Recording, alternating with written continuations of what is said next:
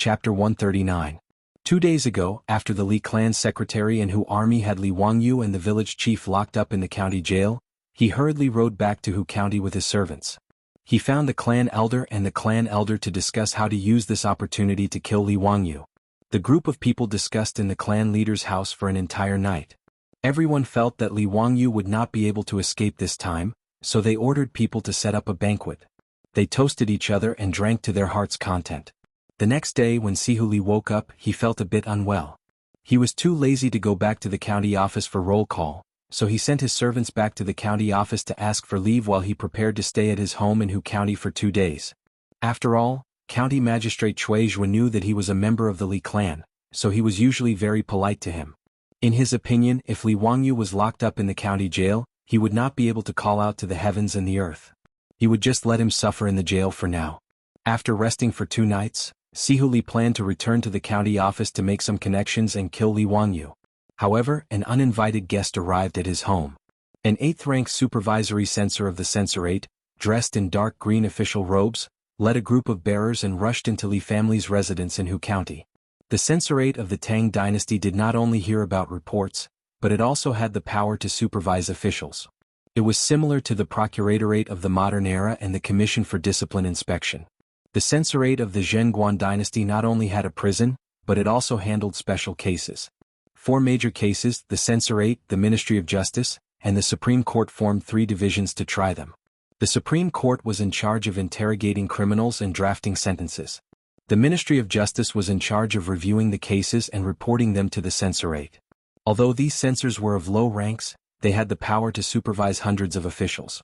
They were the most feared and unpopular officials of the Tang dynasty. Before Sihu Li could react, he was forcefully taken away from the house of the Li clan by the censor, leaving behind a group of crying women and children. When the Li clan leader and clan elders heard the report, they all felt as if they had been struck by lightning on a sunny day. Everyone was at a loss as to what to do. This time the imperial censorate's punishment was very fast. The Li clan's 7th-rank official joined the army. Several days later he was demoted and removed from his post, and sent to exile 3,000 li away, under the pretext of double public service for personal gain. After this incident, no one else from the Li clan of Hu County became an official. After the censorate took Sihu Li away, the Li clan leader and clan elders were still at a loss as they gathered in the ancestral hall to discuss countermeasures. Then another group of people rushed out of Chang, and then headed straight for the Li clan in Hu County. This time, it was the people of the Zongjing Temple who brought along the reprimand and punishment of temple head Li Shaogong for not caring about the truth for 10,000 years. The Li clan of Huxian, who does not practice personal morals, is to reflect on his mistakes behind closed doors. He is to be grounded, and his imperial family's salary will be halved. In other words, the Li clan was prohibited from leaving the county where they had opened their accounts. They were not even allowed to go to Chang'an City. Having the imperial family's salary was a heavy blow. The Tang dynasty still treated their relatives well. Even distant relatives like the Li clan of Hu County were not given titles, but they were still given a generous amount of money every year. For the Li clan leader, his annual salary was the same as that of the founding county magistrate, which was equivalent to the salary of a 5th-rank official. Now that half of their salary was deducted, how could they not feel as if they had lost their parents? Deputy Chow, may I ask why this is? The Li clan leader asked the deputy of the Zongjing Temple with a trembling voice, his face full of disbelief. Deputy Chow had a good temper. He just laughed and cupped his hands, saying, "Mr. Li, you have offended someone you should not have offended. Do you still not understand? The Li clan of Hu County has always been law-abiding. When did we offend anyone?" The Li clan leader still did not understand. In his opinion, his clan had never offended the nobles in Chang'an City. "Fool, you have offended a saint." "Saint? What have we done? Please enlighten us, Deputy Chow." The Li clan leader was confused. How did they offend Pai Lupi for no reason? He did not have time to wail. He reached out and grabbed the deputy's sleeve, secretly stuffing a gold ingot into his hand. The deputy weighed the 5 taels of gold ingot and laughed. "Mr. Li, do you know Li Wangyu from Dingzhou village?" The Li clan leader was stunned. "Of course I know him." "What? Does it have something to do with him?" The deputy nodded. "Li Wangyu is now very famous in Chang'an City. He is in the emperor's heart. You actually wanted to dig up Li Zhou's grave. Your Li clan even imprisoned him in the Chang'an County. Aren't you just looking for trouble?" The Li clan leader muttered, How? How is this possible? He is only a 16-year-old kid. How can he do this?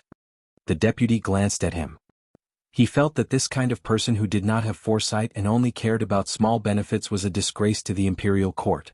However, he still patiently told him what he knew. What happened at the poetry gathering in Xujiang Lake and Zhang Liang's birthday banquet spread out through various channels. Although the deputy was an official of the Zongjing Temple, he also had a few good friends who were officials in Chang'an City. Li Wangyu from Huxin had offended Pai Lupi several times, but nothing had happened. This kind of news had already spread among the nobles of the Tang dynasty. Li Wangyu's poems were loved by the scholars and Confucians in Chang'an City. Even the most popular songs sung by the prostitutes in Pingkang Square were Li Wangyu's poems. Early this morning, the deputy of the Zongjing Temple, Li Shaogong, was summoned to the palace by the sage. After returning to the Zongjing Temple, Li Shaogong angrily called Deputy Chao over and asked him to go to the Li clan in Huxin to reprimand this group of bastards. Hearing the deputy say these things in a low voice, the Li clan leader was so shocked that his scalp went numb.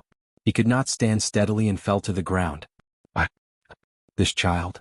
He couldn't even speak clearly. The deputy saluted him with a slight disdain and left. As far as he was concerned, the Li family of Hu County must have been out of their minds to expel a Qilin like Li Wangyu from the clan. The elders of the Li clan were also stunned. No one would have thought that everything that happened today was because of the young man who was kicked out by them. It was too late to regret. After understanding all of this, the Li clan leader and the other elders seemed to have aged several years in an instant. Their bodies became more bent and they looked senile. Li Gui suddenly ran in from outside and shouted, "Grandfather, that bastard Li Wangyu was released by the Chang'an county government." Before he could finish his words, he heard a crisp slap. Li Gui covered his rapidly swollen cheek with one hand and looked at the clan leader in disbelief. His grandfather had never hit him even once since he was young. "Bastard, you are not allowed to provoke that Li Jia Shaolang in the future. Do you want to kill our entire clan?" The Li clan's patriarch roared at Li Gui with all his might. He used so much force that even his face turned red. Li Gui covered his burning face and cried in grievance. He didn't even understand why he was being beaten. While the Li clan was bustling, Li Wangyu's home was even more bustling. And this bustling was the trouble that Li Wangyu found himself. He had given Ma Zhou a question and Ma Zhou had solved it. Chapter 140. On the day that Li Wangyu returned home from the county prison, Su Changqing and the old village chief discussed for a long time. In the end, they more or less decided on the matters of the carriage business partnership.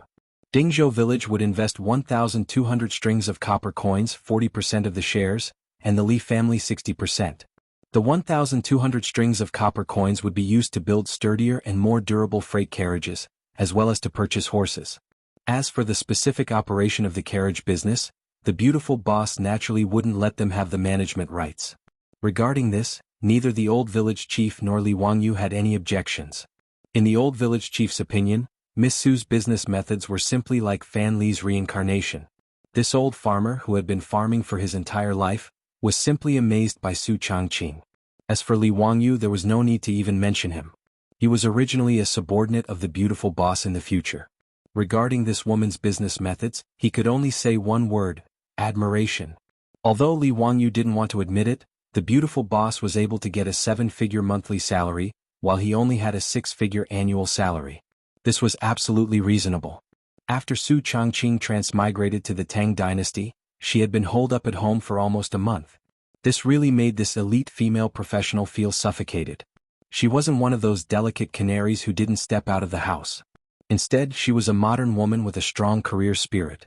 If she didn't do anything and just stayed in the house all day doing housework, washing clothes, cooking and taking care of the children, it would be more painful than killing her. Now that she finally had a chance to slightly show off her business skills, how could Su Changqing let it go? If Li Wangyu dared to say half a word of no, perhaps a bloody case of the Li family would occur. Seeing that Su Changqing took the initiative to take over the carriage business, the old housekeeper Li Heng and Perrin secretly looked at each other. Both of them secretly let out a sigh of relief. There was no other reason other than the two of them didn't want Li Wangyu to be involved in the business of merchants. Whether it was the old housekeeper Li Heng or the little girl Perrin, they both hoped that their Langjun would take the imperial examinations and obtain scholarly honors in the future. Like their old master, he would patrol the heavens and enlighten the people. This was the right path. Merchants, on the other hand, were not allowed to participate in the imperial examination.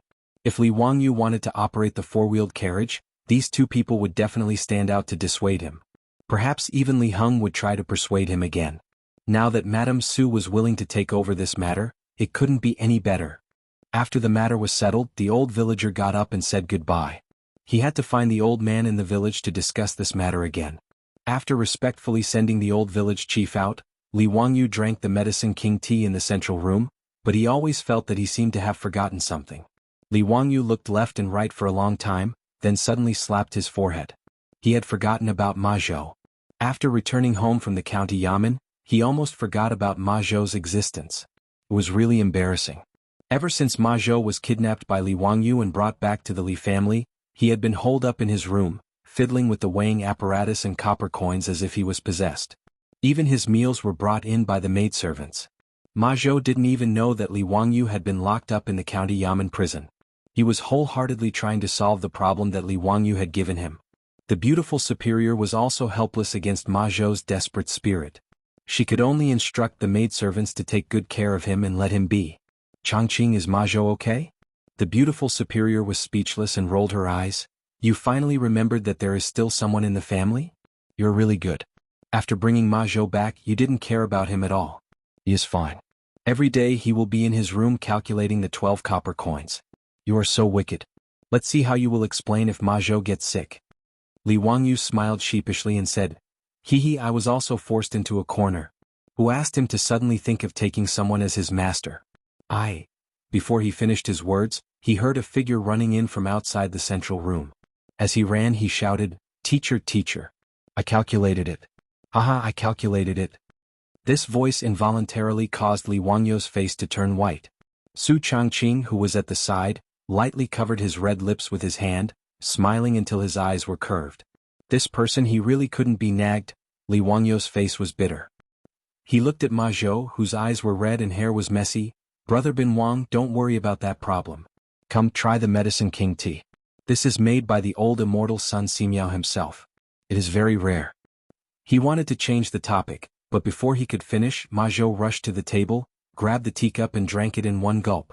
Ma Zhou put the empty teacup on the table and wiped his mouth with his sleeve. He didn't care what he had just drunk and put a piece of paper in front of Li Wangyu. Teacher, please take a look. You only need to divide the 12 copper coins into 3 groups. Ma Zhou explained the correct answer that he had finally figured out after thinking hard for a few days. The solution to this problem was so difficult, but it made Ma Zhou even more determined to take Li Wangyu as his teacher. Li Wangyu really didn't expect that Ma Zhou could really solve this logical reasoning problem. This made him feel a little awkward. Brother Bin Wang, this problem, yes, your answer is correct. Come, have some tea, have some tea. Li Wangyu wanted to change the topic again. Ma Zhou didn't give him the chance. He stared at Li Wangyu seriously and asked, Teacher, can you accept a disciple now? Hearing Ma Zhou's words, Li Wangyu felt a headache coming on. He looked at Su Changqing for help, hoping that she could help him say a few words to resolve the situation. The current situation was too awkward.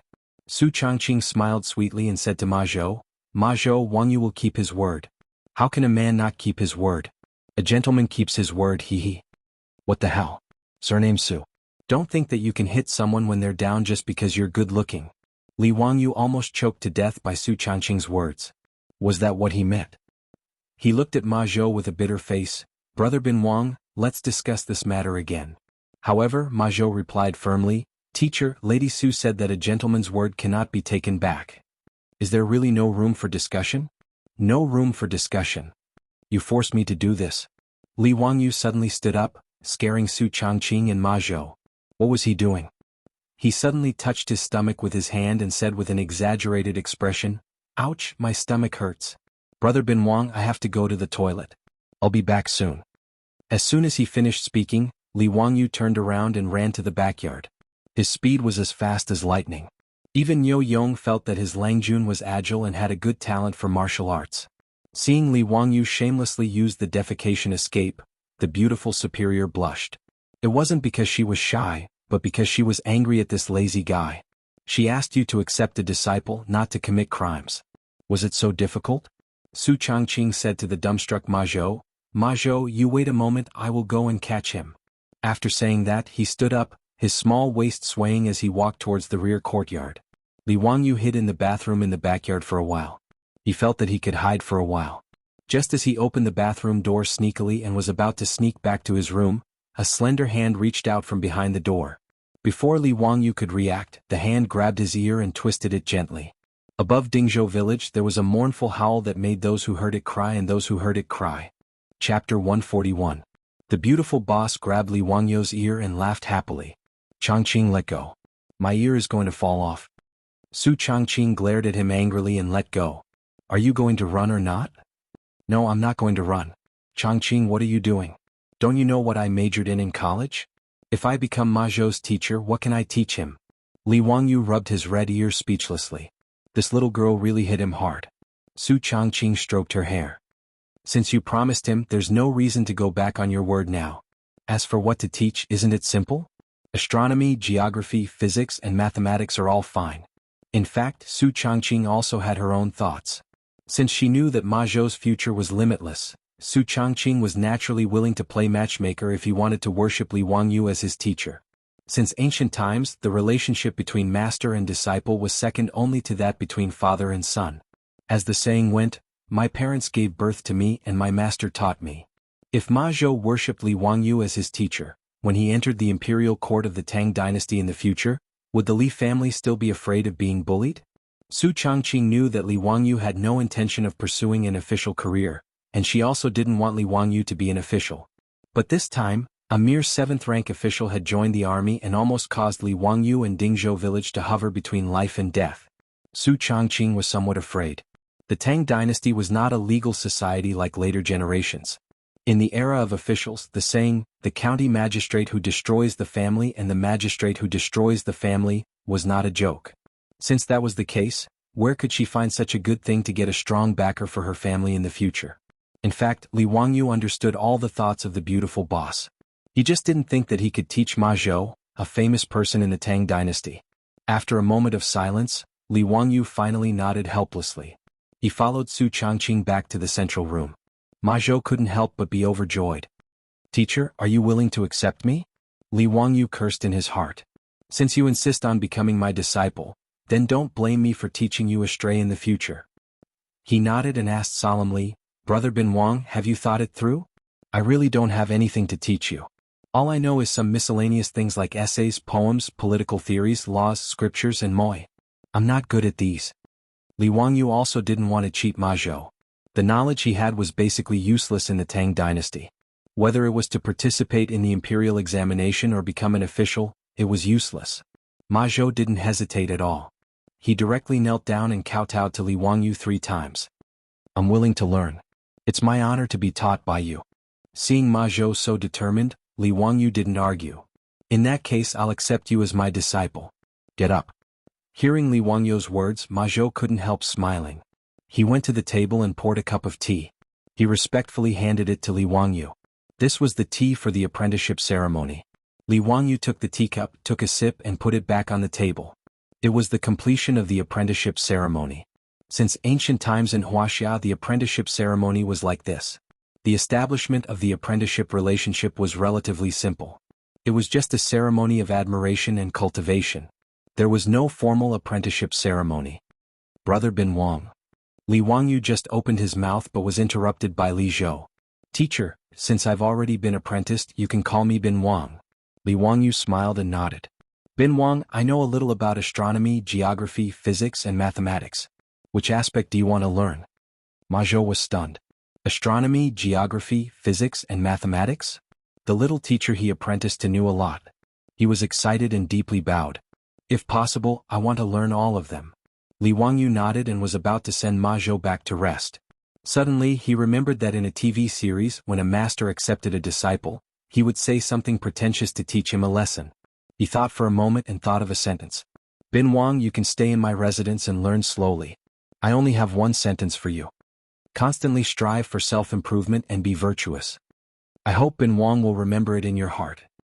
Constantly strive for self-improvement and be virtuous. Ma Zhou heard it and couldn't help but murmur. His eyes lit up. Teacher, this is the Qian hexagram and the Kuan hexagram in the Book of Changes. A gentleman should be unyielding, not avoid difficulties and constantly strive for self-improvement. A gentleman should increase his virtue and be tolerant of all things. Thank you, teacher, for your advice. I will remember it. Li Wangyu pretended to be profound and smiled but didn't say anything. After Ma Zhou left, the beautiful superior leaned close to his ear and whispered, "Wicked or not, copying the motto of Tsinghua University and using it as a lesson for your own disciple?" The phrase, "constantly strive for self-improvement and be virtuous," was the famous motto of Tsinghua University in the future. It was put forward by Liang Qichao in a speech at Tsinghua University. "Hehe, why don't you think of a better one for me?" Li Wangyu replied with a smile. The beautiful superior rolled her eyes at him and got up to leave. However, she was stopped by Li Wangyu. "What? Don't go. Help me think of what to teach Ma Zhou. How to do the lesson plan." Li Wangyu pulled the beautiful superior's sleeve and said. Su Changqing wrinkled her small and tall nose and snorted discontentedly. "Humph, what does this have to do with me?" Li Wangyu said angrily. "Why doesn't it have anything to do with you? Just now you forced me to accept Ma Zhou as my disciple. Now you can't run away. Besides, I'm just a second-tier e-commerce major. I can't compare with you, a graduate of the business administration major of the University of Pennsylvania. You can't leave me in the lurch." Su Changqing had no choice but to agree with him.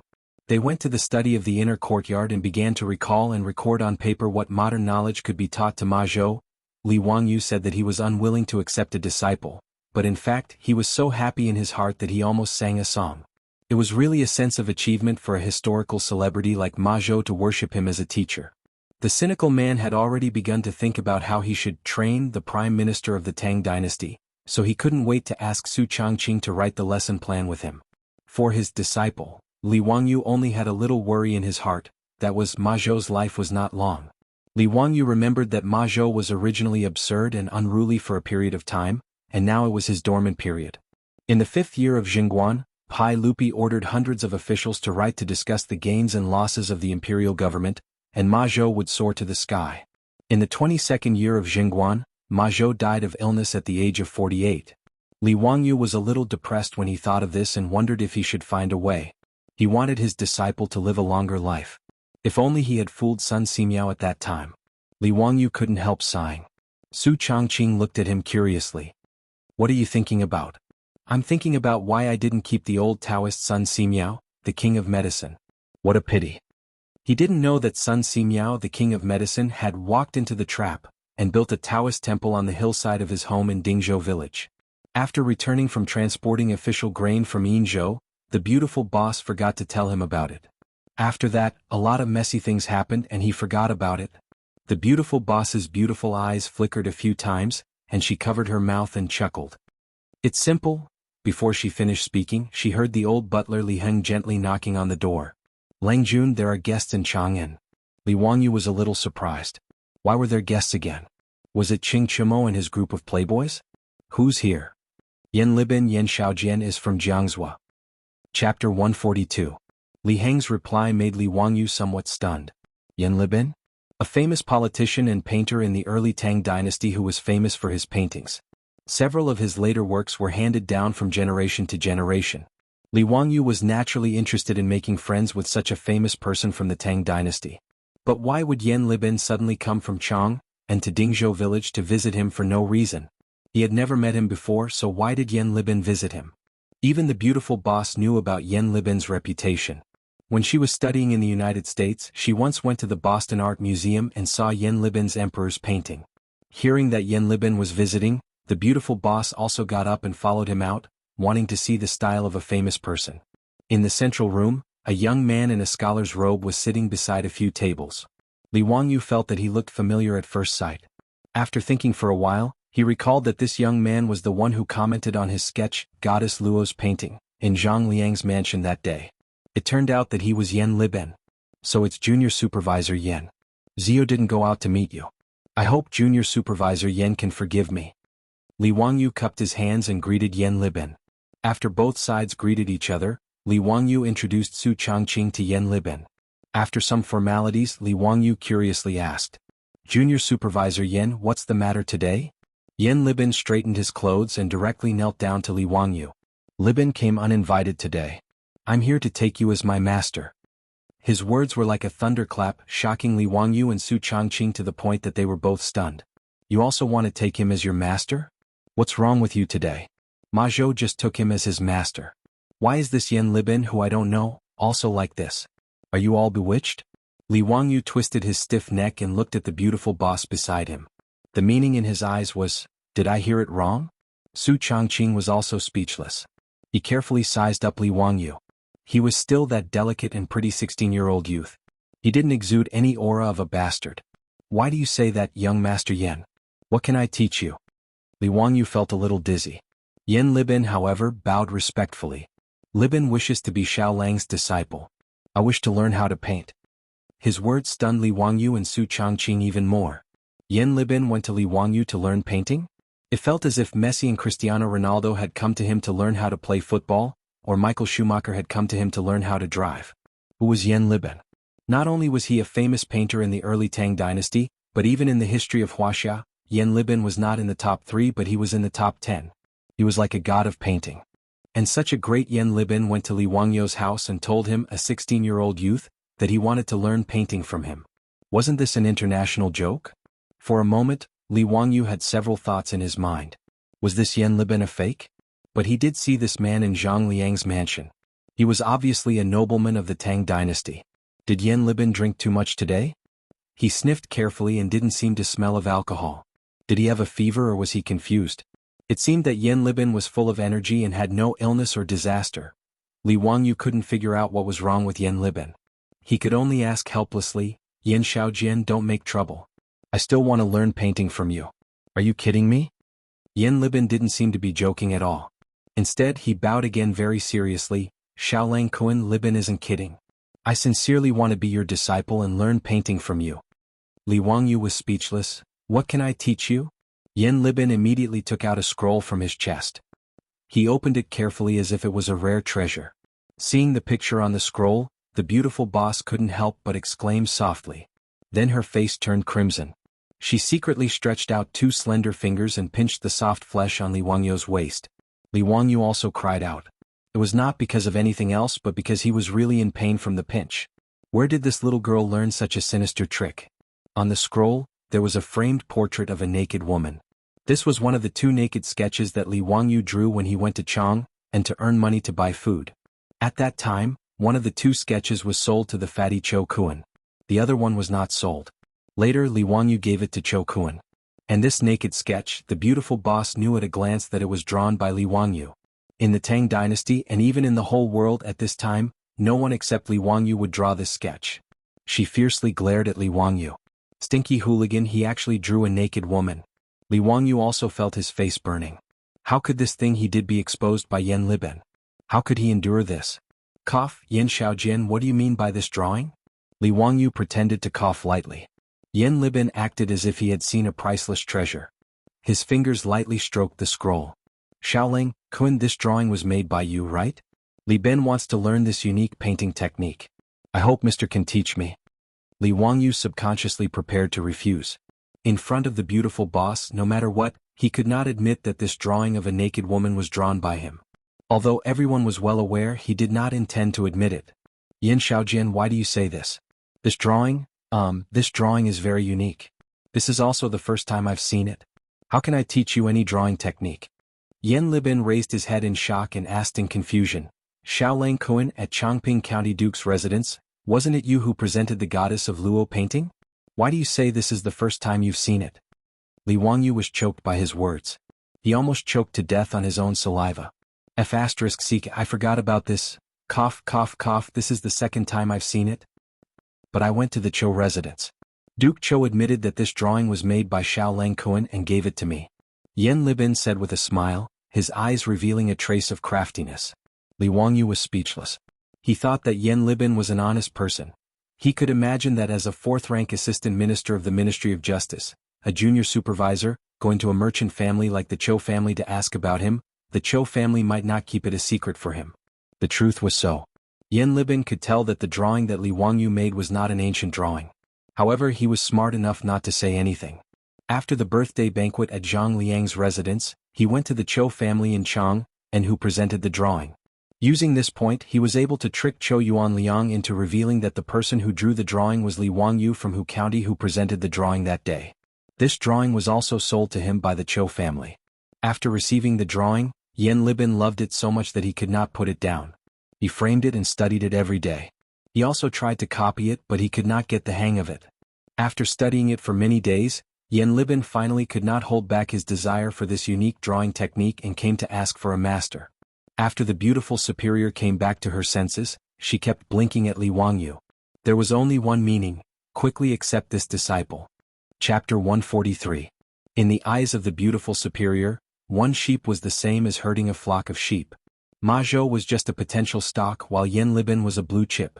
A fourth-rank official wanted to be Li Wangyu's disciple. Where else could you find such a good deal? Li Wangyu hesitated.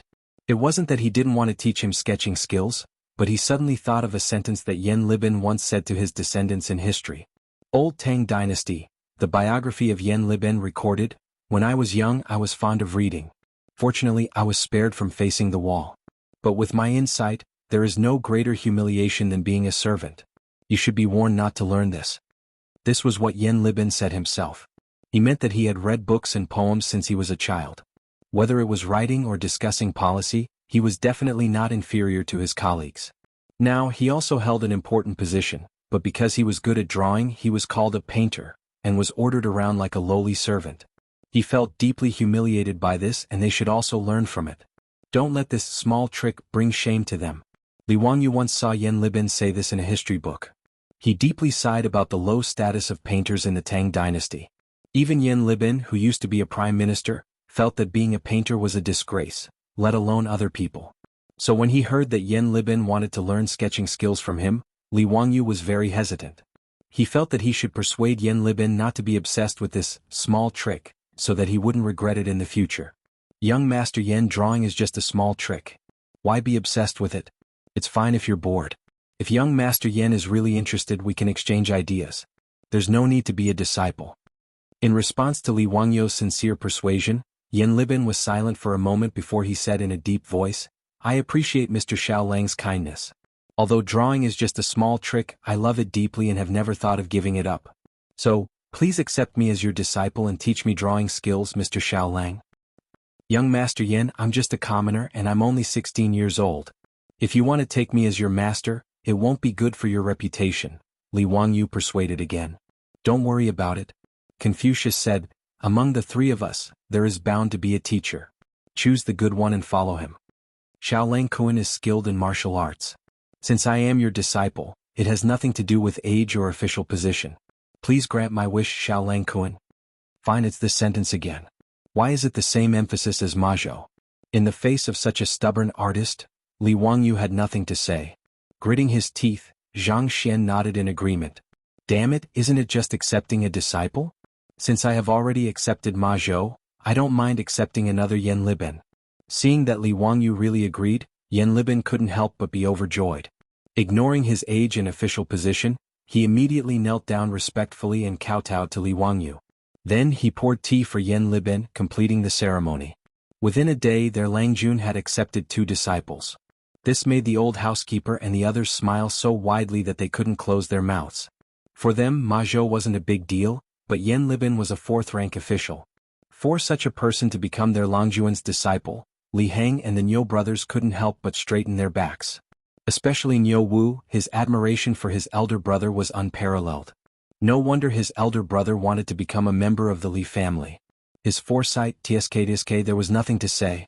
Previously, the county magistrate of Chang and County was only a 6th-rank official, but he dared to order people around.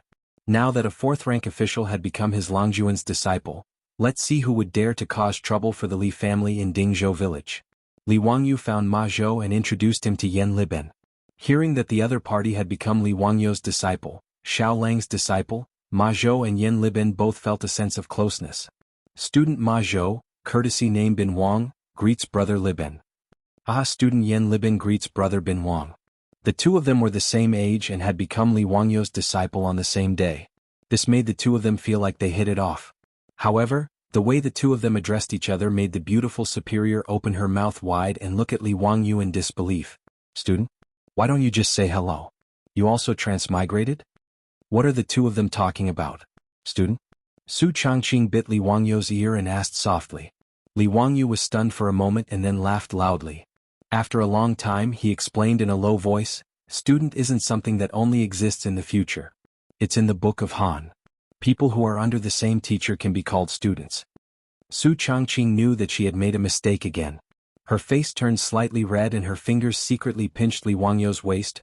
Li Wangyu wanted to slap himself. How could a beautiful woman be made fun of so casually? This was retribution. After Yan Libin became his disciple, Li Wangyu didn't hide anything and introduced him to the basics of sketching. Ma Zhou also listened with great interest. Although he wasn't good at painting, he knew how to play the zither, go, calligraphy and painting. Naturally, he wasn't unfamiliar with painting.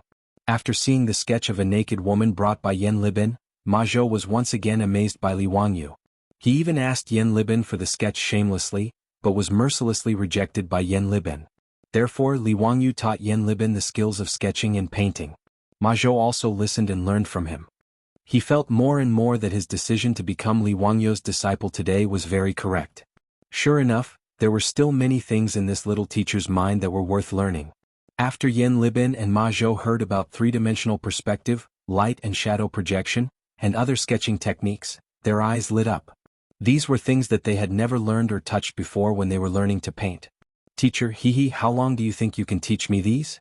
Yan Libin rubbed his hands excitedly and said. Li Wangyu was speechless. He was really a painting addict.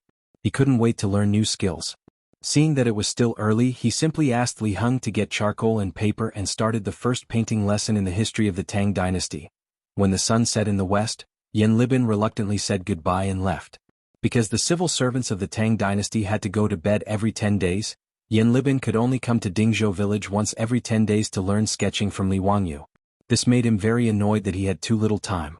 Ma Zhou was very proud of this. He lived in the teacher's house and could ask for advice at any time. After Yan Libin left, Li Wangyu looked at Ma Zhou, who was packing up his painting tools, and then remembered what Su Changqing wanted to say in the study. "Changqing, what were you talking about in the study room earlier? What is simple?" The beautiful boss smiled and said, "Oh, I forgot to tell you before. I gave away the hillside land at home." "What? Gave it away? Who did you give it to?" Li Wangyu was shocked. This prodigal woman, he couldn't keep it anymore. She actually gave away a piece of land that was worth 1,000 strings of coins. King of Medicine, Sun Simiao. As soon as Su Changqing said this, Li Wangyu immediately froze for a few seconds. Old Taoist Sun Simiao? What does he want that land for? Taoist temple. Li Wangyu immediately understood. He laughed a few times, pulled the beautiful boss and ran out of the door. Let's go, take me to see it." Chapter 144. Under the setting sun, smoke rose from kitchen chimneys in Noda's Dingzhou village. The farmers who had worked in the fields for a day carried their tools and animals back to the village in exhaustion, but they had smiles on their faces. Chickens crowed and dogs barked in the village. The half-grown children played with each other and ran around.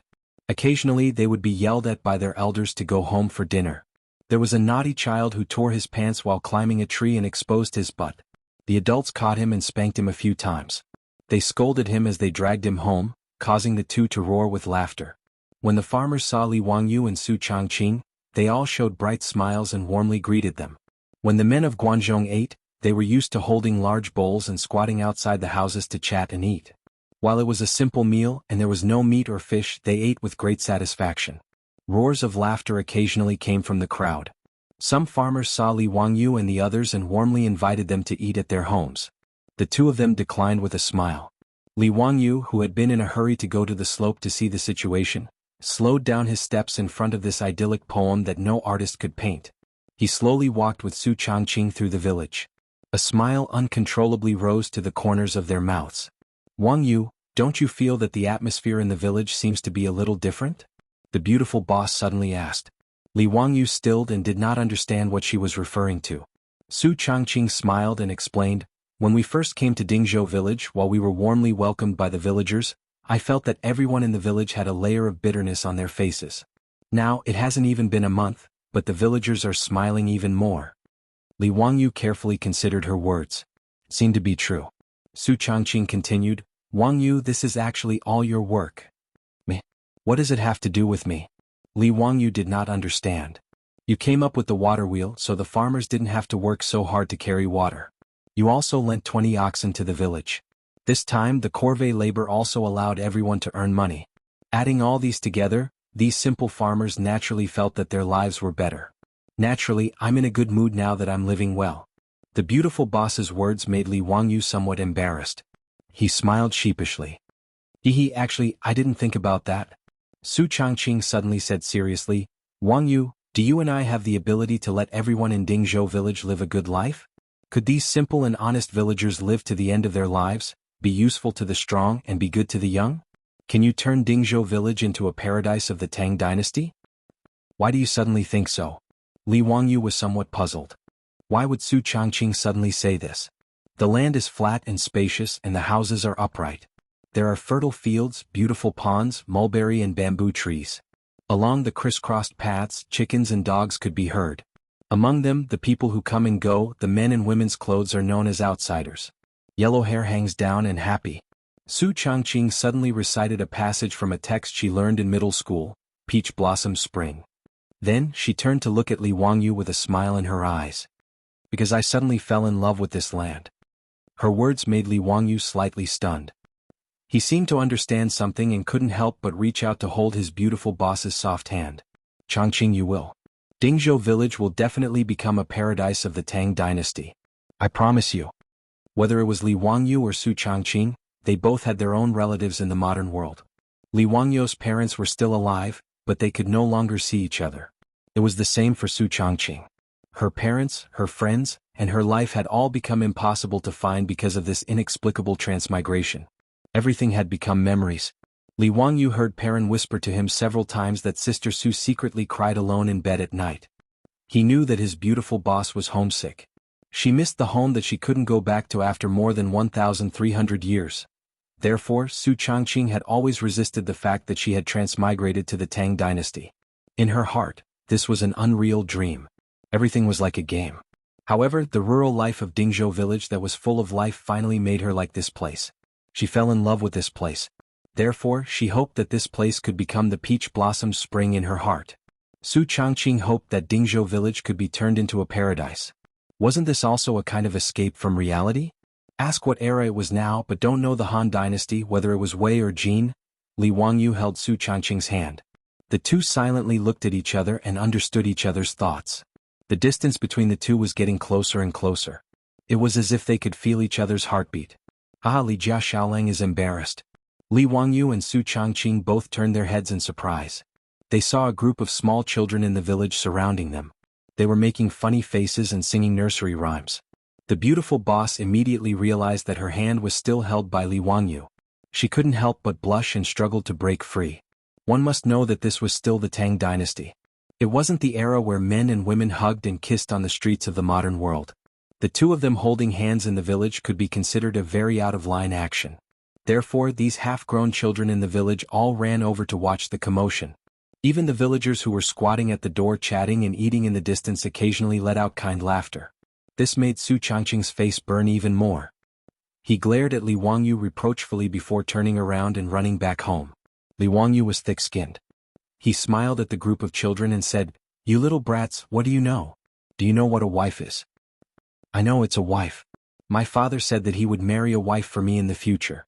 A little brat shouted, causing the surrounding children to start to kick up a fuss. Li Wangyu smiled and patted their heads intimately. Then he turned around and chased after the beautiful boss. In front of a beautiful woman, there was no need to look at the old Taoist Laozi temple. "Changqing, wait for me." Why are you running?" Li Wangyu shouted shamelessly, but it made Su Changqing walk faster. The beautiful boss let go of the knot in her heart, and the relationship between Li Wangyu and her quickly warmed up. When no one was around, Li Wangyu had already touched first base. From time to time, he could hold the beautiful boss's smooth and tender hand. However, it was limited to this. Although Su Changqing studied in the United States, her thoughts were quite traditional. Li Wangyu wanted to go one step further and hit second base, but he didn't succeed. This made him feel very regretful. A home run was far away in the future. Su Changqing began to busy herself with the four-wheeled carriage company of Dingzhou village. She put in a lot of enthusiasm for this matter. The Li family and Dingzhou village's partnership to open a four-wheeled carriage company had been unanimously agreed by the villagers. Many villagers were even grateful for the Li family's decision. They thought that the Li family was benevolent and wanted to make the whole village rich together. Recently, the beautiful boss would lead Niu Yong and the old village to Chang and city at dawn. They would only come back at sunset. They were very busy. Li Wangyu, on the other hand, was very idle every day. Other than taking some time to teach Mazhou, he would ride around the village on his horse. He also went to the construction site of Sun Simiao's Taoist temple on his own hillside. He also met Lu Shenwei, which made him very surprised. Li Wangyu also patted his chest and promised Lu Shenwei that after the Taoist temple was completed, he would let Yin Liben paint the murals for the temple. This made Lu Shenwei have a good impression of Li Wangyu. The two of them felt like old friends at first sight. They regretted not knowing each other earlier. In his spare time, Li Wangyu either went fishing by the Gan River or played mahjong with Mazhou and Lu Shenwei at home. His days were very comfortable. However, after a few days of leisure, a group of troubles came to his door. Chapter 145. They were called a group of troublemakers because they came in groups. The Cheng brothers, the Du brothers, the Yuqi twins, Fang Yai, Wei Shuyu, Chai Lingwu, Niu Jingping. A large group of the top playboys of the Tang dynasty came to Dingzhou village and captured Li Wangyu alive. "Ha Zio, you brat. Why didn't you go to Chang and to find your brothers after being released from prison in Chang? You deserve a beating. Let's go to Chang and drink. We're not going home until we're drunk." Cheng Chumo dragged Li Wangyu out of the house and pushed him onto the back of a horse. Li Wangyu saw the situation and knew that he could not escape today, so he resigned himself to his fate. He laughed and greeted the group of playboys, and then the group of them rode towards Chang.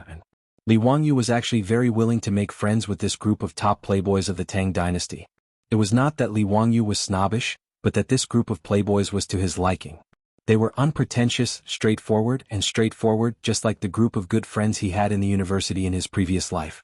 No one despised Li Wangyu because he had nothing to his name. No one despised his poor family background or the fact that he was in debt.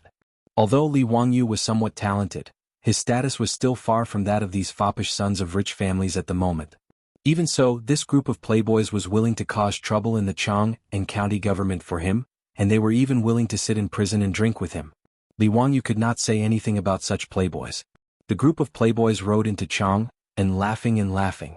When the colonel guarding the illustrious Virtue Gate saw this group of playboys, he hurriedly ordered the soldiers to move aside.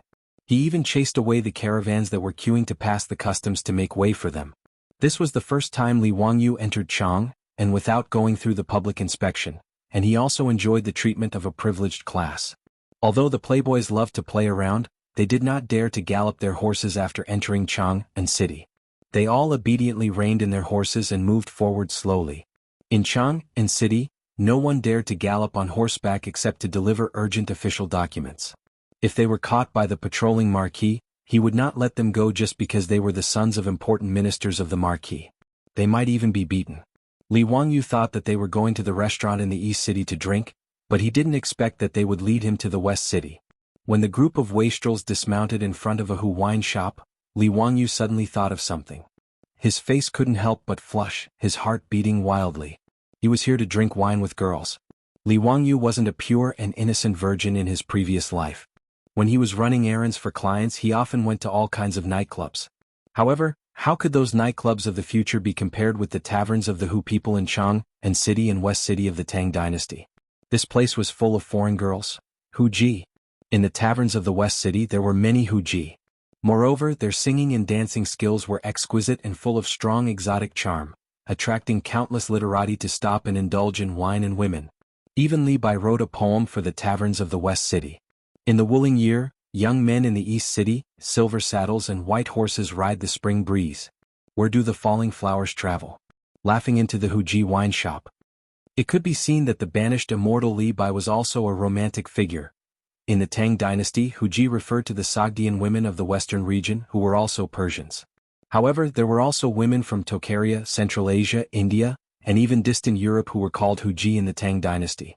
The Tang dynasty was prosperous, and the Silk Road endlessly transported wealth between the east and the west. Besides spices and gems, the goods transported from the west city to the Tang dynasty were mostly female slaves.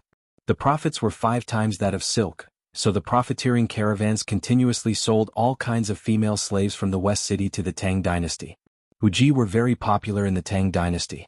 Whether it was merchants or nobles, they didn't mind buying a few beautiful Huji at home. The Hu Ji in the taverns of the Hu people not only had to sell wine as prostitutes, but they were also forced to provide all kinds of services such as drinking, singing, dancing, and even sexual services. They were not much different from prostitutes. The Silk Road was the nightmare of these young women in the West City. Driven by the huge profits, these beautiful women were given away and played with like goods. In the end, they died in a foreign land, never to return to their homeland. The Tang dynasty poet Li He once wrote in the Song of the Dragon at night, "The curly-haired Hu Ji has green eyes. The sound seems to come from the sky, and the beauty under the moon cries for home." In this regard, Li Wangyu could only sigh in his heart, but he didn't want to be a savior and save these pitiful Hu Ji from their tragic fate. Seeing Li Wangyu in a daze at the entrance of the tavern, Fang Yai went forward and put his arm around his shoulder. "Brother Zio, why are you in a daze? Come in quickly." "Maybe it's because Li Jia Xiaolang is still a virgin, huh?" Chai Lingwu teased. The Yuchi twins also chimed in. "Haha, that should be the case. Today we brothers will treat you and find you a beautiful Hu Ji so you can enjoy what it means to be a man." Li Wangyu was speechless. This group of scum. He gave them the middle finger to express his disdain, but forgot that in the Tang dynasty, there was no international language like the middle finger. "Wangyu, what do you mean by giving us the middle finger?" Wei Shiyu asked curiously. Li Wangyu was embarrassed and hurriedly explained, "It means to call you brothers. This is called sign language." The group of wastrels didn't suspect anything. They also thought it was fun and gave him the middle finger. Seeing Cheng Chimo laughing happily at his two younger brothers' middle fingers, Li Wangyu was sweating like a waterfall. What a sin. Fortunately, Li Wangyu was the youngest in the group, so no one gave him the middle finger and he escaped a disaster. However, Li Wangyu wasn't completely spouting nonsense. In sign language, the middle finger really did mean that he was an elder brother, and it meant that he would become the pillar of the family. The group of wastrels gave each other the middle finger and clustered around each other as they entered the tavern. The Hu taverns in Shi City were expensive. Those who weren't from influential families or merchant families wouldn't dare to patronize them. As soon as the large group entered the tavern, several young and beautiful Hu Ji girls came out to greet them and led them to an elegant pavilion. Under the attentive service of the Hu Ji girls, everyone took off their boots and went to the banquet. Cheng Chimo directly waved his hand and said, "Call the best Hu Ji girls for me. If you dare to use any ugly ones to make up the numbers, I will smash your tavern." The Hu shopkeeper of the wine shop had already rushed over. He smiled apologetically and replied in the great Tang official language with an accent, "Little Duke, what are you saying? Even if I deceive anyone, I would not dare to deceive Little Duke. I will immediately ask the Hu Ji girls to come over and serve you." Cheng Chimo and his group of wastrels were all regular customers of Hu taverns. The Hu tavern manager didn't dare to neglect them. "Wait, are there any new Hu Ji girls? This is the first time for my little brother. Find him a clean and refreshing Hu Ji girl to serve him." "Wah." Cheng Chimo pointed to Li Wangyu and said.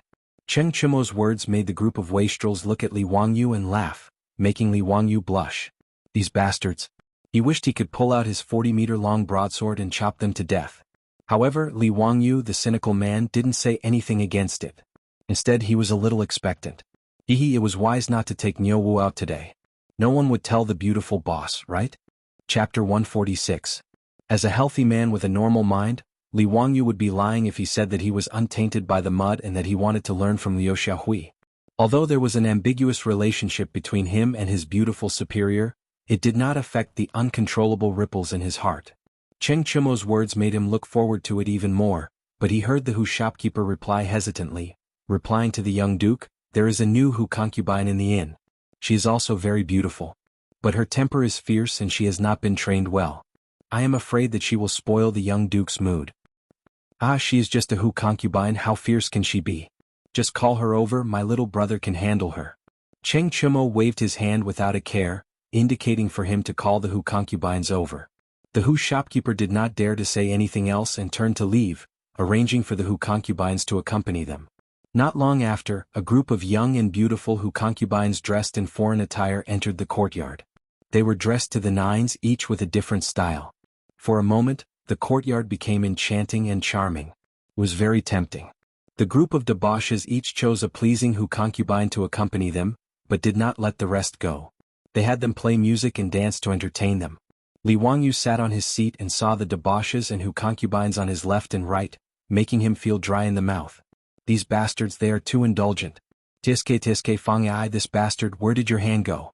Yuchi Bao Lin, can you be any more vulgar? This group of Hu concubines, they are too lacking in self-respect. Being taken advantage of like this by this group of debauches, they were just short of doing that kind of thing, yet they were all smiling so seductively. In broad daylight, under the clear sky, they actually did such a thing. It really made Li Wangyu angry. He really wanted to say loudly, I don't want any chicks, give me a dozen of these unrestrained Hu concubines. However, for the sake of his own face, Li Wangyu could only act like a gentleman. He sat in the pavilion and waited for the arrival of his Huji. Suddenly, a commotion could be heard outside the pavilion.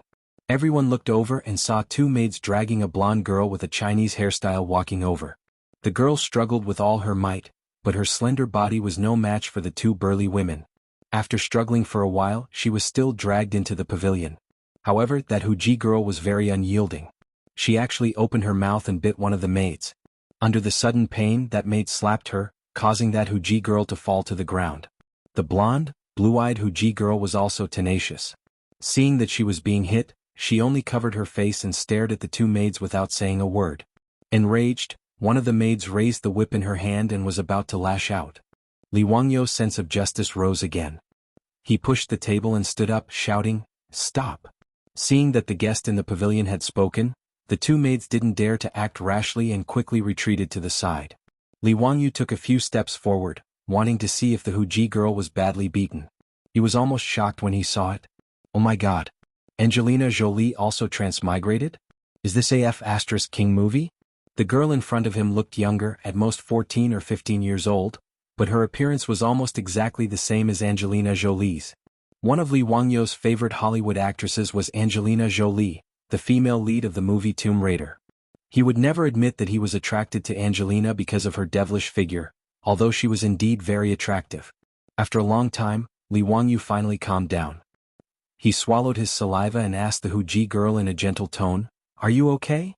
Angelina Jolie, oh no, the Huji girl, glared at Li Wangyu with her eyes full of vigilance. She crossed her arms in front of her chest, frightened but stubborn. She just bit her sexy red lips and didn't say a word.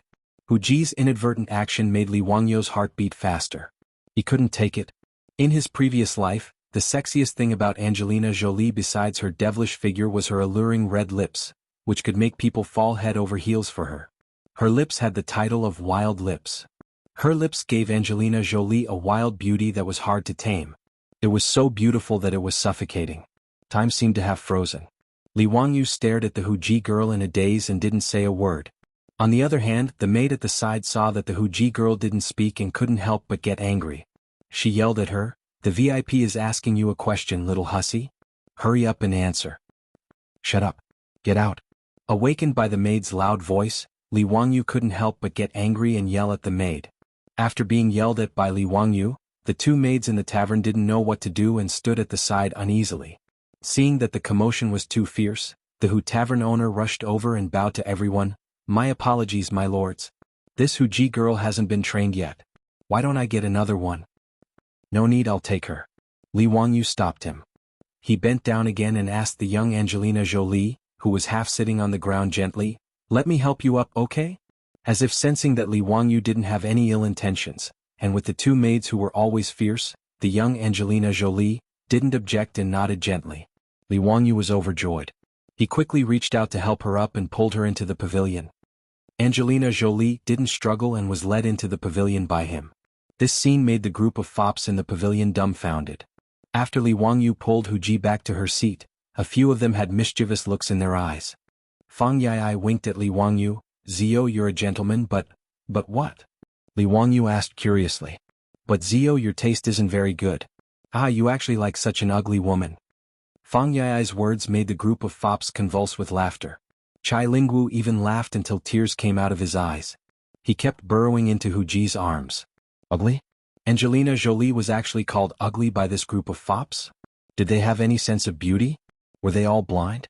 Before Li Wangyu could speak, he heard Ching Chumo teasing, "Zio, this Huji is so tall and so slender, not to mention her mouth that looks like a bloody basin. Diske, the barbarian merchants of this tavern are really despicable.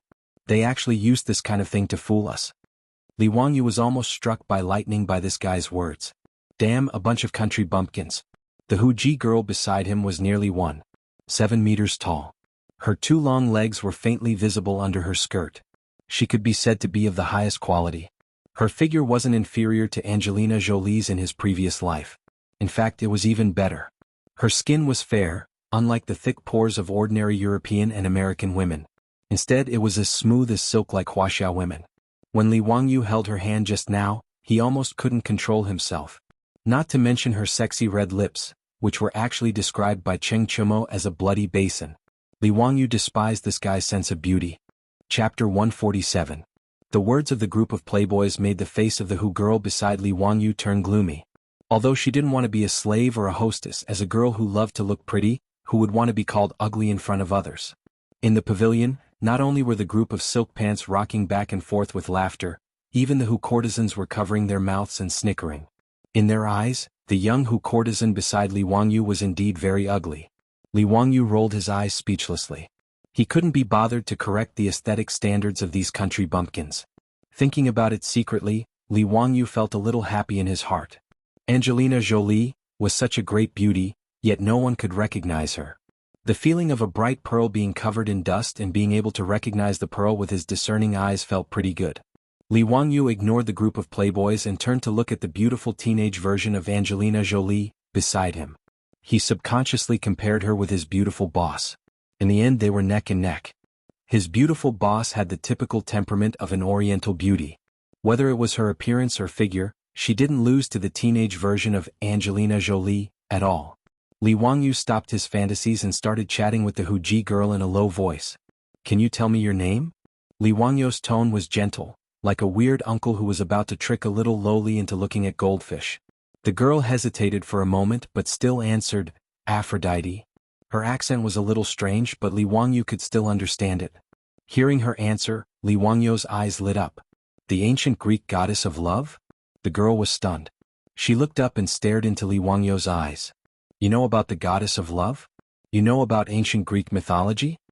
She had been sold from faraway Europe to the Tang dynasty for a few months. Whether it was the barbarian merchants or the people of the Tang dynasty, she had never seen anyone who knew about ancient Greek mythology. Li Wangyu shrugged. He had only read about ancient Greek myths and was not proficient in them. However, he did remember the names of the goddesses. He was especially impressed by Aphrodite, the goddess of love, whose Roman name was Venus. Back then, Li Wangyu almost licked the screen when he saw the painting, The Birth of Venus, by the Italian painter Botticelli.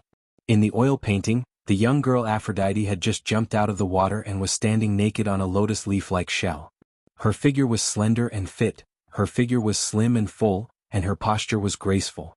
"Aphrodite, where is your hometown?" Li Wangyu asked curiously. This girl was clearly not an ordinary West Asian Yahoo, but a European. "Byzantine, I'm from the Byzantine Empire." Aphrodite replied in a low voice, but her tone was obviously depressed. "Byzantium?" Li Wangyu used his limited knowledge of the history of the world to recall. It seemed to be the Eastern Roman Empire, and the Tang dynasty called them the Great Qin. It was really a long distance. Li Wangyu remembered reading about it in the future. It was about 10,000 kilometers from Rome to Chang, and a caravan would need to spend about a year and a half on the journey. It was a long and suffocating journey. Li Wangyu could not imagine spending a year and a half on horseback or camelback. It was simply driving people crazy. And this girl in front of him obviously would not have the chance to complete such a journey again in her life. She would have to spend the rest of her life in the Tang dynasty, which was 10,000 kilometers away from her hometown. Li Wangyu could only sigh with emotion. The temptation of money was indeed incomparably great. It could prompt those merchants to spend 2 to 3 years on the road just to earn incomparably generous returns. Li Wangyu looked at Aphrodite sympathetically. He did not know how to comfort this slightly sad girl. Li Wangyu did not want to make this girl version of Angelina Jolie sad, so he quickly changed the topic. "Aphrodite, your Tang dynasty language is pretty good. Did you learn it for a long time?" Aphrodite nodded. "On the way to the Tang dynasty, someone in the caravan had been teaching me. We walked on the road for a year and a half and I only learned it. Your Tang dynasty language is really difficult." Speaking of this, Aphrodite patted her chest, indicating that she had learned it really hard. However, the trembling of the mountains in front of her chest almost caused Li Wangyu to have a nosebleed. This European girl's development is too good. She's only 15 or 16 years old and she's already this big. From this point of view, Aphrodite had completely won over his beautiful boss, Li Wangyu smiled and said, "You're already very talented to be able to learn this in a year and a half. The Tang dynasty language is the most difficult language in the world." Aphrodite stuck out her tongue. "Hee, I can also speak Greek, Persian and Roman." Damn, she's actually a language genius. This made Li Wangyu feel a little ashamed. When he was in college he barely passed the English test band for. The two ignored the group of foppish young masters in the pavilion and chatted with each other. They soon became familiar with each other. Although Aphrodite was forced to accompany them to drink, she did not expect to meet such a humorous young man like Li Wangyu, who even knew a lot about the customs of her hometown. Moreover, Li Wangyu did not touch her like other men, which made Aphrodite have a good impression of Li Wangyu. In the few months since she came to the Tang dynasty, she didn't even have time to take a closer look at Chang'an, the greatest city in the world, before she was locked in the tavern. Every day she was whipped to learn singing and dancing, musical instruments, the Tang dynasty language and drinking techniques. Today was the first time she was forced to come out to receive guests. She tried her best to resist, but she did not expect to meet such a handsome young man like Li Wangyu. For a moment, Aphrodite even felt that this life was not as bad as she imagined. In the tavern, after 3 rounds of drinking, the group of foppish young masters began to shout, "Serve the country with loyalty," at the top of their voices. Ever since the banquet in the county prison of Chang'an County, this group of foppish young masters all fell in love with this song and would sing it every time they drank. Li Wangyu did not shout with them this time. Instead he pulled the girl version of Angelina Jolie to the side to watch the fun. The girl, who was forced to accompany them to drink, looked at this group of foppish young masters and listened to their extremely unpleasant singing. Finally, a girl's bright smile appeared on her face. In the pavilion, the foppish young masters with high noses and white skin played a cheerful Western music. They danced under the 3 strokes of the drum. In the Tang dynasty the most famous dances were the Huchuan dance, the Hutting dance and the Zhizhi dance. As the saying goes, the Hutting dance returns to the snow, and the sound of the strings and drums dance. A group of foppish young masters with graceful figures spun rapidly in the pavilion. Their colorful skirts and long hair fluttered together. The lively rhythm and strong performance made Li Wangyu fascinated. Sure enough, it was the dance of a phoenix and the shadow of a phoenix behind. At this moment it was not the wine that made them drunk, but they were drunk. Chapter 148. The Huji girls finished their dance. It was bold, erotic and charming. At this time the wine was half drunk and the dance was joyous. Although it was not dark yet, the atmosphere in the pavilion had become dreamy. A group of rich playboys also entered after drinking and danced with the Huji girls. But no matter how you looked at it, it was like a real-life version of Beauty and the Beast. Especially the 3 Qing brothers and the Yuchi twins, they were like a few gorillas dancing. Li Wangyu deeply suspected that these guys would climb to the top of some tower and fly for the Huji girls. Li Wangyu laughed heartily. Suddenly he felt like he was in a poetic mood. He shouted, "Bring me a brush and paper." Seeing that Li Jia Xiaolang was about to compose a poem, the group of rich playboys gathered around. Li Wangyu asked the Huji girls to spread the paper on the table and grind the ink. He held a wine cup in his left hand and a pen in his right hand. He recited and wrote on the paper with his thin muscles. "Before a bottle of wine." Li Wangyu wrote down the title of the poem. This guy was drunk and started to copy Li Bai's poem again. The spring breeze comes from the east and passes by suddenly, the golden bottle of wine ripples. The falling flowers feel a little too much, the beauty is drunk and the beauty is drunk. When the poem was copied to this point, Li Wangyu suddenly felt that something was wrong. This poem seemed to be lamenting the passing of time, right? The last line, "How many peach blossoms can there be, the flowing light deceives people and wastes time," seemed to be not for a young man like him to say. Li Wangyu's brain worked very quickly. He might as well give Li Bai's poem a shortened version. He would remove the lines in the middle that set off the sadness and hinted at people's declining years. He paused for a moment, drank a mouthful of wine and continued to write. "The lute plays the dragon gate's green tree, the jade pot of wine is clear as the sky." Urging the string and brushing the column to drink with the gentleman, looking at Zhu Cheng's face redden. "The Huji girls are as beautiful as flowers, smiling in the spring breeze." Smiling in the spring breeze, dancing in gauze clothes, the gentleman will not be drunk today and will return in peace? The shortened version of "Before a Bottle of Wine" became a poem of Carpe Diem, which made the rich playboys applaud. Especially that last sentence, "If you are not drunk today, you will return in peace?" It was even more to the liking of a group of profligate sons. What she meant was that she was laughing in the spring breeze while dancing in her silk dress. In front of this beautiful scenery, if you don't get drunk today, you're a fool. What's there to talk about? Ha, Zio is indeed a genius. How are you going to return home in peace if you don't get drunk? Ah, this is delightful.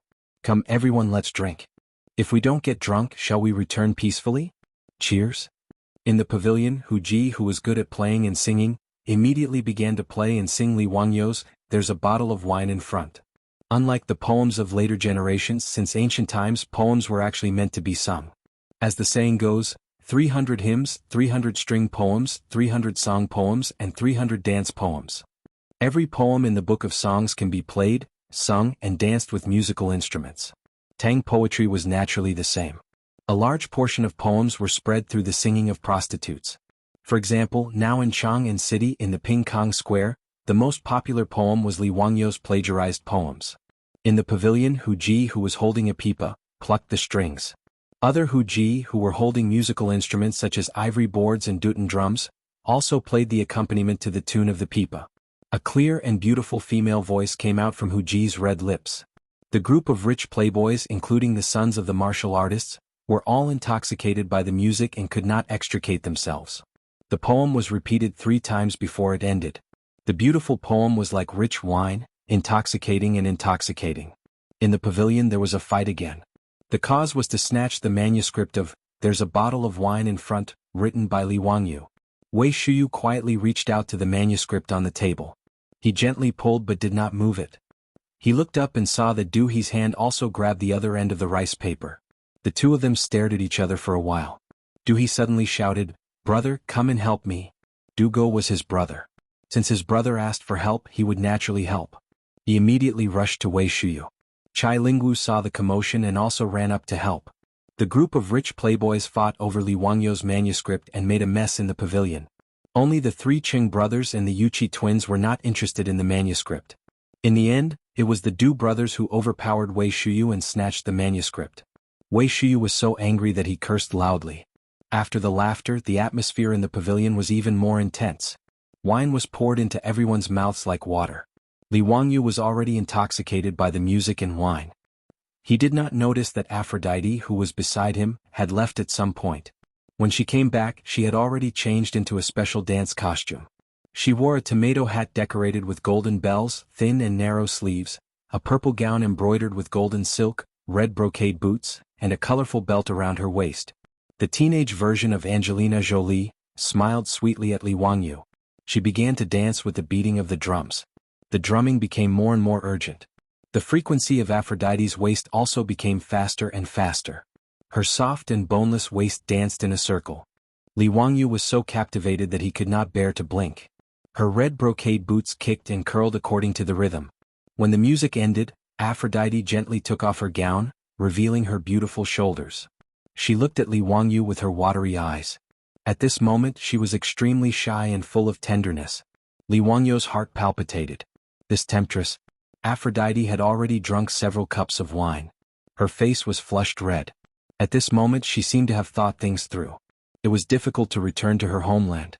Perhaps in this life she could only helplessly stay in this wine shop and become someone's plaything. No matter how much she resisted, she could not resist the whips of the barbarian merchants. In the end she would fall into a boundless sea of suffering. Since that was the case, she might as well give her first night to a handsome young man like Li Wangyu. The group of wastrels had already seen Aphrodite's soul-stirring gaze. They could not help but kick up a fuss, telling Li Wangyu not to let down the beauty's grace. Although these wastrels felt that this barbarian was ugly, they did not care about that. They only treated it as watching Li Jia Xiaoling make a scene. After the dance, Aphrodite sat back down beside Li Wangyu. She began to raise her cup and urge him to drink. Li Wangyu did not refuse and drank all the wine. The group of wastrels drank from the afternoon until the evening drums sounded and the sun set. However, no one prepared to leave. They stumbled and hugged the barbarians they had chosen and prepared to stay in this wine shop.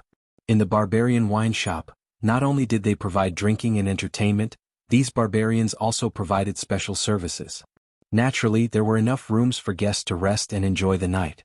The wastrels giggled and left with the barbarians in their arms. Aphrodite's face was flushed red. She looked at Li Wangyu, who was already drunk. She bit her sexy red lips and bent down to help him up. Then they walked towards the room in the backyard of the wine shop. The door of the room slammed shut. The red candles in the room flickered, and the rings on the red gauze gown made light sounds. As the saying goes, drunk in the bosom of a tortoiseshell banquet, what can the hibiscus do to the monarch in the tent? Chapter 149. In the tavern, Aphrodite struggled to help the drunk Li Wangyu onto the bed and put down the red gauze curtain. Her face was flushed red. After hesitating for a long time, she finally made up her mind and began to undress the gauze skirt while trembling. On the ground, the gauze clothes slipped off one by one, revealing Aphrodite's flawless white body that was full of fatal temptation. Her eyes were twinkling, her breasts were bouncing, and her cheeks were flushed red. She was as beautiful as a Diao cicada. At this moment, Aphrodite's beauty could cause the downfall of a country. Her skin was as smooth as milk. Her long blonde hair was scattered on her bare shoulders. Her beautiful face showed a faint sense of confusion. Her pair of innocent eyes were shrouded in melancholy and resentment. It was as if she was blaming the unfair fate that sent her to the distant east to become someone's plaything. If Li Wangyu was not drunk, he would definitely feel that the Italian painters were reliable. The Aphrodite in front of him was far more captivating than Venus in the oil painting. In the tavern, a gentle breeze blew, causing the red candles to flicker. Aphrodite's bare skin was stirred up a series of small bumps. She bit her red lips, climbed onto the bed, and went into Li Wangyu's arms. However, the expected scene did not happen. Li Wangyu was already drunk. After Aphrodite helped him to the bed, he fell into a deep sleep. In those movies or literary works, drunken men and women would wake up without knowing what happened the night before. That was basically nonsense. As a normal man, Li Wangyu did not know that a naked blonde beauty was lying beside him. He also did not have any physiological reaction. Aphrodite was only a virgin. Although she was forced to learn how to please men in the tavern, it was only in theory. She was so busy that she was sweating, but Li Wangyu did not have any reaction. The drunk Li Wangyu turned sideways and pulled the naked Aphrodite into his arms. Then he hugged the beauty and fell asleep. Such an erotic scene, if Li Wangyu woke up and saw it, who knew if he would regret it to the point of slapping himself a few times? After Aphrodite was pulled into Li Wangyu's embrace, she breathed in his masculine scent and felt ashamed.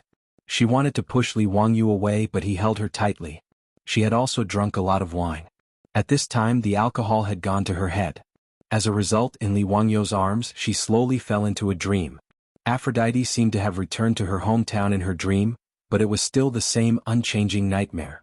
Amidst the sound of the Persians' iron hooves, the castle in her hometown was set ablaze. She could still clearly remember the pungent smell of smoke and dust. She suddenly woke up from her sleep. The air was still filled with the smell of smoke and dust. The tavern was bright and orange light was reflected from the window.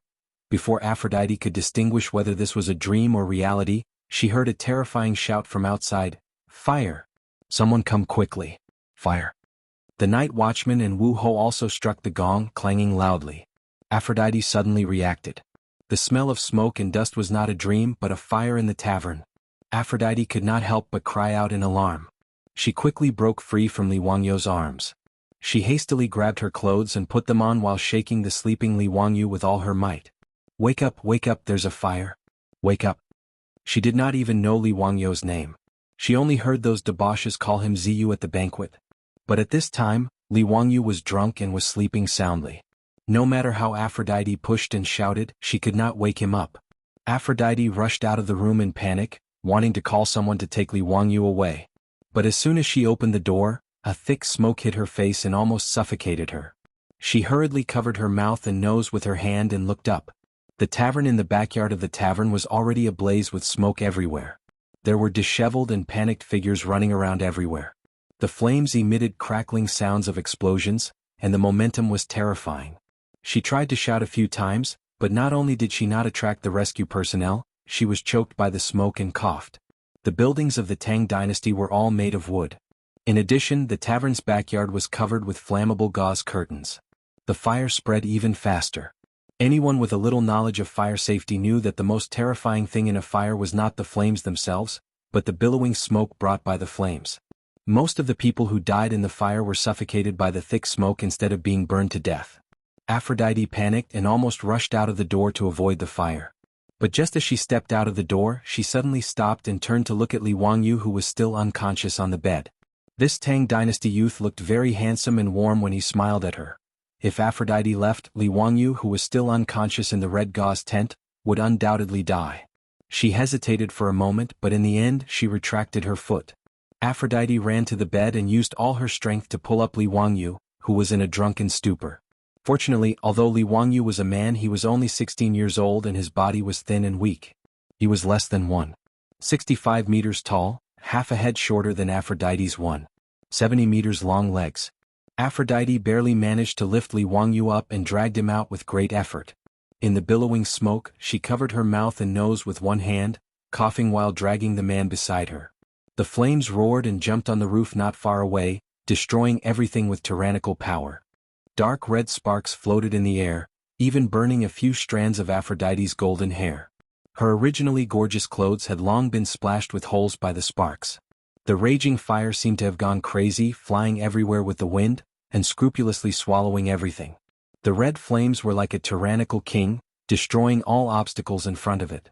Aphrodite used all her strength to drag Li Wangyu, but the smoke was everywhere, and she almost couldn't tell the direction of escape.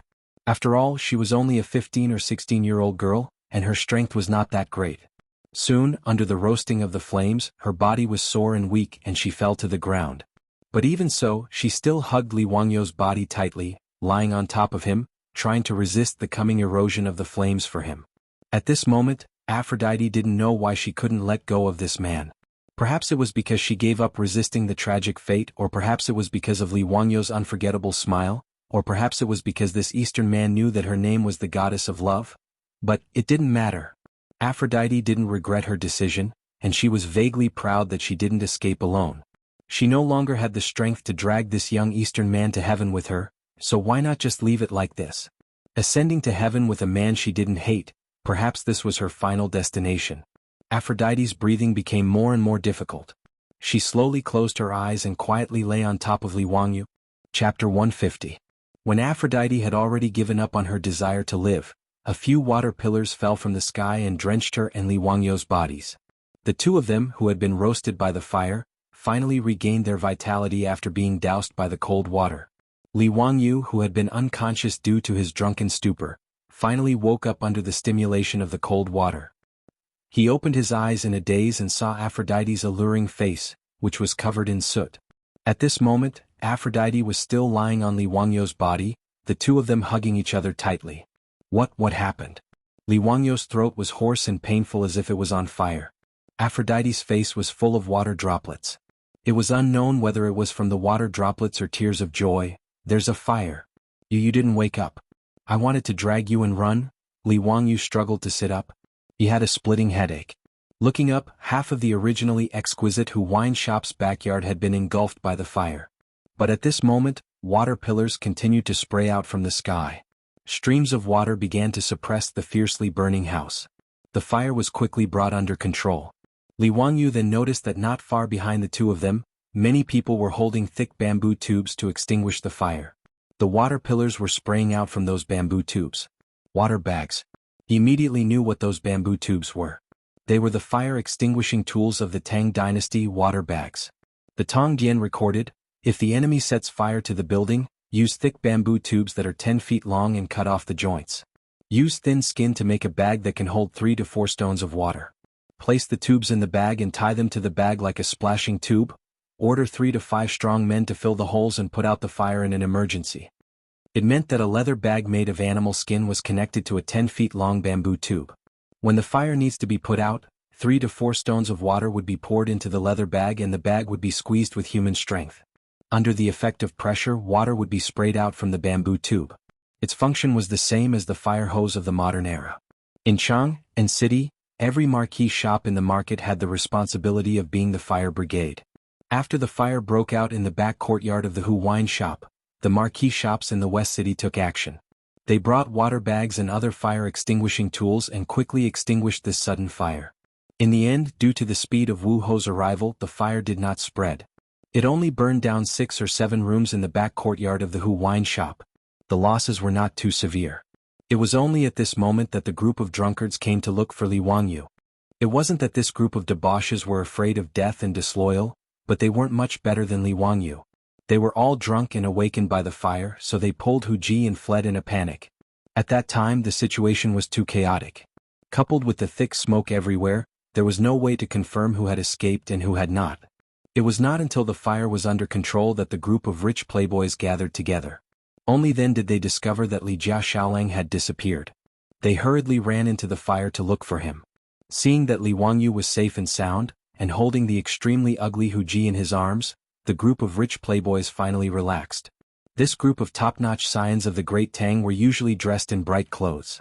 But at this moment, not only were they covered in smoke and dust, their faces and hands were also covered in black marks. Their clothes were not even neatly worn and were dirty and filthy. There were also many holes burned by the sparks. The group of rich playboys looked at each other. They couldn't help but point at each other's sorry state and laugh. Li Wangyu asked in a hoarse voice, "Brothers, what's going on? Why did it suddenly catch fire?" When he mentioned this matter, the group of rich playboys also became angry. It wasn't easy to invite the Li family's young master to this Hu wine shop to indulge in sensual pleasures, but something like this actually happened. Ching Chumo roared, "Where's the shopkeeper? Get out here." Following his shout, the Hu shopkeeper ran out from the crowd in fear and trepidation. He repeatedly bowed to them, young Gongya, please forgive me. Why did the shop suddenly catch fire? This slave really doesn't know." Among the martial marquises of the West Market who came to put out the fire, an official wearing an 8th-grade military uniform stepped forward to greet the rich playboys. "I am the colonel of the marquises of the West Market. Greetings, young duke." The marquises of the Tang dynasty's Chang and city had both public security and firefighting functions. It was similar to the combination of the local police, urban management and firefighting of the future. The marquises of the West Market had 100 people at the West Market, 30 at the West Market, 20 at the West Market and 5 at the West Market. They were under the jurisdiction of the left and right Jinwu subordinates, the left and right E-manners. The East and West Market were special cases. They had the same organization as the West Market and had 100 marquises. Because of the large number of people, this sudden fire was extinguished very quickly. The military system of the Tang dynasty was that every 100 people formed a brigade and there was a colonel. Each brigade had 2 teams, each team had 50 people and each team had a squad leader. Each team was divided into 5 fires, each fire had 10 people, and each fire had a squad leader. The managers of the marquises of the East and West Market were all colonels. They were 8th-grade military officers. Ching Chumo glared at him, "Don't talk nonsense. Tell me, why did it suddenly catch fire today? Have you investigated clearly?" The colonel carefully looked at the group of rich playboys and then looked at the Hu shopkeeper of the wine shop standing to the side. He hesitated and did not speak. Yuchi Baolin was impatient and shouted at him, "Why are you being so wishy-washy? If you have something to say, hurry up and say it. Why did it catch fire? Did someone deliberately set the fire?" The colonel was forced into a corner and could only point at the unrecognizable tavern, replying to the young duke, "According to this one's judgment, it shouldn't be someone who set the fire, but what? But someone accidentally knocked over the candlestick, causing it to catch fire. It was really an accident." After the colonel finished speaking, he looked at the rich playboys with a strange expression. Yuchi Baolin did not know and was about to speak, but was secretly pulled away by her twin brother. Other than this idiot, the other rich playboys heard Colonel Wu Ho's words and looked at the fire. They all understood half of the situation. The few taverns that were burned down seemed to be where the group of rich playboys lived. If the fire was caused by accidentally knocking over the candlestick, then it meant that the main culprit was among them. This was hilarious. They all looked at each other trying to figure out which bastard set the tavern on fire. The Hu shopkeeper naturally heard Colonel Wu Ho's words and looked at the group of rich playboys with a bitter face. His expression was as if his parents had died. "Don't be noisy, I will not forget your money." Niu Jingping, who could not walk, roared at the Hu shopkeeper. Niu Jingping also had a stomach full of anger. Was it easy for him to run out with a limp? Which bastard was it? He must find him and give him a good beating. Wei Shuyu pulled the colonel to the side and softly asked which tavern was the first to catch fire. After the colonel secretly pointed it out to him, Wei Shuyu was so angry that his face turned red as he stared fiercely at Chai Lingwu. That's right, the first tavern that caught fire was Chai Lingwu's room. Without a doubt, the fire was caused by this bastard. Including Li Wangyu, the group of people all looked at Chai Lingwu. Fang Ai suddenly shouted, "Beat him! Let him set the tavern on fire!"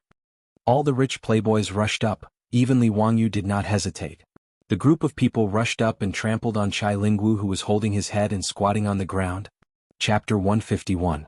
Chai Lingwu, who was originally in a rather sorry state because of the fire, was beaten to the ground by a group of playboys. His clothes became as filthy as a beggar's. With a long face he cupped his hands and bowed to the playboys. "Brothers, I really don't know what's going on. I'm also drunk and don't know how the fire started." Chung Chumo and the others called Hu Ji, who was with Chai Lingwu last night. After asking her, they found out the whole story and didn't know whether to laugh or cry. It turned out that after Chai Lingwu entered the tavern last night, he and Hu Ji made love before falling into a deep sleep. In the middle of the night, he probably got up to drink water because he was thirsty and accidentally knocked over the candlestick on the table. He didn't realize it and continued to climb back to the bed to sleep. Hu Ji, who was with him, was awakened by the fire and the smell of smoke. She quickly woke Chai Lingwu up and escaped. The fire spread very quickly. By the time Hu Ji called for someone to put out the fire, it had already spread. Li Wangyu heard this and was so angry that his nose almost crooked. He had finally transmigrated to the Tang dynasty. If Chai Lingwu accidentally set a fire and burned him to death, where would he go to complain? Could it be that his soul could transmigrate again? Thinking of this, Li Wangyu looked gratefully at the young version of Angelina Jolie next to him. If it wasn't for the Italian girl risking her life to save him, his soul would probably have been scattered. Li Wangyu tenderly stroked the girl's golden hair. Looking at the girl's pure yet sorrowful eyes, Li Wangyu's heart throbbed. 6 or 7 taverns of the Hu Tavern were burned down, and the loss was about 700 to 800 strings of copper coins. The reason why it was worth so much money was not because of the houses themselves. It was said before that houses in the Tang dynasty were not worth much. Although houses in Chang'an were very expensive, it was not easy to live in Chang'an. Houses in good locations sold for at least 500 strings of copper coins. However, that was mainly because the land was expensive. It would only take a few dozen strings of copper coins to demolish and rebuild the tavern. But what was even more ridiculous was that in order to provide a better consumption experience for these high-end customers, the Hu Tavern's furniture, displays, paintings, and antiques in the tavern were all very valuable. 700 to 800 strings of cash was already taking into account the status and face of the rich playboys. What he wanted was only the cost price. Naturally, the money had to be paid to the barbarian merchants. Chai Lingwu had a bitter expression on his face as he looked at the group of silk pants. "Brothers, I don't have the copper coins with me right now. Please help me." Although they were the top hedonistic sons of the Tang dynasty and spent money like water, they were not ordinary people. In fact, most people could only get 100 strings of cash from their families every month. This was already a lot. It was equivalent to more than 400,000 yuan of pocket money in the future. It was really corrupt. The more he took from his family, the more he spent. At most, Chai Lingwu could take out 200 or 300 strings of copper coins. The rest of the money would have to be borrowed from a group of wastrels. The group of profligate sons glared fiercely at him, but they could only open their wallets 100 or 200 strings of coins each, which could be considered to be enough money to compensate the Hu merchant. Of course, what they paid was not cash. It was impossible for the rich playboys to bring dozens of ox carts worth of copper coins to drink wine, much less bring a few hundred taels of gold with them. In an era before paper money was invented, it was indeed very inconvenient to spend large amounts of money. However, the Hu Tavern shopkeeper was not afraid that they would renege on their debt. In the Tang dynasty, the rich playboys would not go so far as to bully others with their power. After the fire in the tavern's backyard was completely extinguished, the Hu Tavern's shopkeeper hurriedly arranged for people to clean up the mess. He also politely sent the rich playboys to other courtyards and arranged for people to help them bathe and change their clothes. After tossing and turning for half the night, Li Wangyu bathed and changed his clothes. Only then did he lie down in a clean and refreshing tavern to rest. However, Aphrodite's figure was no longer beside him. The fire burned so much that the rich playboys no longer had the mood to play with women. They all sent away the barbarians. Li Wangyu was naturally embarrassed and left the barbarian girls alone. The tavern's housekeeper came out to take the barbarians away. Aphrodite raised her eyes to look at Li Wangyu. Her ash-covered face was filled with worry and there was a trace of indistinct grief in her eyes. She did not resist and did not say anything. She lowered her head and silently followed behind the housekeeper who was disciplining them. Then she turned and left. Li Wangyu's throat seemed to be blocked. He raised his arms slightly as if he wanted to say something, but then lowered it sadly. He also did not know what he should say to the barbarian girl. Thank her? Ask her to stay? Li Wangyu only felt a sense of loss in his heart, as if he had lost something. He lay on the bed, tossing and turning, unable to sleep. His mind was filled with the girl's blue eyes looking at him with faint worry. With great difficulty he finally endured until the morning drum sounded. Li Wangyu yawned and walked out of the tavern with a headache. The group of rich playboys had also woken up. Looking at the ruins of the barbarian tavern's backyard that were still emitting smoke, the rich playboys' faces were all shocked. This matter was really too troublesome to talk about. If this matter were to spread back to their families, these rich playboys' days would not be easy. Especially Chai Lingwu, his expression was even uglier. Cheng Chimo listlessly called out to everyone and prepared to go home. Li Wangyu muddle-headedly mounted his horse and followed everyone out of the market. But what lingered in his mind was Aphrodite's aggrieved eyes when she was taken away by the housekeeper. When he thought about how this girl who he met by chance but saved his life last night would become a prostitute in this barbarian tavern, drinking and dancing with those strange men, and even being pressed down by those strange men to vent their bestial desires, Li Wangyu felt a stab of pain in his heart. Finally, Li Wangyu made up his mind. He pulled on the reins and shouted, "Brother Cheng brothers, can you lend me some money?" The group of dispirited playboys was stunned and looked at him in confusion. "Zio, why do you want to borrow money?" "Ransom." Li Wangyu cupped his hands towards everyone. "I want to go back to the barbarian tavern and ransom that Hu concubine. I am embarrassingly short of money, so I can only shamelessly ask for help from my brothers." He really did not have the money. The price of a beautiful female servant of the Tang dynasty could be hundreds of thousands or even millions. Although the young version of Angelina Jolie was ugly in the eyes of the Tang people, she was still a Hu concubine. The price of a Hu concubine was much higher than that of an ordinary female servant. Li Wangyu estimated that if he wanted to buy Aphrodite from the barbarian tavern, he would have to spend at least 100 or 200 strings of copper coins or even more. The group of playboys was slightly stunned by Li Wangyu's words. Then they whistled and cheered one after another. Taking a fancy to a Hu concubine was not a big deal. The key point was that the Hu concubine had saved Li Jia Shaoling last night. Li Wangyu's request to ransom the Hu concubine was exactly what the group of playboys wanted. "Let's go back." "What are you talking about? Brother will pay for it." Cheng Chimo laughed. The playboys were also excited. They laughed and turned their horses around, escorting Li Wangyu back to the barbarian tavern. Chapter 152. When the shopkeeper of the Hu wine shop saw the group of wastrels returning, he quickly greeted them with a smile. Cheng Chimo waved his hand and said directly, "Shopkeeper, my brother wants to buy the Hu Ji from last night from your wine shop. Name your price." In the eyes of the crowd, this was a very simple matter. It was just a matter of paying more copper coins.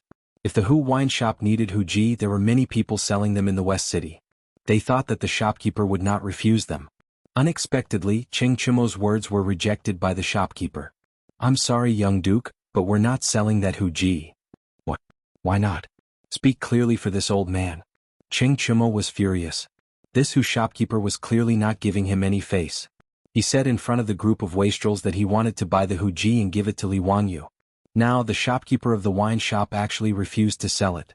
Did he not put the Duke Lu's residence in his eyes?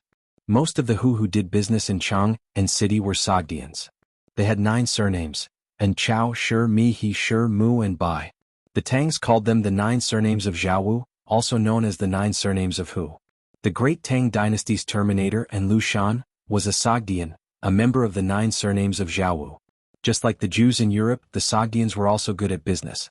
They bought silk from the Central Plains and transported it to the West regions. They also brought in glass beads, jade, agate, pearls and other jewelry from the West regions. Selling livestock and even slaves was a way for the Sogdians to make money. They almost controlled the lifeline of the Silk Road trade. Almost every Sogdian merchant was a loan shark. Not only did they lend money but they also lent silk. It was recorded in the Sufu Yuan Gue that the inner circle disciples of the capital were mostly fan merchants. The wastrels in Chang and city who borrowed money from the Sogdians could not afford to repay it. This showed how rich the Sogdians were. These Sogdian merchants were also good at relying on various political forces to gain political status and make it easier for them to do business. If it was an ordinary Chang and wastrel, they would not be able to do anything to these Sogdian merchants. However, Cheng Chimo and the others were not ordinary wastrels. They were the top wastrels of the Great Tang. No matter how powerful the sweet merchants were, in the face of Cheng Chimo's fury, they could only keep quiet out of fear. The Hu wine shop's shopkeeper repeatedly cupped his hands and said, "Young Duke, please don't make things difficult for me. I don't have the final say in this matter. I really can't sell that Hu Ji." "Why can't I sell it?" "If you don't make things clear today, Do you believe that I won't set fire to your wine shop and burn it down completely? Cheng Chimo was not the only one who was angered by the Hu shopkeeper's evasiveness. The group of silk pants also surrounded the shopkeeper furiously. They were all prepared to take action to teach this Hu shopkeeper who did not know the rules a lesson. He wanted to let him know who the Tang dynasty belonged to. How dare a man with a surname of Hu mess with them in Chang'an? He was really out of his mind. The Hu shopkeeper was on the verge of tears as he was surrounded by a group of hedonistic sons from the founding families of the Tang dynasty. If he had known earlier, he wouldn't have agreed to such a task. He even regretted summoning that Hu Ji girl to accompany the guests yesterday. Otherwise, such a thing wouldn't have happened. Seeing that there was no way to avoid it, the Hu shopkeeper had no choice but to invite everyone into the wine shop. He found a quiet room and respectfully invited everyone to take a seat. Then he ordered someone to bring wine. After sending all the servants away, the Hu shopkeeper lowered his voice and explained to Li Wangyu and the others why he couldn't sell the Hu concubine. After hearing the Hu shopkeeper's explanation, Li Wangyu and the group of silk pants looked at each other in shock. No one would have thought that there was such a hidden story. Cheng Chimo silently scratched his head and said to Li Wangyu with a bitter face, "Brother Zio, there are plenty of Hu Ji girls. Why don't we change to another one?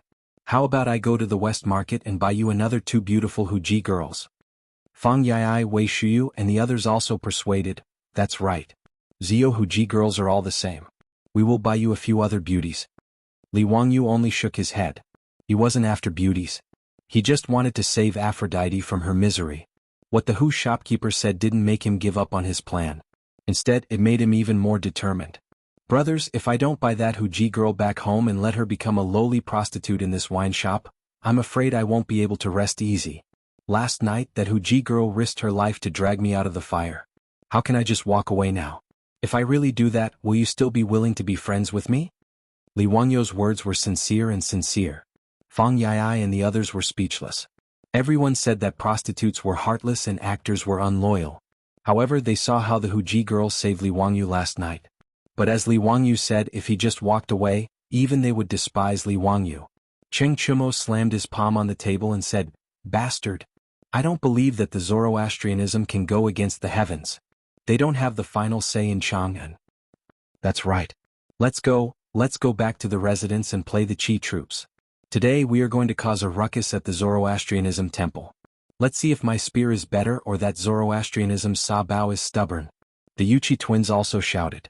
The Zoroastrianism temple was the place where the Zoroastrianism worshipped.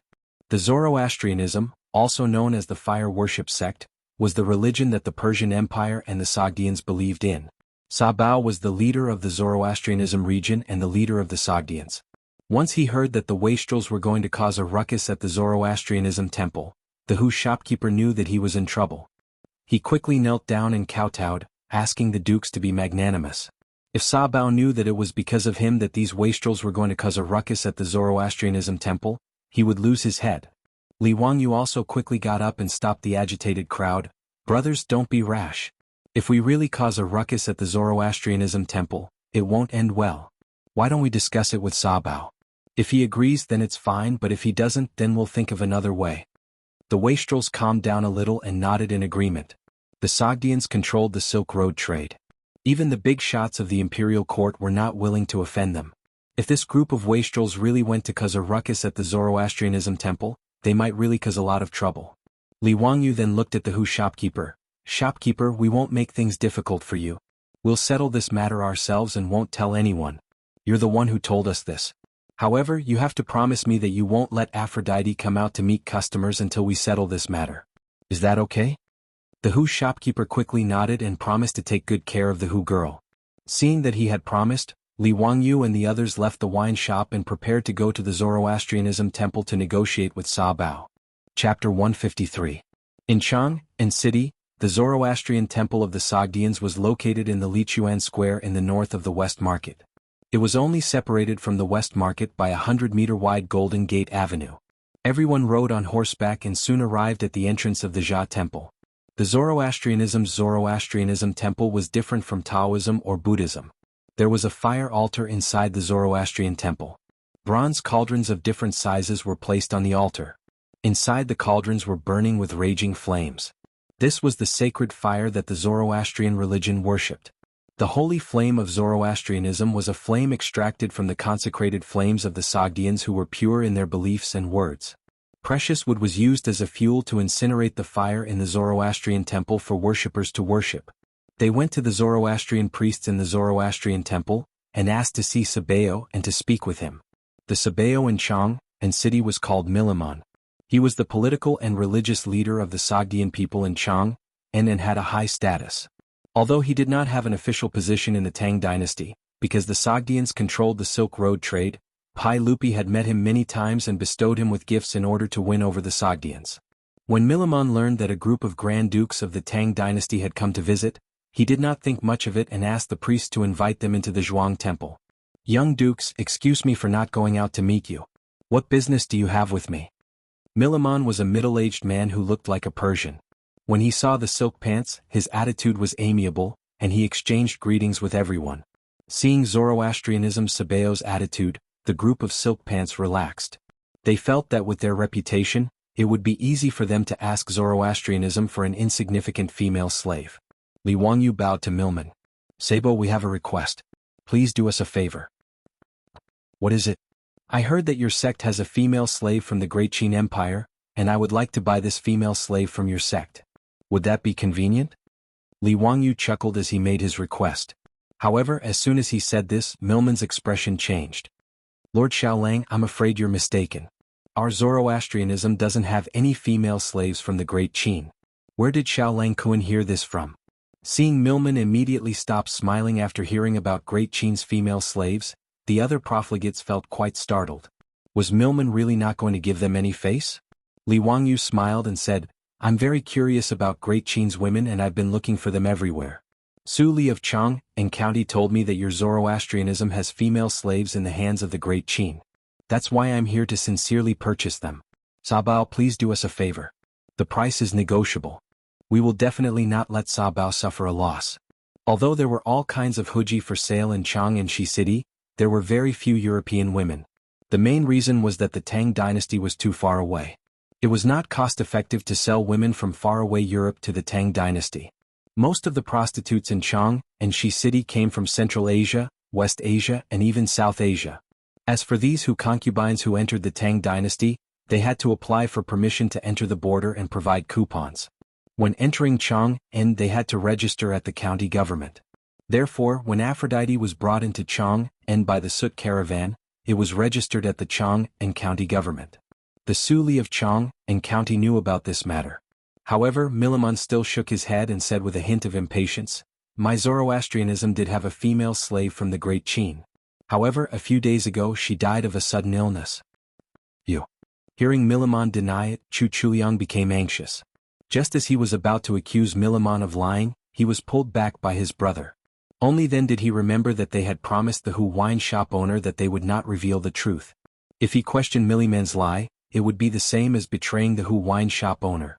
Seeing Sabao Milimon deny it and even use the excuse of a sudden death, Li Wangyu was speechless. Facing the head of the Sut religion, even the wastrels could only beg.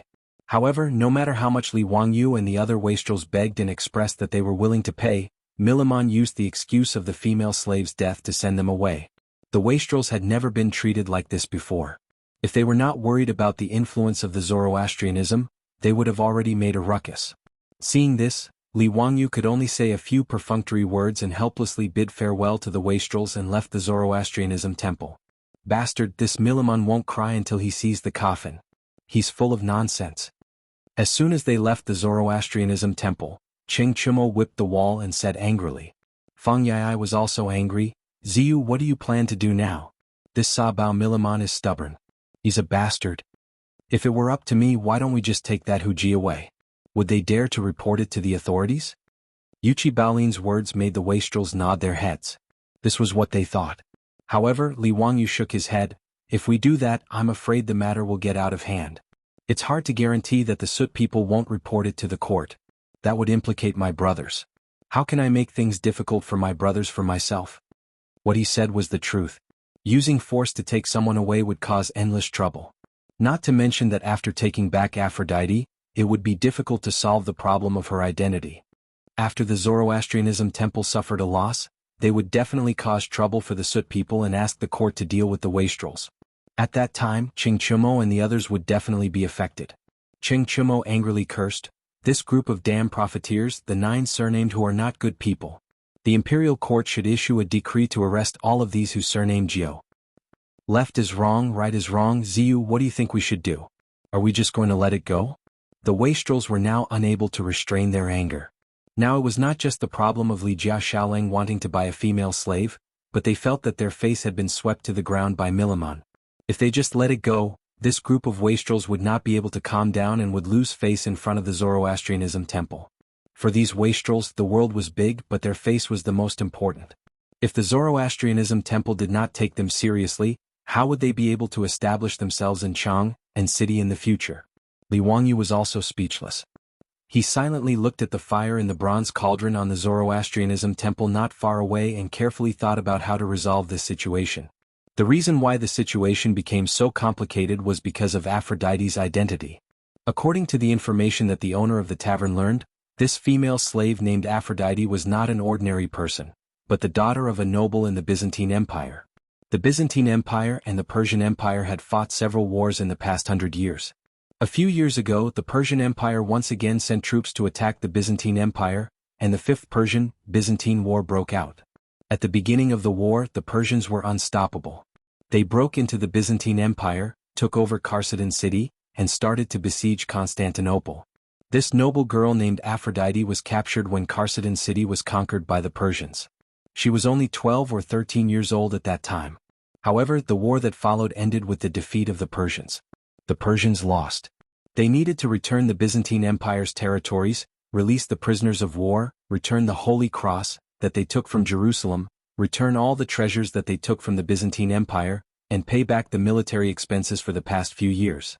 The Persian flew into a rage out of humiliation and vented his anger on Aphrodite. They lied to the Byzantine Empire that she died in the war and secretly sold her to the Sogdians. They let the Sogdians sell her to the distant Eastern Empire. They also asked the Sogdians to demote her to a prostitute to humiliate the Byzantine Empire and vent the anger in the hearts of the losers. The Persians and the Sogdians followed the same religion, so the Zoroastrians naturally followed the Persians' request. Therefore, the poor Aphrodite became a sacrifice in the war between the two sides. She was forced to follow the Sogdian caravans for more than 10,000 kilometers and spent a year and a half to travel from the distant Europe to the Tang dynasty. The Zoroastrians of Chang and handed the girl to the owner of the tavern and asked him to train the girl well and send her out to serve customers as a prostitute. Of course, the owner of the tavern didn't dare to disobey. Therefore, when Ching Chumo proposed to buy the girl, he immediately refused. This wasn't up to him to decide, and he was only following the orders of Zoroastrians. In order to save Aphrodite, other than taking her away like what Yuchi Baolin said, the only way was to force Zoroastrians to give in. Li Wangyu looked at the burning holy fire in the Zoroastrians' temple and suddenly asked without thinking, "What do you guys think will happen if the holy fire in the Zoroastrians' temple goes out?" "If it goes out, then let it go out. We can just light it up again with a lighter," Shai Lingwu replied in a bad mood. Wei Shuyu was so angry that he slapped his head and said, "Do you think this is the fire in your kitchen? If the holy fire in the Zoroastrians' temple goes out, I'm afraid the Sogdians will go crazy." He knew a little about the religion of Zoroastrians, and he knew that the holy fire in the Zoroastrians' temple was the lifeblood of the Sogdians. Once it went out, the consequences would be unimaginable. Li Wangyu suddenly smiled and revealed 8 white teeth. "Brothers, I have an idea. Let's go and prepare. Later, we will ask Milimon to kneel down and bring Aphrodite to me." Chapter 154. Wei Shuyu hurriedly stopped Li Wangyu. "Ziyu, you can't act recklessly. You can't be thinking of extinguishing the sacred fire of the Jia temple to threaten the Soot people, right? This will cause a big problem." Li Wangyu laughed mischievously. "Hee, I really have such a plan. But don't worry, brother Shuyu, the Soot people won't make a fuss because I will extinguish the flame by itself. No matter how angry they are, they can't blame anyone else." "What? How is that possible? How can a flame extinguish by itself?" Wei Shuyu pointed at the believers in the Jia temple. "These priests are always watching over the flame and adding fuel at any time. How can it extinguish by itself? Ziyu, don't make a fuss." Wei Shuyu's doubts made Li Wangyu laugh even more happily. "Brother Shuyu, brothers, why don't we make a bet?" "Bet on what?" "Bet that I can extinguish the flame. If I can do it, you have to help me." If I can't do it, I will treat everyone to lunch at a restaurant. How about it? Li Wangyu proposed this condition, but the group of wastrels was stunned. Ziyu, are you going to use your hand to extinguish the flame? Or blow it out? That doesn't count. Fang Yai shouted. Of course not, I definitely won't do that. The wastrels looked at each other, not believing Li Wangyu's words. Let's bet, Ziyu. If you can really extinguish the flame, we will play with you this time. Cheng Chimo laughed. Li Wangyu snapped his fingers. Then let's go. I will go prepare some things and show you my skills. Everyone laughed and joked as they walked towards the West Market. Li Wangyu found a grocery store and mysteriously went in to buy 2 things, which he then kept in his bosom. Let's go, I am ready. I will find a place to show you how I extinguish the flame. Seeing Li Wangyu speak so confidently, the Silk Pant's interest was piqued. Seeing that it was almost noon, everyone went to a restaurant in Shi City and asked for a private room.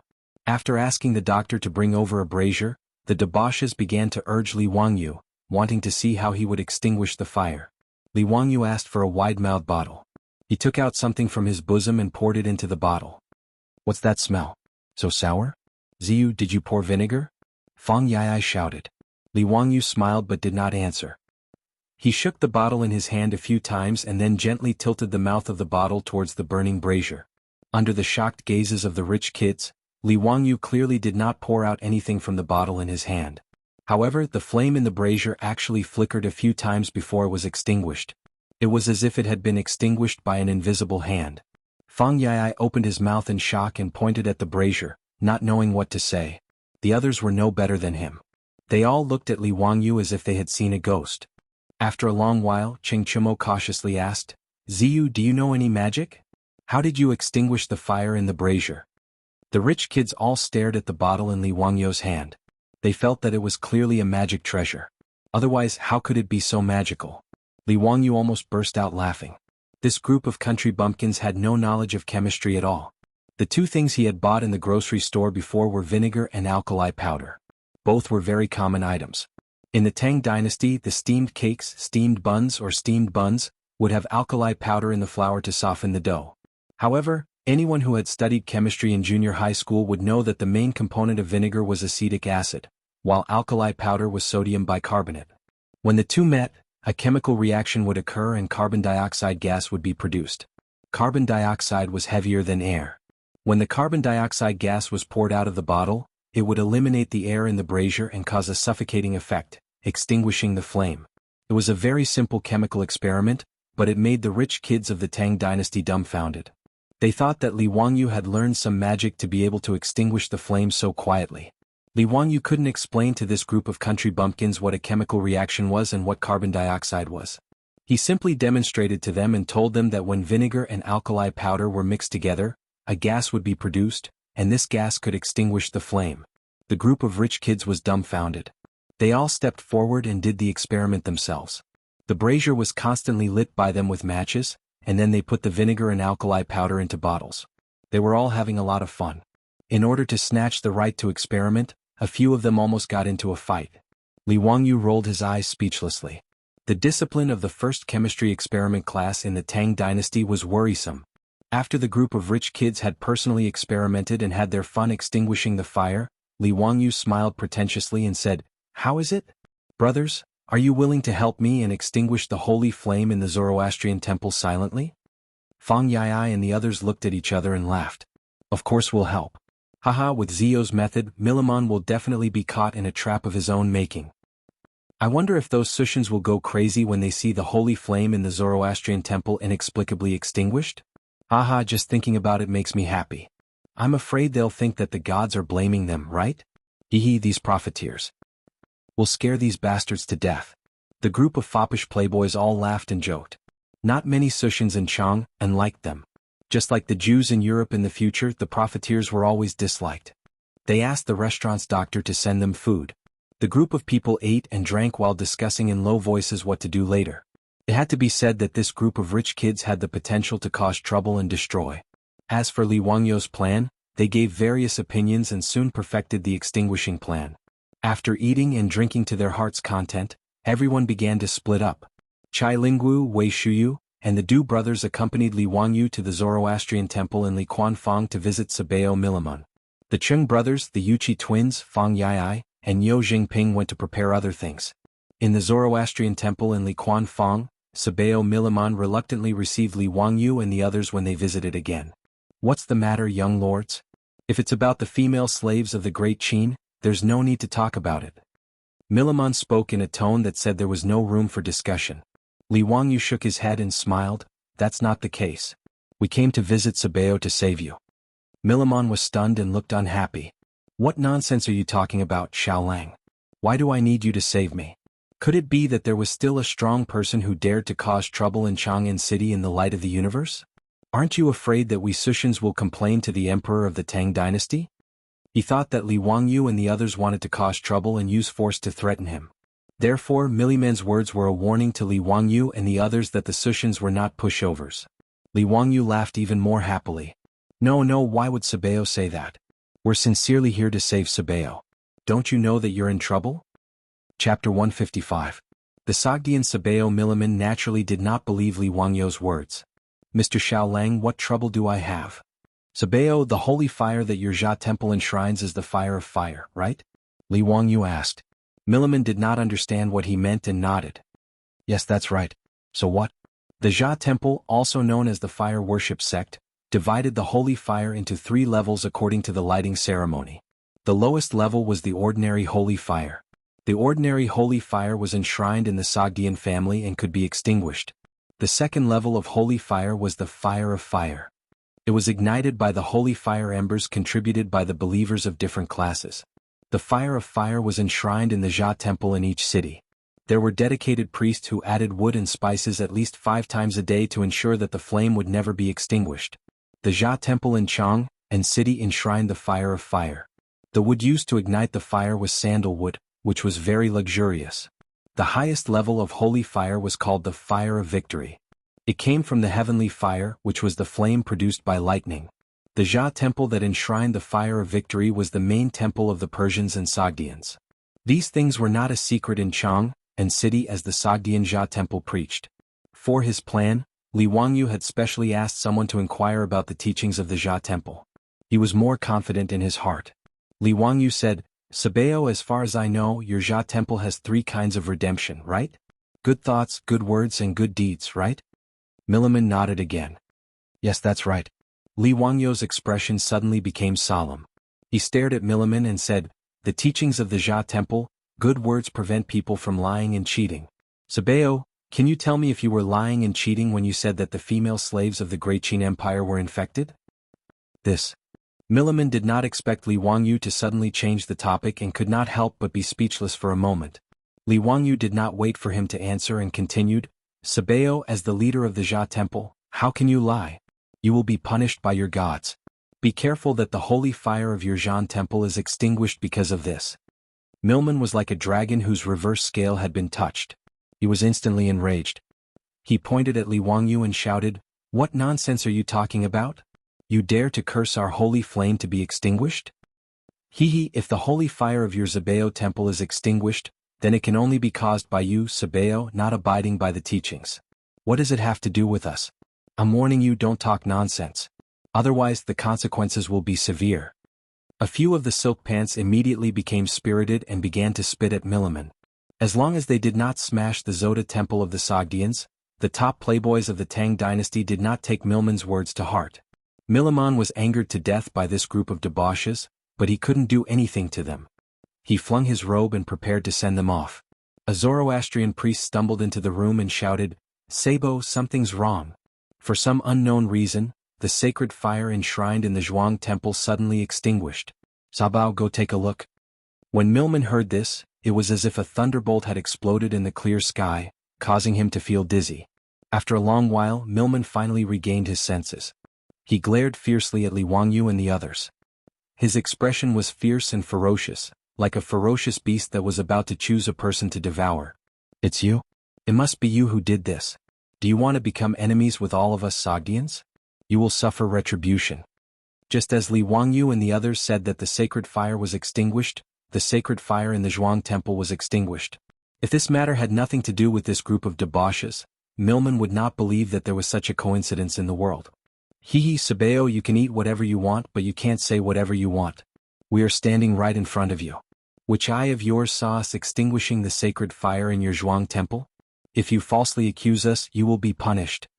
Chai Lingwu sneered disdainfully. Wei Shuyu also ridiculed. Sabeo Mafe, do you think we are immortals? When we are talking to you here, can we extinguish the sacred fire in your Zhuang temple? That's ridiculous. Hehe, fortunately, we can testify to each other that we have not been to the Zhuang temple's fire altar. Otherwise it would really be yellow mud falling on our crotch. Even if it wasn't shit, it would be shit. TSK Sabeo, you can't slander others. We're so scared, ha.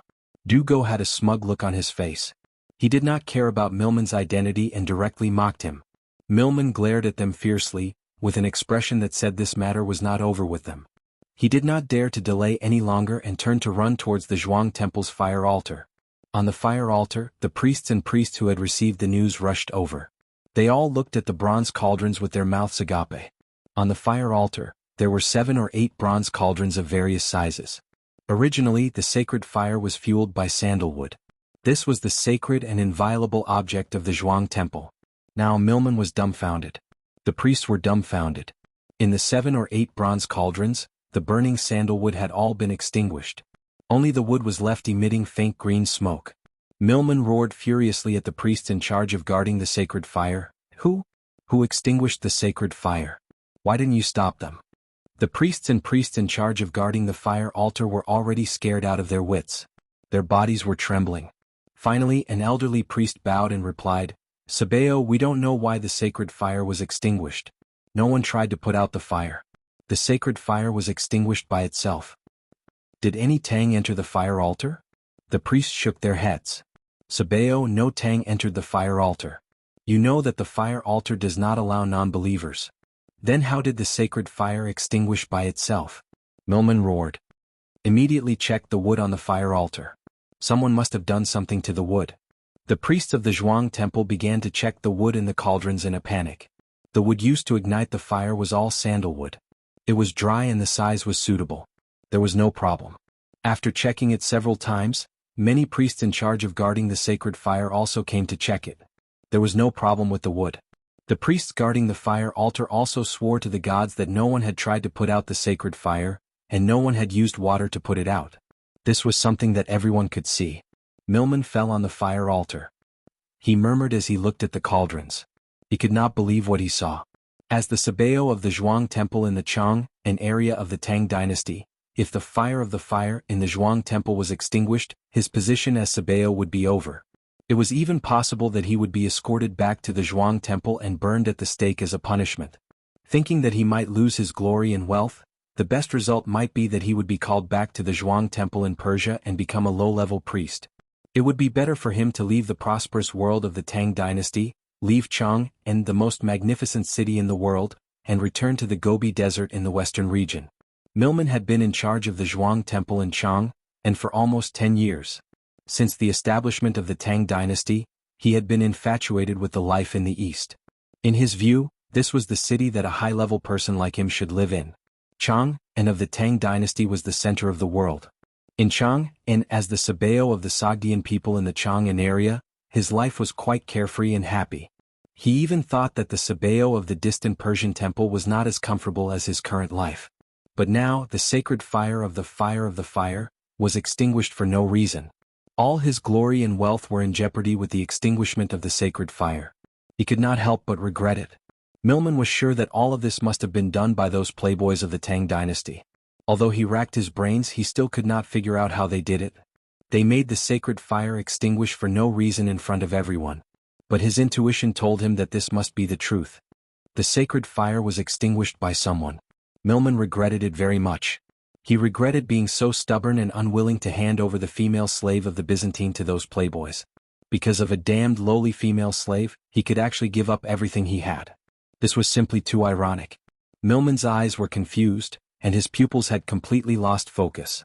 More and more Sogdians came from all over Chang, and when they heard the news that the sacred fire in the Zhuang temple had been extinguished, more and more people gathered around the fire altar. Many devout believers even cried and knelt on the ground, praying that the gods would not abandon them. Li Wangyu, Chai Lingwu, and the others also followed Milman to the fire altar of the Zhuang temple. They all crowded around the fire altar with smiles on their faces. When Milman saw Li Wangyu and the others in the crowd, he only felt a rush of blood. He rushed over regardless of anything, wanting to fight with those playboys. Li Wangyu smiled mysteriously, leaned over to Milman's ear and whispered something in his ear. His words shocked Milman, and he looked at Li Wangyu with a complicated expression. Chapter 156. Li Wangyu whispered into Milliman's ear, "Do you want the flame of victory? I can help you get the best sacred flame." To Milliman this was a fatal temptation. He stared at the Tang youth in front of him in disbelief. He said that he could help him get the best sacred flame. How was this possible? The so-called flame of victory was not just the heavenly fire. More importantly, it was formed by gathering all the sacred flames of different levels and adding the heavenly fire. When the Persians fought, they would even send the flame of victory to the battlefield to boost morale. However, Milliman was like a drowning man at this moment. Even if it was a straw, he wanted to hold on tightly to it. Milliman looked at Li Wangyu expectantly, waiting for his explanation. Li Wangyu smiled and said, "Sabao, why don't we find a suitable place to talk? You won't be talking about this in front of everyone, right?" Milliman stared at Li Wangyu silently for a few seconds, as if trying to figure out whether he was telling the truth or not. Finally, the hope in his heart won out.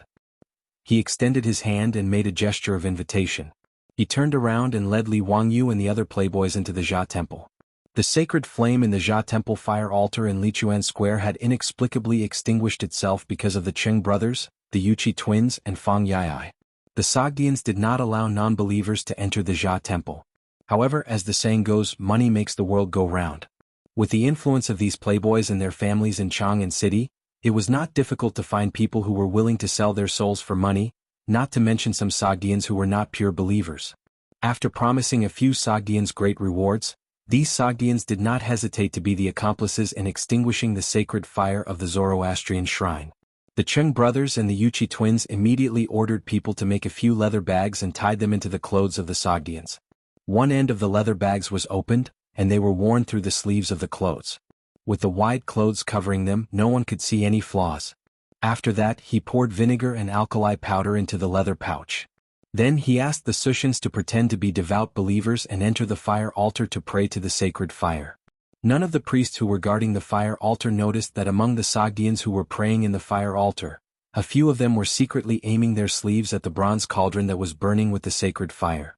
The vinegar in the leather bag had a chemical reaction with the alkali powder, constantly producing carbon dioxide gas. The carbon dioxide gas flowed into the copper cauldron through the opening of the leather pouch and into the cuffs of the Sushans' robes. Carbon dioxide gas was heavier than air. After flowing into the copper cauldron, it quickly gathered in the copper cauldron, isolating the air needed to burn the wood and extinguishing the flames. This carbon dioxide gas was colorless and odorless, so the priests guarding the fire altar in the Jia Temple naturally could not find any clues. When they noticed that the holy fire in the copper cauldrons on the fire altar had been extinguished, the Sogdian believers who were praying in the fire altar also noticed it. The scene was in chaos. The Sogdians who had completed their mission took advantage of the chaos and slipped out of the Jia Temple. All of this happened without anyone noticing. In an era where there was almost no knowledge of chemistry, even if the priests and priests of the Jia Temple racked their brains, they would not know how the holy fire was extinguished. In fact, the Sogdians who were acting as spies did not know either. They only followed orders and tied a large leather pouch under their robes. After that, they stood beside the holy fire and aimed their sleeves at the holy fire in the copper cauldron. When the holy fire in the copper cauldron was extinguished, the Sogdians were shocked. They had no idea what had happened. They only vaguely sensed that the extinguishing of the holy fire had something to do with them. The Sogdians began to feel afraid.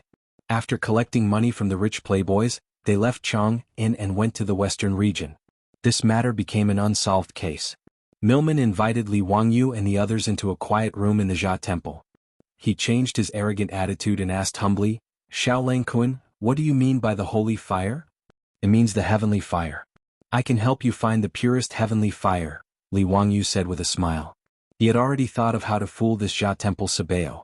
Although Milman did not know how the holy fire was extinguished, he was sure that it had something to do with the people in front of him. However, he did not have any evidence. He did not even know how the other party operated it. It was meaningless to continue to dwell on this matter. Now he just wanted to know if Li Wangyu was telling the truth. "If it's just the lightning fire, I don't seem to need your help," Milman replied calmly as he regained a bit of his rationality. The best holy fire was not so easy to collect. Although it was difficult to collect the lightning fire, the Jia Temple could do it. The key to the victory fire was to collect the holy fire of the various classes of believers. This was a very complicated ritual that could take years to complete. Li Wangyu smiled and shook his head. No, I think you are mistaken. The lightning fire is not the real heavenly fire. The real heavenly fire should come from the sun. The sun? Yes, the fire from the sun is the purest holy fire. Do you want it? I can help you collect it. Li Wangyu's words made Milman stand up and stare at him. After a long time, Milman's expression became serious. He asked word by word, "Are you sure it's the heavenly fire from the sun?" Xiaolang Kuan, think carefully.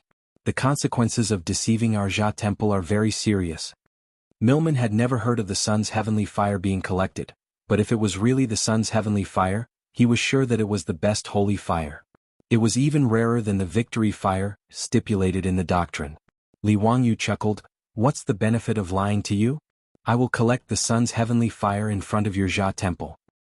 He was confident that he could collect the so-called sun's heavenly fire. Wasn't it the same as the process of collecting the Olympic holy fire in the future? By concentrating the sunlight in the center of the concave mirror, the high temperature generated to ignite the holy fire was the only way to collect the Olympic holy fire. Although Li Wangyu couldn't make a concave mirror in the Tang dynasty, he could collect the so-called sun's holy fire by similar means. Even the Olympic Games in the future recognized the holy fire. How could he not fool the Jia Temple? Then please start quickly. What do you need? Jia Temple will provide everything. Milman believed Li Wangyu's words. Li Wangyu really couldn't fool them. If Li Wangyu dared to deceive them, Milman swore that he would complain to the emperor of the Tang dynasty. He would even ask all the soot merchants in Chang, and to go on strike to pressure the Tang dynasty. Milman did not believe that the emperor of the Great Tang would not uphold justice for them, given that he controlled the trade of the Silk Road. Li Wangyu waved his hand. "I can help you collect the heavenly fire, but what can you give me in exchange? I'm not a follower of your Jia Temple, so I have no obligation to help you. Gold, jewels, women. I can give you anything you want as long as you can collect the sun's heavenly fire," Milman said arrogantly. To the Sogdians, any problem that could be solved with money was not a problem at all. Li Wangyu looked at Milman with a faint smile. "Sabeo, you know what I want. Give me that female slave of the Great Qin in exchange for the sun's heavenly fire." Milman hesitated. Turning the Great Qin woman into a prostitute was an order from the Persian Jia Temple. He didn't know if he should go against it. He had completely forgotten how much he regretted not giving the female slave to the wastrels when they asked for it. Seeing Milman hesitate, Li Wangyu said again, "Sabeo, Persia is far away from the Tang dynasty. You can just say that the female slave died of illness. You should know that compared to an insignificant female slave, the sun's heavenly fire is a 1 in a million divine item." Milman was convinced by Li Wangyu and nodded. "Xiaolang Kuan, as long as you can help me collect the sun's heavenly fire, you can take the female slave away and do whatever you want with her." After a long time, Milman finally agreed. Li Wangyu couldn't help but smile. No matter how arrogant Milman was, he was just a country bumpkin who hadn't seen the world. If it weren't for the fact that he was worried that Milman would act out of desperation and harm Aphrodite, Li Wangyu wouldn't have let him pass so easily. Chapter 157. Milman also had a good plan. If he could really collect the heavenly sun fire in front of everyone like this Tang young man said, then Li Chuanfang's Zhan Temple would be able to turn the situation around and sing like a surf. Not only would the Zoroastrian temple not hold him responsible for the extinguishing of the solar heavenly fire, but he would also get more rewards. Compared to that, a female slave from Byzantium was nothing. Besides, after learning the lesson of the Zoroastrian temple's solar heavenly fire, he didn't dare to offend Li Wangyu again. Even if Li Wangyu collected the solar heavenly fire for them, if the solar heavenly fire was extinguished again, he wouldn't be able to survive. Maybe the easiest thing he could think of was to kill himself on the cauldron of the Zoroastrian temple's solar heavenly fire. "Mr. Xiaolang, how long will it take for you to collect the solar heavenly fire for us?" Milman asked anxiously. "Any time. As long as the sun is shining, noon would be the best." Milman lowered his head and thought for a while. "How about 3 days later at noon? You have to collect the pure solar heavenly fire in front of all the priests and priests of the Zoroastrian temple." Li Wangyu nodded and said, "Okay, but you have to let me take the female slave away first." Since Milman had already agreed to this deal, he didn't reject it and nodded. If Li Wangyu could collect the solar heavenly fire in front of all the priests of the Zoroastrian temple in Chang and city, then everyone would be happy. If Li Wangyu was lying to them, the Zoroastrian temple wouldn't let him off easily. Milman summoned a priest and asked him to go to the tavern with Li Wangyu and ask the tavern owner to release the slave. Li Wangyu and the others left, and Milman went to prepare for the solar heavenly fire ceremony in 3 days. It was a tedious job.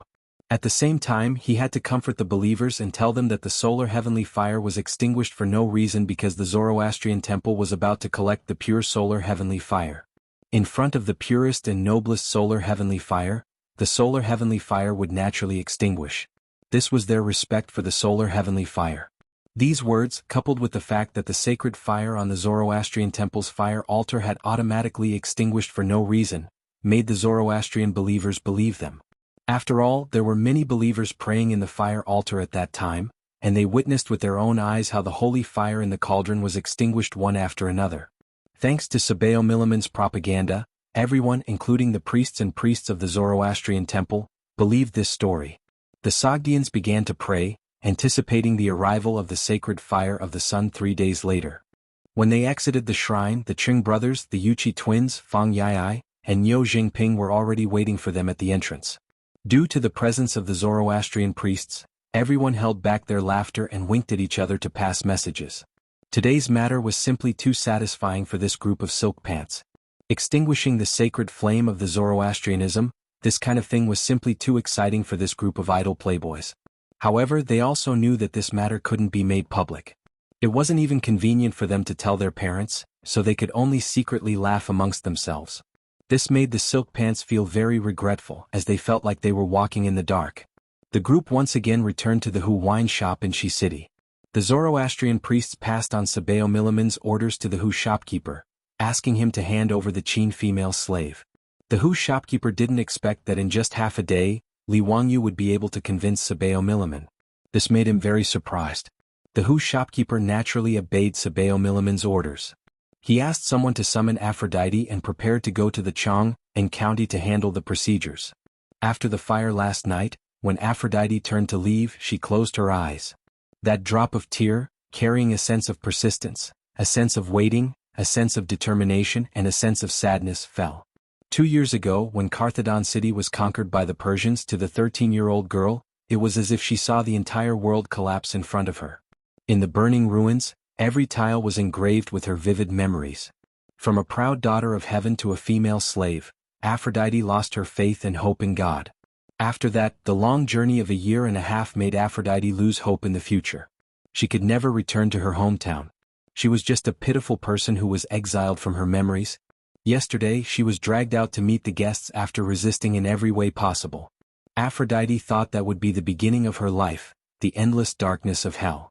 She didn't expect that the handsome young man from the Tang dynasty would squat beside her gently and ask her in a gentle tone, "Are you okay?" With just one sentence, Aphrodite's heart seemed to have been shot by Cupid, the god of love. She obediently allowed the young man from the Tang dynasty to hold her hand and take her to a seat. When she was mocked by his friends for being ugly, Aphrodite bit her lips hard to stop her tears from falling. She took the initiative to change into a dance costume and perform a branch dance. She wanted to show her best side to the young man from the Tang dynasty. At that moment, she forgot her identity as a female slave. She was willing to give up everything she had to return to the world of her dreams. However, he still left, but he didn't take her with him. She heard from the other Hu girls in the tavern that the young man tried to buy her, but he was rejected by the Hu tavern owner. Aphrodite knew why. Zoroastrianism, the common religion of the Persians and Sogdians, they wanted to use this opportunity to humiliate her and the Byzantine Empire. After the young man from the Tang dynasty left, she had already made preparations. A sharpened hairpin. Before she was forced to meet the guests, Aphrodite was going to insert it into her heart. She would miss him until her body withered. However, at this moment, Aphrodite hated him. All the beautiful days were long gone, and they would never return. Aphrodite's heart couldn't produce a trace of sadness because there were no ifs in the world of living. When the Hu tavern owner ordered someone to summon her, Aphrodite's hand was already clenched tightly around the sharp hairpin. To her surprise, the person who appeared in front of her was the young man from the Tang dynasty with a warm smile on his face. A drop of tear fell from Aphrodite's wooden face again. She wiped her tears and smiled like a flower. Are you here to take me with you? Yes, are you willing to come with me? I'm willing. Li Wangyu reached out his hand to the young girl again and held Aphrodite's hand. Her hand was soft and a little cold, but she held onto Li Wangyu's hand tightly as if she was holding on to her own happiness. The Hu Tavern owner accompanied them to the Chang and county to complete the procedures. Li Wangyu asked him to write a document to release Aphrodite. He took the document from the Chang and county and the document from the Hu Tavern owner and said goodbye to the foppish young masters. He was going to take the Hu girl back home. Li Wangyu originally wanted to borrow a horse from the foppish young masters for Aphrodite to ride, but the Hu girl refused. Aphrodite didn't feel shy at all when the foppish young masters were laughing at her. She stubbornly asked to ride with Li Wangyu. Ever since they left the Hu Tavern, the smile on her face never disappeared. The two of them squeezed on the horse. She curled up in Li Wangyu's arms and looked around curiously. They rode the horse to Dingzhou village, but Li Wangyu was a little troubled. How should he explain Aphrodite's situation to his beautiful boss? It's urgent. I'm waiting online for an answer. Chapter 158. Li Wangyu brought Aphrodite back to Dingzhou village while feeling uneasy. With a 16-year-old beauty in his arms, and such a beautiful young girl version of Angelina Jolie, it would be a lie if Li Wangyu said that his heart wasn't moved. The girl's delicate body was in his arms, bumping and rubbing along with the galloping horse. Li Wangyu almost turned into a wolf. If Li Wangyu wasn't worried about how to explain it to his beautiful boss, he might have really done it. Anyway, Aphrodite's heart was now completely tied to Li Wangyu. If he really wanted to do something bad, the girl would never refuse. Only now did Aphrodite know that this young man from the Tang dynasty was called Li Wangyu. It was a very nice name. Wangyu, forget your worries. Is this a hint from God to me? Does he want me to forget my worries and live happily in the Tang dynasty? Aphrodite knew that it would be difficult for her to return to her hometown thousands of miles away. The man who saved her from the fire pit might be her life support. She began to think about random things again. Will Li Wangyu marry me? Does he have other wives? Will his wives accept me? Although the Byzantine Empire had a monogamous system, Aphrodite didn't mind sharing Li Wangyu with other women at this time.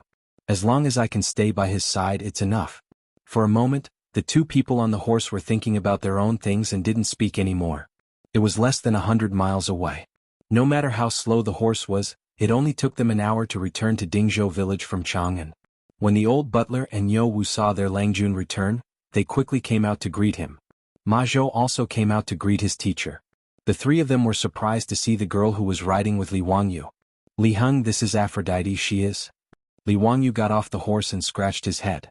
He didn't know how to explain the girl's identity, so he just laughed it off. I'll tell you later. Li Heng, go and let the maids arrange a room for her. She will stay at home from now on. Li Heng and Yo Wu's old faces showed a smile that all men understood. Their Langjun finally grew up. Although he brought back a girl, it was nothing. In the Tang dynasty, who didn't have a few girls as concubines. Madame Su at home was also good, except that she was a little old. However, these days the old butler admired Su Changqing's ability to take care of things in the manor. Not to mention that the four-wheeled carriage company was now managed by Su Changqing. In less than 2 days, the group of Guanzhong men in Dingzhou village all listened to her. Now in Dingzhou village, Su Changqing's words were more effective than the old village chief's. Therefore, in the old butler's heart, Madame Su should be the main wife of the family in the future. And Li Wangyu brought back a girl who was obviously his Langjuan's concubine. However, Li Heng and Yo Wu both complained in their hearts that the women their Langjun found were really not good. The old ones were old, the ugly ones were ugly. As people of the Tang dynasty, in the eyes of Li Heng, Yo Wu, and even Ma Zhou, Aphrodite's appearance was the ugly type, the same as those rich playboys. As for Su Changqing being old, if Su Changqing knew that Li Heng and Yo Wu were secretly criticizing her for being old, there would probably be a bloodbath in the Li family. Langjun, this old slave understands. Hehe, this Afu. What? Do you need a maid to serve her? The old butler asked with a smile. Aphrodite's name was too long for the old man to remember. It's Aphrodite. I'll forget it. You probably can't remember it either. Arrange a maid to take care of her. Li Wangyu repeated it again. However, looking at Li Heng's confused eyes, it was obvious that he still couldn't remember Aphrodite's name. He simply turned to the girl. Can I call you Aphrodite in the future? Your name is too long for people of the Tang dynasty. Aphrodite nodded obediently. Okay, I like the name Aphrodite. Li Wangyu introduced both parties, and Aphrodite gave everyone a standard Tang dynasty curtsy. She clasped her fingers together and placed them on the right side of her waist before bowing respectfully. "Everyone, I'm Aphrodite, Longjuan's woman." Aphrodite's words caused Li Wangyu, Li Heng, Niu Wu, and Ma Zhou to choke on their saliva and cough at the same time. Li Wangyu blushed and didn't dare to let Aphrodite continue speaking, so he pulled her inside. Ma Zhou didn't know what to say. His teacher's concubine was too bold. Li Heng, on the other hand, smiled and stroked his beard, thinking that this concubine actually said that she was Longjuan's woman in front of everyone. Hee, this mansion is going to be lively in the future. "Li Heng, is Changqing at home?" Li Wangyu asked as he walked inside. The old steward hurriedly replied, "Langjun, Madame Su has yet to return from Chang'an City. Perrin and Yo Yong went with her." "Got it." Li Wangyu didn't know why, but he inexplicably felt a lot more relaxed when he heard that Su Changqing wasn't at home. However, looking at the sky, there were at most 2 hours left before the evening drum sounded in Chang'an City, and his beautiful boss was about to return home. If he died prematurely, Aphrodite would also say that she was his woman in front of his beautiful boss. That would be a lot of fun. Li Wangyu wanted to tell Aphrodite not to say that in the future, but looking at Aphrodite's smiling face, he couldn't say anything. Damn it, so be it if I die. At worst, I'll just go all out and wait for my beautiful boss to flip out with jealousy before I use my ultimate move. I'd better instruct the maidservants to tidy up the washboard in the house first. I don't dare to take it out. Fortunately, there weren't any keyboards or computer motherboards in the Tang dynasty, let alone fruits like durian. Looking at their Longjuan's conflicted look, the old steward Li Heng and Niu Wu couldn't help but shake their heads. What a scandal, what a scandal.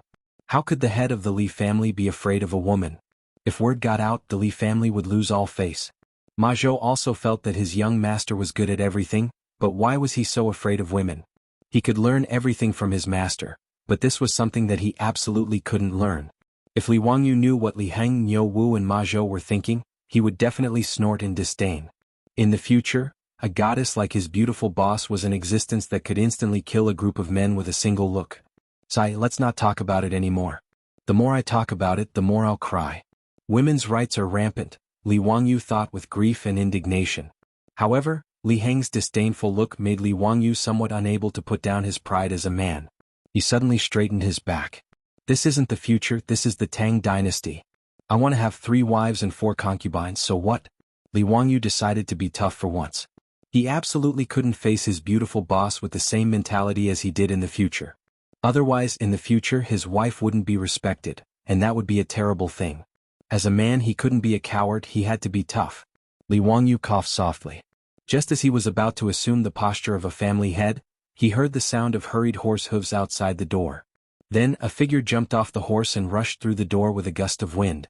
The one who rushed through the door was Niu Yong. He was panting heavily and sweating profusely as he shouted, "Langjun, something happened. Miss Su is trapped in the East Market. Quickly go and save her." Chapter 159. Li Wangyu was shocked when he heard the news. Niu Yong's appearance scared him even more. This one-armed strong man had bruises on his face and his clothes were torn in many places. Some of the wounds even oozed blood. It was obvious that he had suffered a lot. "Brother, who beat you up like this? I'm going to get even with them." Niu Wu was furious when he saw that his brother was injured. Niu Yong ignored him and grabbed Li Wangyu's arm tightly. Langjun, let's go and save Lady Su." "Niu Yong, what happened? What happened to Su Changqing? Tell me the details." Li Wangyu supported Niu Yong. Niu Yong gasped for breath and said hurriedly, "Lady Su is trapped in the carriage. Langjun, let's go quickly. We'll talk on the way.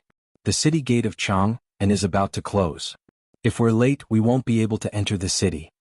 Li Wangyu looked at the sky and saw that it was almost dusk. There was not much time left before the city gate of Chang'an closed. He was also anxious and shouted at Niu Wu, "Niu Wu, go and prepare the horse. We're going to Chang'an." Niu Wu agreed and was about to run outside. Li Heng grabbed him and said, "Wait, let's go find the village chief first. Go quickly." Niu Wu was stunned for a moment and immediately understood. He jumped onto the date-red horse that Li Wangyu rode back and ran towards the village chief's house. Although Niu Wu didn't know what had happened, he knew that he and his elder brother might not be able to break into Chang'an City to save Madame Su just by relying on the two of them. They might have to rely on the villagers of Dingzhou village to help out. When the old village chief heard that Lady Su was trapped in the carriage of Chang'an, He rang the old copper bell in the village without saying anything. The copper bell in the village could not be rung casually. If the copper bell was rung 12 times, it meant that the village was facing a threat. After the old village chief rang the copper bell, the men who were originally squatting in front of their house holding big bowls and chatting with others were suddenly startled and rushed back into the house. In less than a quarter of an hour, hundreds of strong men with all kinds of weapons had gathered on the grain-sunning ground in the village. They were led by 12 middle-aged strong men who were wearing leather armor and holding weapons, but their bodies were all handicapped. These 12 strong men were the comrades of the Nyo brothers who had survived the bloody battle with the Turks at Yenmen Pass. Back then, 60 former Sui soldiers from Dingzhou village went to war. Those who were able to survive all had their own abilities. Although their bodies were disabled, their battle prowess was not to be underestimated. Almost all of the youths in the village were trained by these 12 people and the Nyo brothers according to the military methods. No one would have expected that a small village like Dingzhou would have the military strength of 2 brigades hidden within it. If they were equipped with armor and long weapons, their combat effectiveness would not be inferior to that of the imperial army in Chang, and at all. When the village had conflicts with the surrounding villages, they had never lost a fight. Even in the village there had never been any blind thieves who came looking for trouble. Of course, this also had to do with the fact that Dingzhou village was too poor. For a village that was so poor that it only lacked pants, naturally no thieves would be stupid enough to come here and steal. Village chief, why are you ringing the bell? Are there any blind thieves? One of the 12 handicapped soldiers asked in a low, muffled voice. He held an old long spear in his hand. The body of the spear was covered with all kinds of scratches. It was obvious that this weapon had been used for a long time. This long spear was a prohibited weapon among the people, but no one in the village cared. Almost all of them had such prohibited weapons in their homes. Seeing that most of the people had arrived, the old village chief did not have time to talk nonsense. He raised his voice and shouted, "Lady Su of the Li family is in trouble. She is trapped in the East Market of Chang'an. Good people, come with me. Let's go and save Lady Su." Ever since Su Changqing took over the four-wheeled carriage business, the carriage business had already begun to take shape in just a few days. Many of the villagers of Dingzhou village had already started driving carriages to help the merchants in the East Market and West Market transport goods. However, due to the insufficient number of carriages in the early stages and the poor quality of the carriages, Su Changqing limited the carriage's transport distance to 300 miles around Chang'an city, which was the distance that a four-wheeled carriage could travel in a day. Su Changqing also contacted many merchants in the East Market and West Market and recommended the four-wheeled carriage business of Dingzhou village to them. Dingzhou village and the Li family jointly opened the four-wheeled carriage business. Li Wangyu shamelessly named it the Shunfeng Express four-wheeled carriage business. His beautiful superior just rolled her eyes speechlessly. She did not object to this. The Shunfeng Express four-wheeled carriage business charged 2 copper coins for each carriage of goods for a distance of 100 miles. Su Changqing had formulated a detailed distribution plan for the transportation of these 2 copper coins. The first was to pay taxes. However, the business tax in the Tang dynasty was frighteningly low. Each copper coin was 20 copper coins. The tax rate of 2% was almost nothing. In the Tang dynasty, only high-end goods such as silk, bamboo, tea, and lacquer had a business tax of 10%. After deducting 40 copper coins from the business tax, the remaining 1,960 copper coins would be 200 copper coins for each carriage and 2 coachmen.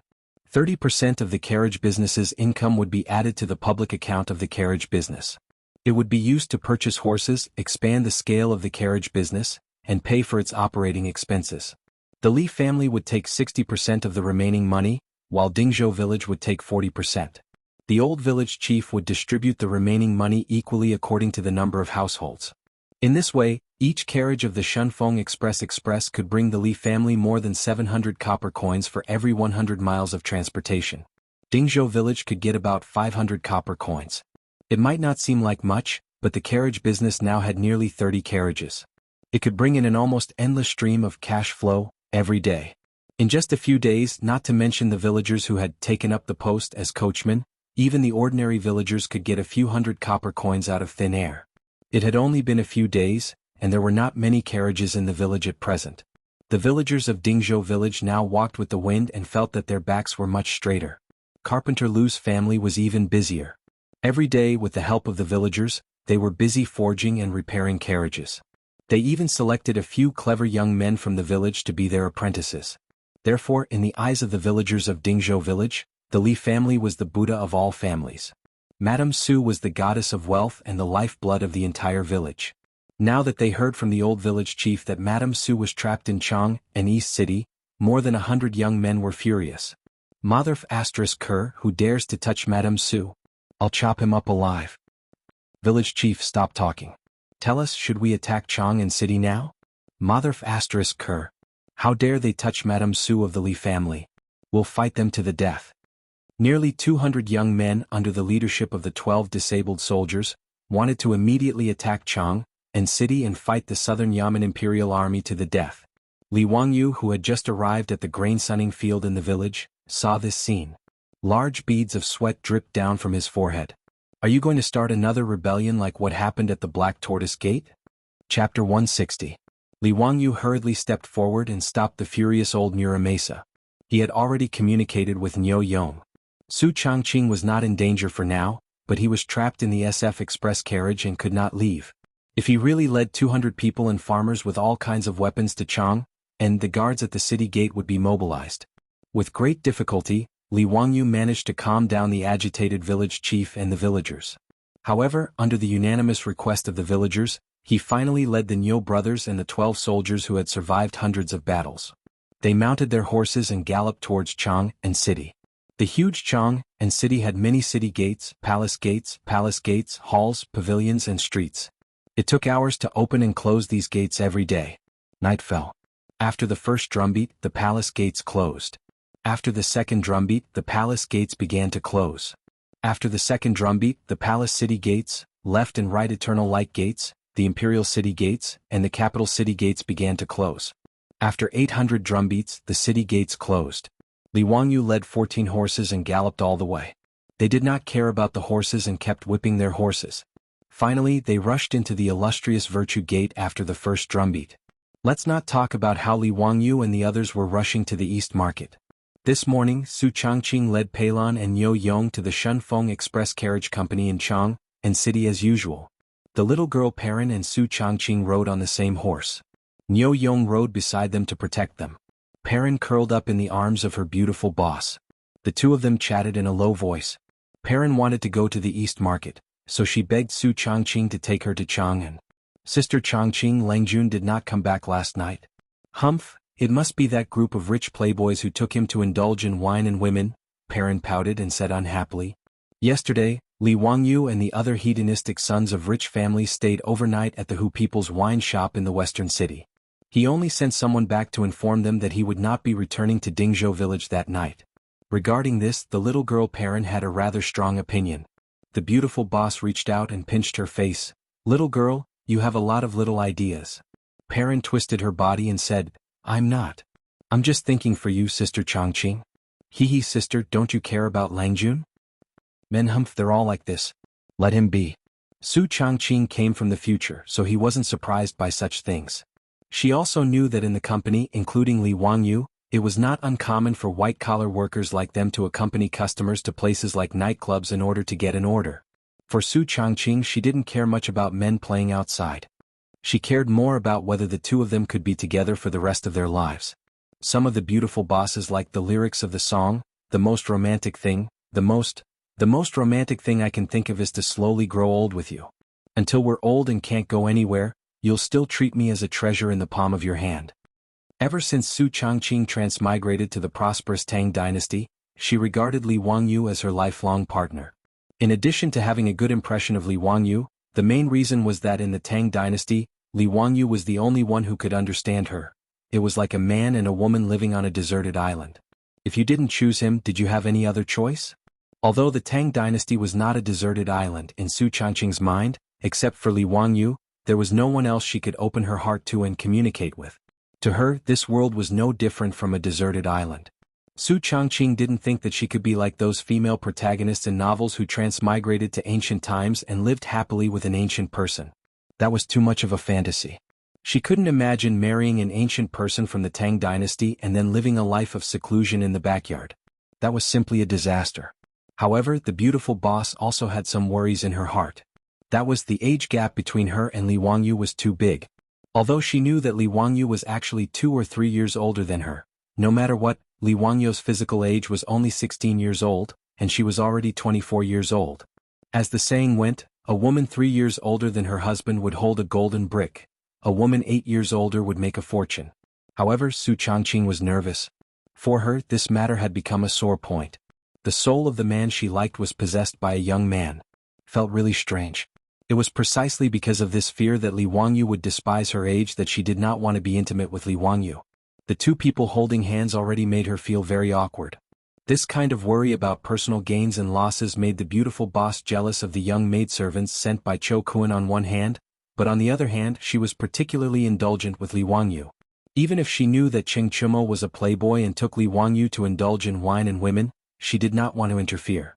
Contradiction, entanglement, this was Su Changqing's current state of mind. Suppressing the emotions in her heart, the three people entered Chang and City and went straight to the East Market.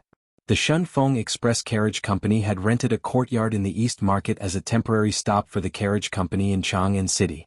Usually, because of the delay in transporting goods, the four-wheeled carriages and coachmen who could not return to Dingzhou village would temporarily spend the night here. This was also the location of the Shunfeng Express, which contracted the freight business of the merchants in the East and West markets. The reason why they chose to open the carriage company in the East Market was mainly because the Cho family had a business here. Since planning to open a carriage company in Chang'an City, Su Changqing first contacted Cho Kuan and asked him to help find a suitable shop in Chang'an City. The Cho family was surprised to learn that Li Wangyu actually wanted to open a carriage company business. However, after Cho Yuanliang saw the carrying capacity and speed of the four-wheeled carriage, he immediately decided to cooperate with the Shunfeng Express for a long time. The biggest problem for the Cho family in the grain business was the transportation of grain. The Shunfeng Express simply made Cho Yuanliang overjoyed. The courtyard in the East Market was the property of the Cho family. It was rented to Su Changqing by Cho Yuanliang at a very low price. The condition was that all the grain of the Cho family would be transported by the Shunfeng Express in the future. In this regard, Su Changqing naturally had no objection. The two sides happily signed the contract. In the past few days, the Shunfeng Carriage Company had helped the Cho family transport several batches of grain. Both the speed and the price made Cho Yuanliang very satisfied. After Su Changqing and others arrived at the carriage company, she first checked the account book and confirmed that there was no problem. Then she dealt with some trivial matters of the carriage company. These days, the most troublesome thing for the beautiful boss was that there was no one to help her. Now the carriage company had just started, so she could do it by herself. But once it developed, she would have to do all these things by herself. That would be really terrible. In Dingzhou village there were many farmers who worked and they were all good at it. But there was no one who could read to help with the management. Sure enough, talent was the most precious thing even in the 21st century. After busying himself for more than 2 hours, he was finally almost done. Only then did Su Changqing lead Pei Lan to stroll around the Eastern Market. Niu Yong wanted to accompany them, but Su Changqing refused with a smile. In Chang and City of the Tang dynasty, especially in the East Market, the security was still good. She and Perrin were not worried about any accidents. Shopping was a woman's nature. Maybe no matter where, no matter which era, women liked to walk around and look around because they liked this feeling. It was the first time that Perrin came to the East Market. In this era, the most prosperous shopping center in the world was located, which made the little girl very excited. Although Perrin insisted on serving Li Wangyu in the mansion, no one treated her as a maid in the mansion. After asking Li Wangyu and the old housekeeper for their opinions, Su Changqing simply set a monthly salary for Perrin, which was the treatment of a member of the family. The servants in the Tang dynasty were the property of the master. Naturally, they were not like the maids in Dream of the Red Chamber, who had a monthly salary. Generally speaking, the master would take care of the servants' food and accommodation, and reward them according to his mood. Today Perrin came to the East Market of Chang and City with all the copper coins she had saved these days, saying that she wanted to buy something. But whether it was a rouge shop or a jewelry shop, the little girl could go in and look around. However, although the little girl had money in her pocket, she just looked around and did not spend money to buy anything. "Perrin, what do you want to buy?" Su Changqing asked curiously. Perrin blushed and stuck out her tongue at her. "Sister Changqing, I want to buy a sachet for Langjun." The sachet she was talking about was a hollow metal ball with a pattern of flowers or animals. A metal incense pot was suspended on a balance frame inside, and the outside could be rotated at will. In the Tang dynasty, not only women liked to wear sachets, but men were no exception. Whether hunting, traveling, or playing, they all carried sachets with them. Wherever it went, the fragrance would spread. At that time, men even had the custom of comparing spices with each other, which was called competing in incense. Even the generals of the Tang dynasty used incense. In the Tang poem Young Man's Journey, it was written, "Ping Ming little hunting out of the middle army, exotic fragrance filling sleeves." It was obvious how popular incense was in the Tang dynasty. Su Changqing was speechless. In her mind, she could not imagine Li Wangyu wearing a sachet around his waist, and the fragrance was overflowing. "Parent, your Langjun definitely doesn't like to wear that stuff. You better not waste your money," Su Changqing said firmly. Li Wangyu was a standard straight man. In the company of later generations, some male colleagues would wear perfume for men. But on Li Wangyu, the beautiful boss had never smelled any fragrance except for the smell of sweat. He was the representative of smelly men. Really? Langjun used to like it. Perrin was a little confused. Shouldn't wearing sachets be the favorite of men in the Tang dynasty? She remembered that her Langjun used to wear sachets. It's true. Let's go over there and have a look. I'll treat you to candy, okay? Su Changqing could not explain to the little girl that her Langjun had been replaced. She could only say perfunctorily and pull Perrin away. When they passed by the door of a shop that specialized in women's ready-made clothes, Perrin looked at the colorful women's clothes in the shop and waved to Su Changqing. "Sister Changqing, let's go in and have a look. The clothes here are so beautiful." Su Changqing naturally would not refuse. She smiled and held Perrin's hand and walked into the shop. But she did not expect to meet a noble person in the shop. Chapter 161. This East City's ready-made clothing store was expensive, so there weren't many customers. Su Changqing saw two beautiful women who were about the same age as her, so she smiled and nodded to greet them in a friendly manner. The two women also smiled and greeted her. After transmigrating for almost a month, even Su Changqing could see that these two women obviously had a high status.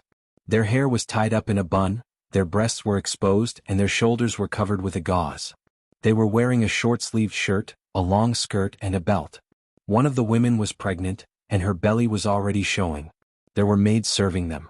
Although Su Changqing didn't know much about history, she still knew a phrase called Tang Dynasty clothing.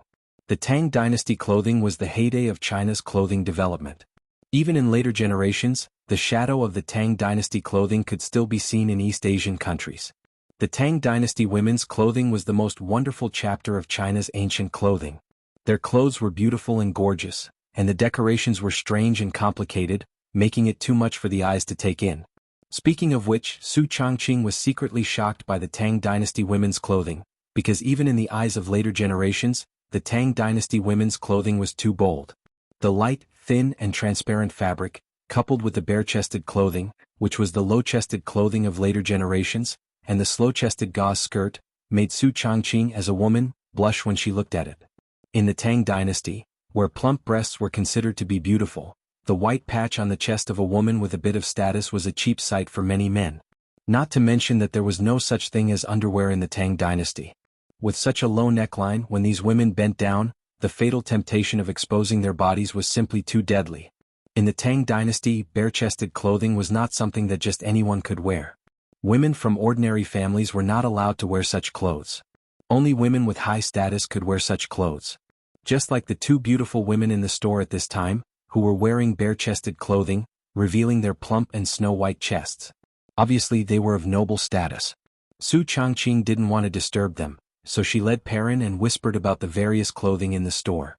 But she accidentally overheard the conversation of the two beautiful women. "Sister, look at this belt. It suits you so well." "It does look good, but it's not convenient for me to wear this belt right now." The pregnant woman sighed and said, "I look ugly no matter what I wear now. I don't even dare to let Erlang see me like this." The beautiful boss stole a glance at the pregnant woman and couldn't help but laugh out loud. Her laughter immediately alerted the two beautiful women, and they both cast inquisitive gazes over. Su Changqing hurriedly bowed to them and explained, "Ladies, I'm really sorry. I accidentally overheard your conversation and disturbed you." However, the two beautiful women didn't blame her and just laughed it off. Su Changqing was a little embarrassed. His laughter just now was indeed a little impolite. He hurriedly said, "My two wives, actually, I know of clothes that are suitable for pregnant women. Would you be interested?" The pregnant woman's eyes lit up upon hearing this and she hurriedly asked, "Young lady, tell me about it. What Su Changqing thought of was the maternity clothes of the future. When women in the future were pregnant, they would usually buy maternity clothes that were wide, comfortable, breathable, sweat-absorbent, and easy to wear. And women in the future would pay more attention to the beauty of maternity clothes. Aside from the large waist, the style wasn't inferior to ordinary fashion. Su Changqing asked the female shop assistant of the ready-made clothing store to bring over a chest-length skirt. He pointed at the waist of the skirt and said, "Actually, this chest-length skirt is the most suitable for pregnant women. You just need to modify the waist a little." The chest-length skirt looked like the Korean clothing of the future. The so-called Korean clothing was passed down to Korea during the Tang dynasty. The chest-length skirt tied the belt high above the chest. This style could achieve a different elegant effect regardless of whether the figure was plump or thin. Furthermore, the chest-length skirt that was modified at the waist was thin at the top and thick at the bottom. It looked dignified and elegant, and the wide skirt perfectly hid the pregnant belly. Whether it was a 6-month pregnant woman or an 8-month pregnant woman, it couldn't be seen after wearing it. It was the best combination for pregnant women. Su Changqing's words made the two beautiful women quite interested. The female shop assistant on the side was also very tactful and quickly said, "Honorable guests, there are tailors in this small shop. If you need, I can ask them to modify it right away. It can be done in a moment." The two beautiful women smiled and looked at each other. They nodded and asked her to take the chest-length skirt to the back of the shop to modify it. Su Changqing said with a smile, "Ladies, it's better not to wear silk clothes when you're pregnant. It's better for the fetus to wear cotton clothes." "Oh, why is that?" the beautiful woman asked. "Because cotton clothes are not irritating to the fetus and the pregnant woman. Moreover, cotton clothes are breathable and comfortable to wear." The beautiful woman immediately called the female shop assistant and asked if there were any cotton clothes. Cotton clothes were not common in the early years of the Tang dynasty. It was just a novelty. It wasn't until the middle of the Tang dynasty that cotton clothes became popular. There was no cotton cultivation in the Tang dynasty. At that time, there was only cotton from Gaochang in the western regions. The 7 indigenous people in Gaochang planted cotton, then spun and weaved cloth before sending it to the interior of the Tang dynasty. Because of its high price, its quality was not as smooth as silk, and it was much more expensive than linen. Therefore, cotton clothes were still a very small luxury at this time. This ready-to-wear shop specialized in making all kinds of women's clothes. They also had chest-length skirts made of cotton. The beautiful woman immediately asked the female shop assistant to modify it. While waiting for the shop to modify the clothes, Su Changqing talked with the two beautiful women again. He talked about many methods and tricks for pregnant women in the later generations, which greatly interested the two beautiful women. In fact, these were all common sense for women in the later generations. Although the beautiful boss was a virgin, she also had relatives, friends, and classmates who were married and pregnant. Therefore, she also knew a thing or two. The beautiful boss now understood why Li Wangyu often shamelessly plagiarized. She was also the same now. Showing off some common sense of the later generations made the two beautiful women exclaim again and again, giving her a great sense of satisfaction. The two sides chatted happily. Then the topic changed to the problem of maintaining a pregnant woman's figure. Although women in the Tang dynasty were beautiful with plump bodies did not mean that they were fat. However, it was easy for women to gain weight and lose their shape when they were pregnant. In this regard, the two beautiful women who were already mothers were also very distressed. Su Changqing said, "Ladies, you can try practicing yoga. It is very effective for maintaining your figure." "Yoga? Isn't that a Buddhist technique?" the beautiful woman asked in astonishment. Yoga had been introduced to China as early as the Han Dynasty along with Buddhism. It was mainly used as a Buddhist cultivation method. The Chinese transliteration of yoga was also yoga, which first appeared in the Chinese translation of Buddhist scriptures.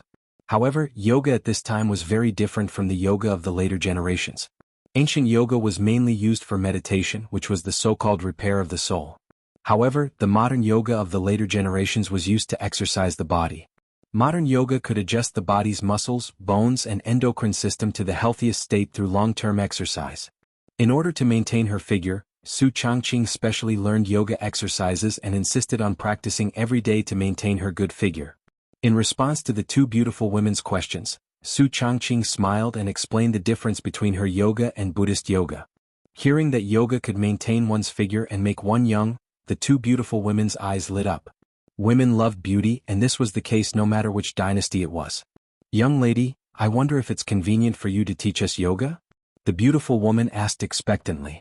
Chapter 162. Su Changqing didn't refuse the two beautiful women's request. She didn't mind getting to know a few more noble women of the Tang dynasty.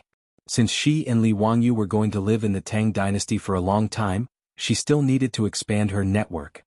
These two beautiful women, whether it was their conversation or temperament, made Su Changqing have a good impression of them. Naturally, she was willing to get closer to such beautiful women. However, she was slightly embarrassed. I can teach you yoga, but I need a convenient place. When practicing yoga, you can't wear too many clothes, otherwise it will affect your physical activity. The two beautiful women were stunned. This was a problem. The pregnant woman asked, "Are you from Chang'an?" Su Changqing smiled and shook her head. "I'm from Dingzhou village in Hu County. I run a carriage business in the East Market." Dingzhou village in Hu County? The beautiful woman smiled and asked, "Do you know Li Wangyu from the Li family in Dingzhou village?" The beautiful woman's words caused Su Changqing to be stunned as well, and only after a long time did he reply. "Of course I know him. I'm Li Wangyu's cousin. May I ask how the two of you know my cousin?" Her cousin's words were even vague, but the smile in the pregnant woman's eyes deepened. "I'm Li Jia Xiaolong's elder. So you're also my niece." "What? Li Wangyu's elder?" Except for the Li family in Hu County who had already shed all pretense of cordiality, Li Wangyu's current identity, what other elders did he have? Su Changqing was confused by the beautiful woman's words. She didn't know how to address these two beautiful women. Niece, let's go. I'll tell you in detail when we go to my house." After learning Su Changqing's identity, the beautiful woman became very enthusiastic and stepped forward to hold her arm. Su Changqing was dumbfounded. These two beautiful women didn't look much older than her. The two of them were about 27 or 28 years old. How did he suddenly become the junior of these two beautiful women? It was too late for regrets. She hated Li Wangyu's fabricated identity so much that her teeth itched. Damned Li Wangyu, why couldn't you have made up an identity? Su Changqing still didn't want to acknowledge this relative, but he was pulled out of the house by two enthusiastic beautiful women. He didn't even bother to take the dress that he had asked the shop to modify. A simple-looking two-wheeled carriage was parked at the entrance of the clothing store. Su Changqing was forced by the two beautiful women's warm invitation and had no choice but to follow them onto the carriage. Perrin was also invited by the beautiful woman's maid to get on the horse at the back of the carriage and follow the carriage all the way. The little girl also didn't know what was going on. Since when did his Langjun have any elders? Perrin, who grew up in the Li family, knew very well about Li Wangyu's relatives.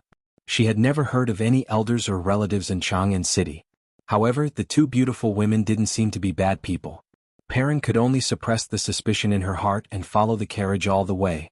After the carriage drove out of the East Market, Perrin found that there were many strong men on horseback in front and behind the carriage. They were guarding the carriage with solemn faces, which made her even more surprised. It was obvious that the two beautiful women's family power couldn't be underestimated since they had so many troops. Inside the carriage, Su Changqing had been carefully inquiring about who exactly the two beautiful women were. However, the two beautiful women just smiled and didn't say anything. They only told her that she would know when she arrived at the mansion. Perrin, who was riding behind the carriage, was horrified to find that after the carriage left the East Market, it went all the way north and then turned in the direction of the Imperial City. Finally, the carriage drove straight to the Yanxi Gate on the east side of the Imperial City. From here, the Imperial City was to the south and the Imperial Palace of the Tang Dynasty Taiji Palace was to the north. When the carriage passed by the Yanxi Gate, the Imperial guards guarding the gate of the Imperial City didn't stop them for inspection. Instead, they all bowed and saluted. Even if the little girl Perrin was slow at this moment, she realized that the two beautiful women were nobles in the Imperial Palace.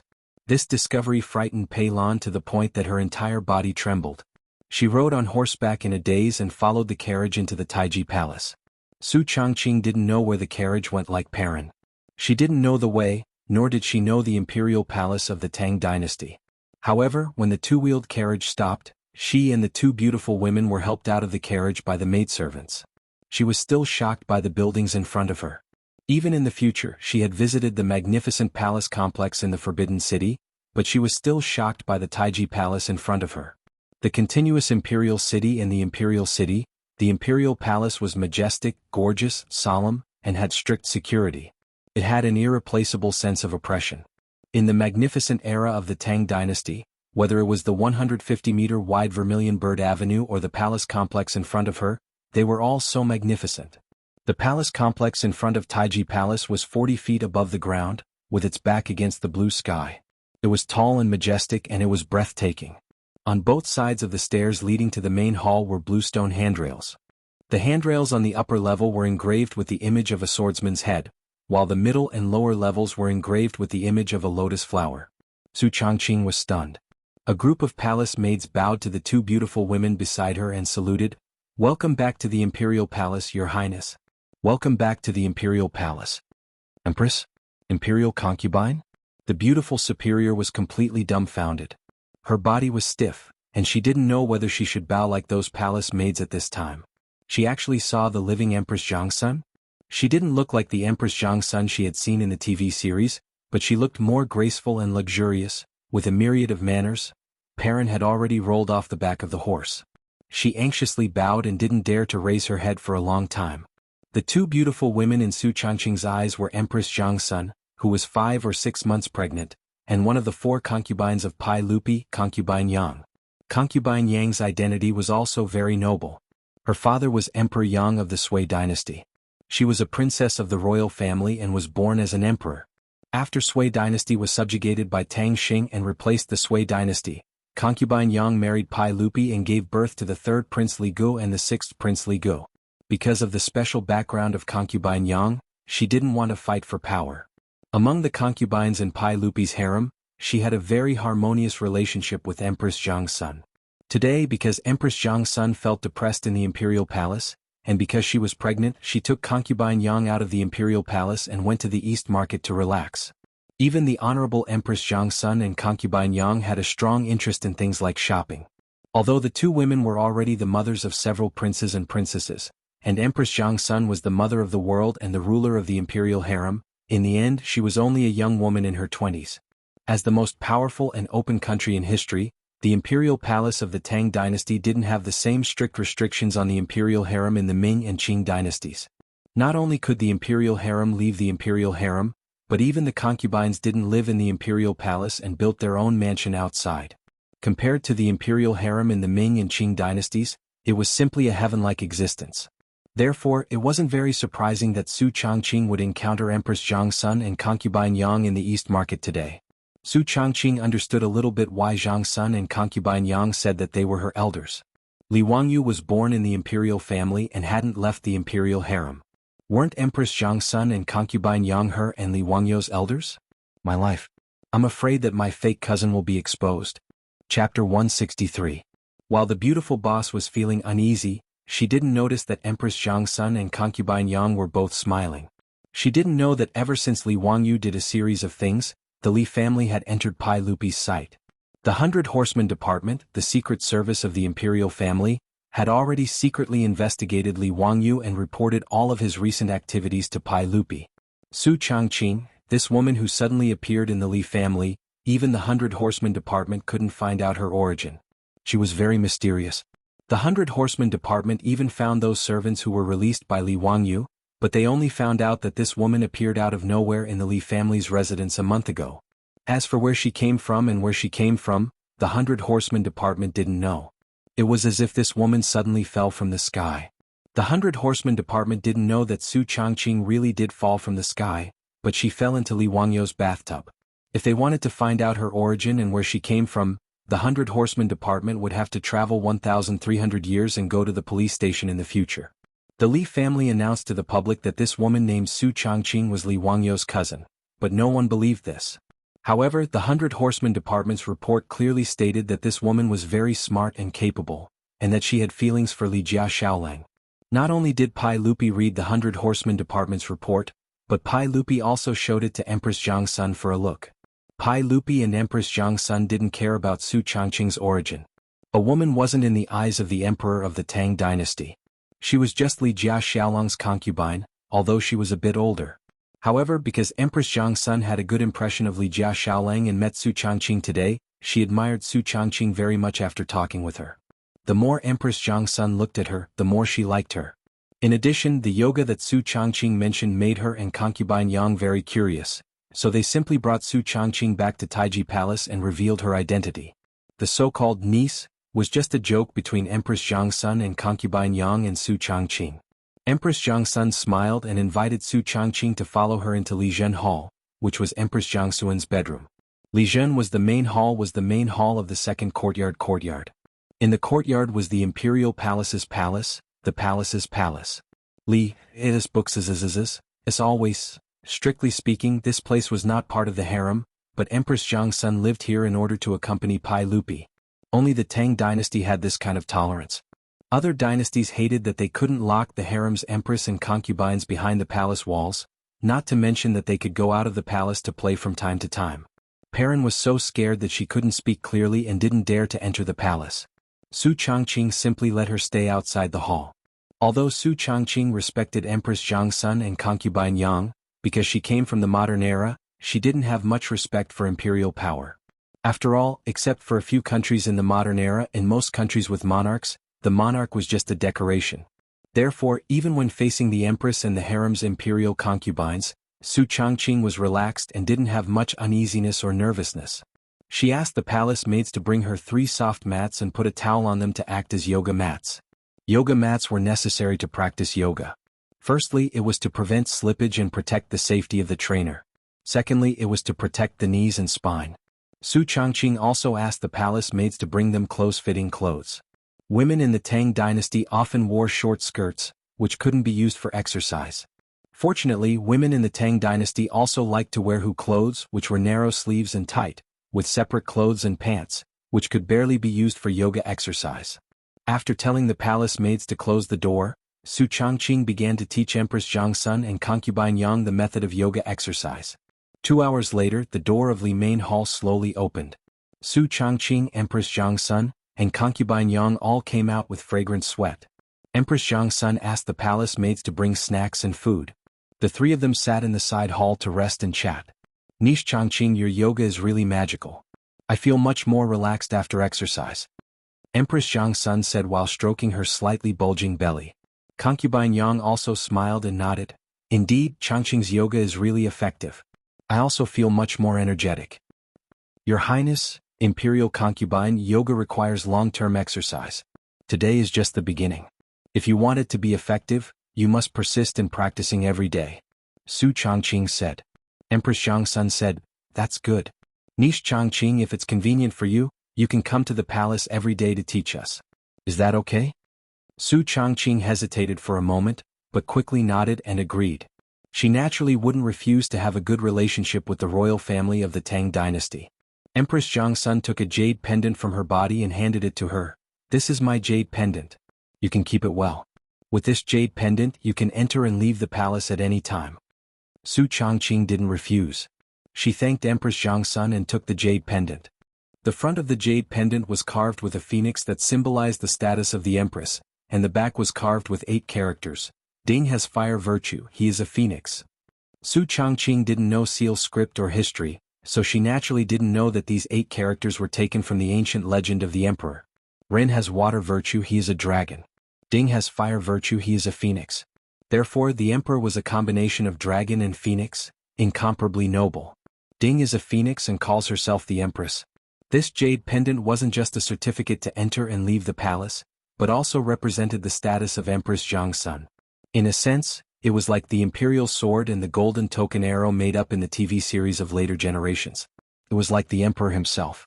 Although she couldn't use the jade pendant to do whatever she wanted or order the court officials, it was enough to avoid a lot of trouble when necessary.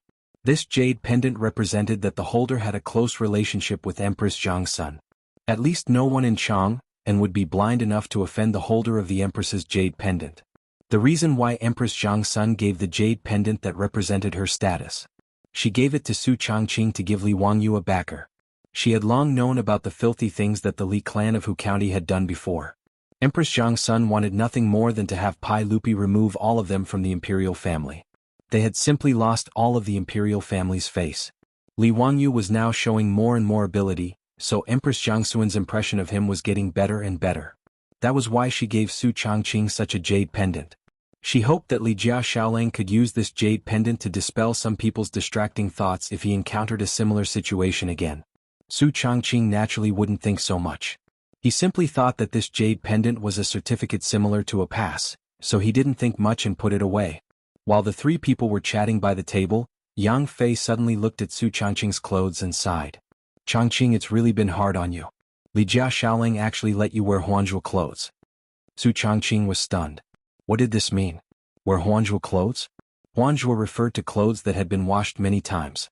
Who didn't wash clothes? Why did it become him suffering? While she was still confused, she saw Yang Fei turn to Empress Zhang Sun and say, "Sister, Li Jia Shaoling is very pitiful." This made the beautiful superior even more confused. What was Li Wangyu pitiful about? Chapter 164. Su Changqing didn't understand. Concubine Yang meant that Li Jia Shaoling was so poor that even his woman was still wearing washed old clothes. Yes, in the eyes of Empress Zhang Sun and Concubine Yang, wearing washed clothes was too shabby.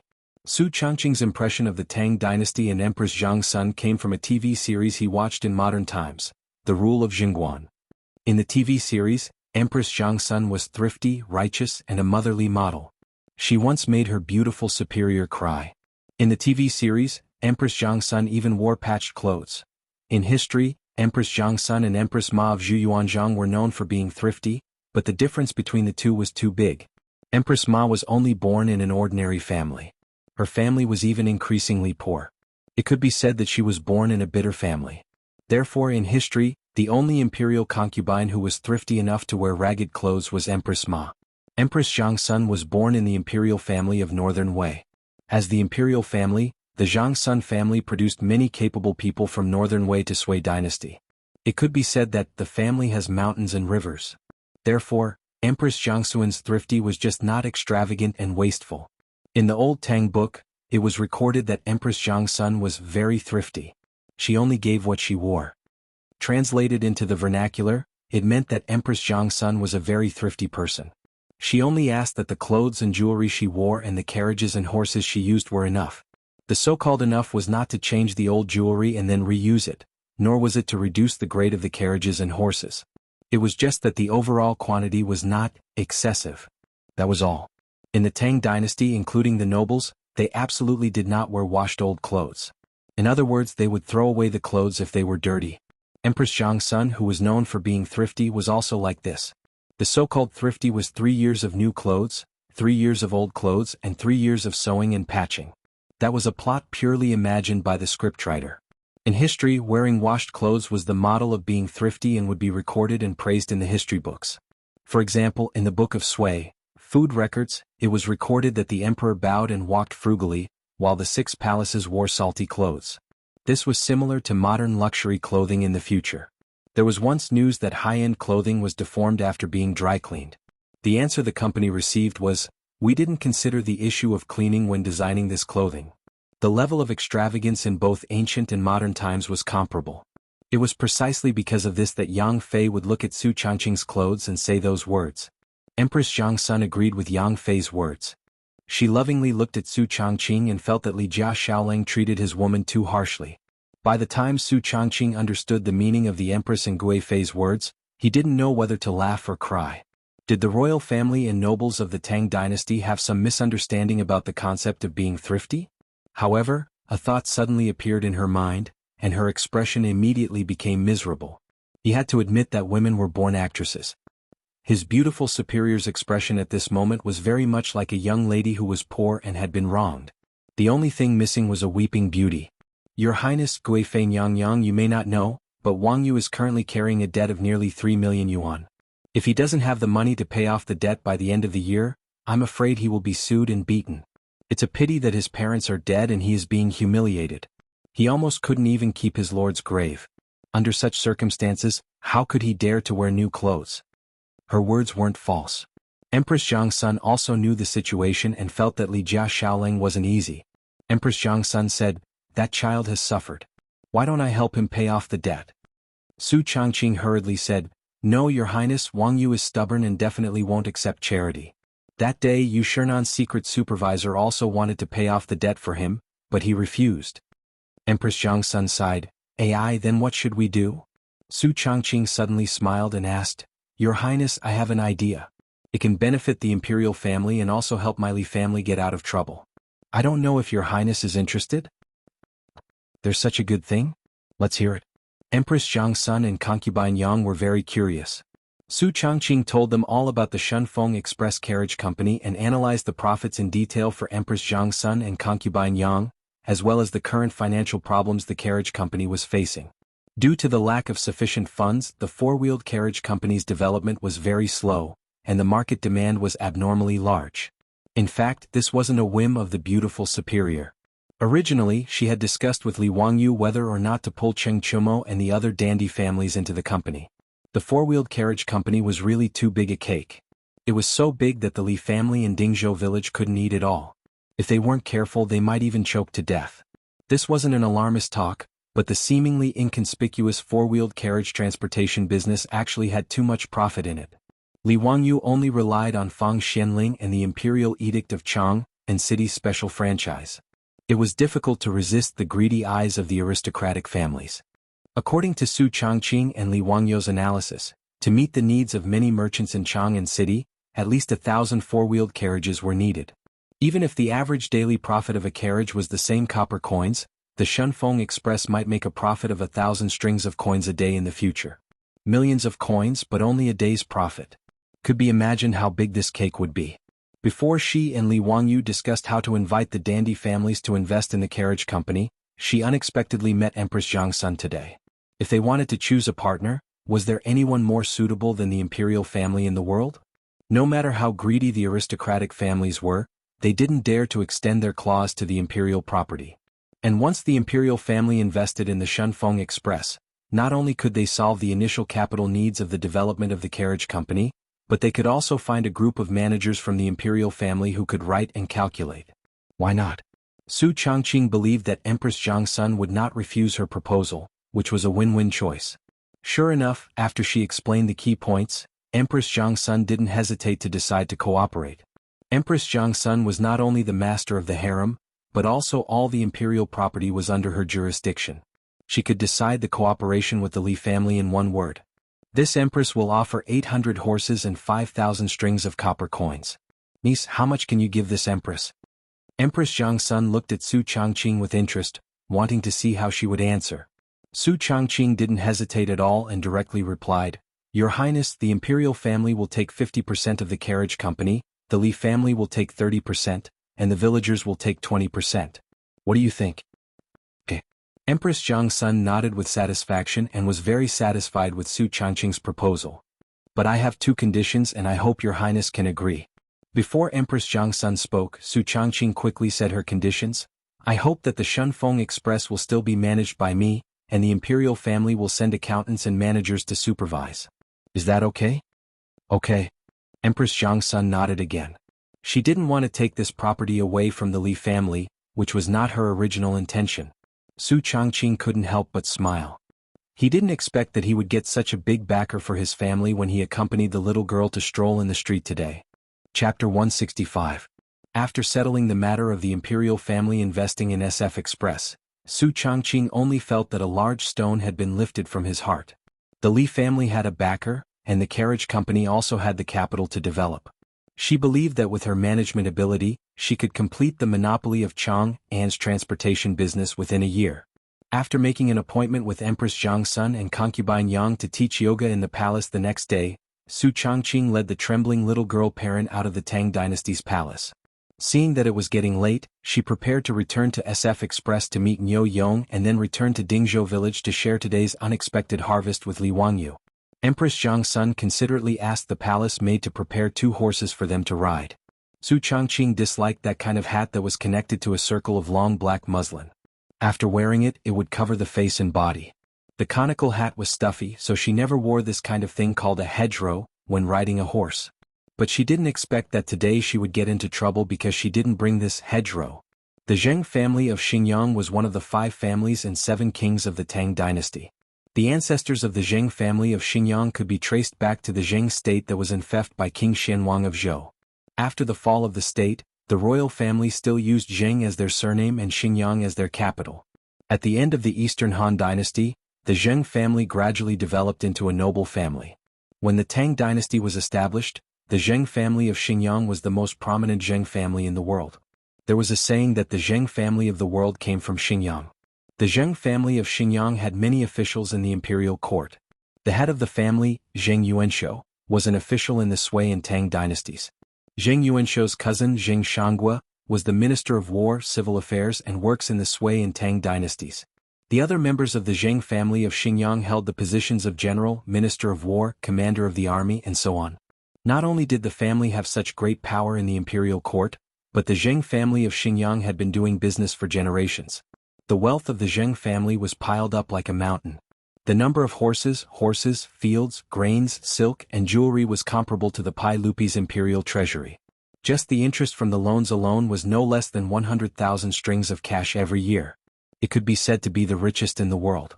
The luxurious lifestyle of the Zheng family in Xinjiang was well known in Chang'an.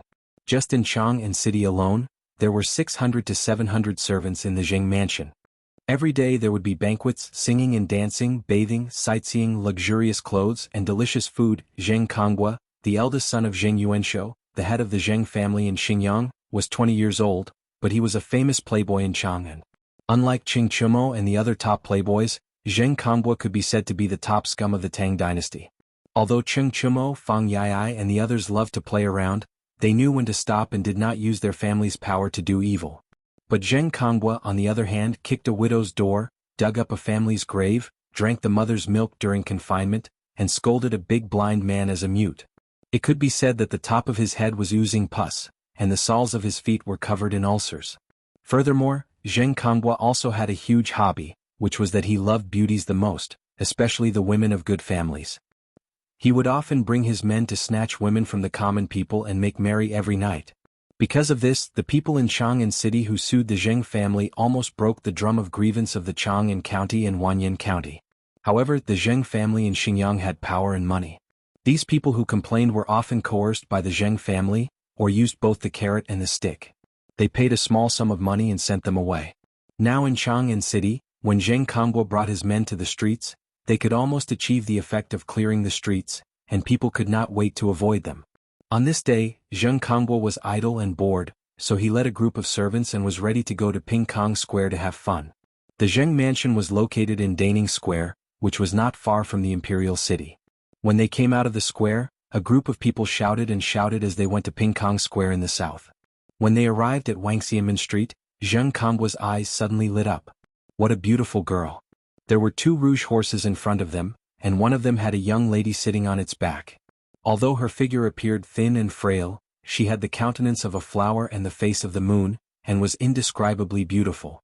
Beside her on the horse, there was a 13 or 14-year-old girl, who also looked lovely. When Zheng Konghua saw her, he felt a burst of heat in his lower abdomen. This woman was delicious and she was his type. He did not care about the people coming and going on the street, and they were near the imperial palace. He waved his hand and was ready to let the troops surround them. He had done this kind of thing many times, so he did not have any scruples. In Chang'an City, no one dared to interfere with the Zheng family's business, including those martial marquises who were patrolling the streets. When he thought that he could drag this young lady back to the mansion, press her on the bed and wantonly ravage her, he felt hot blood rushing to his body. He did not even intend to let go of the pretty girl. Although she was young, she also had a unique flavor. Today's luck was really good, to be able to meet such a pair of beauties as soon as he went out. Zheng Konghua was going to have a second chance today. Just as Zheng Konghua felt as if his heart was being scratched by a cat and was impatiently preparing to have his troops surround them and capture them, a servant beside him said softly, "Young master, those 2 horses seem to be horses from the palace. Look at the horses' buttocks. There's a brand from the palace." Horses from the imperial palace? Zheng Konghua was slightly stunned and reached out to stop the troops. He looked up carefully and found that the buttocks of the 2 rouge horses indeed had a mark of the imperial palace of the Tang dynasty.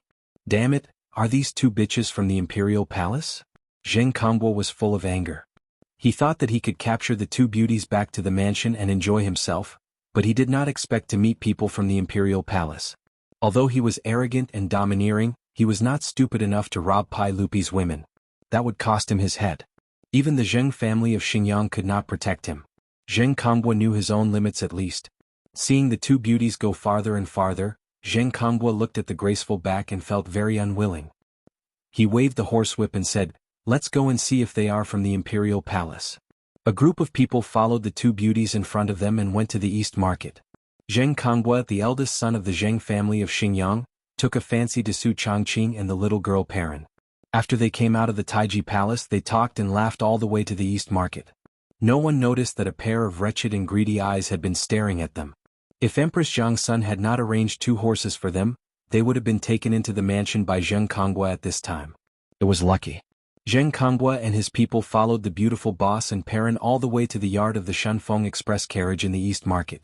Seeing the two beauties, he took a fancy to today riding into the yard of the carriage. Zheng Konghua immediately asked the servants to inquire about the two women's background.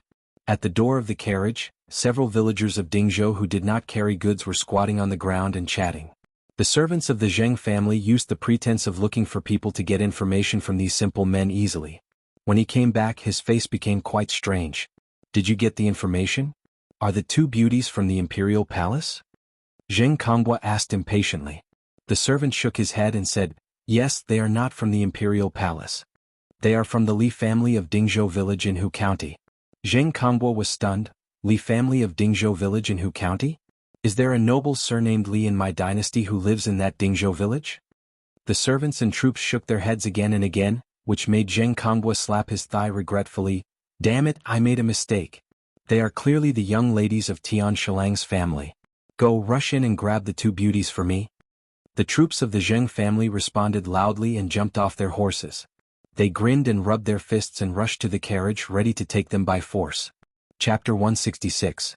At present, the drivers of the Shunfeng Express were all farmers in Dingzhou village. Because there were not many carriages in the carriage company, there were not many farmers in the carriage company. Suddenly they saw more than a dozen big men rushing to the carriage company. The farmers who were squatting at the door were all shocked. Seeing that these people were not friendly, the farmers immediately stood up and blocked the door of the carriage company.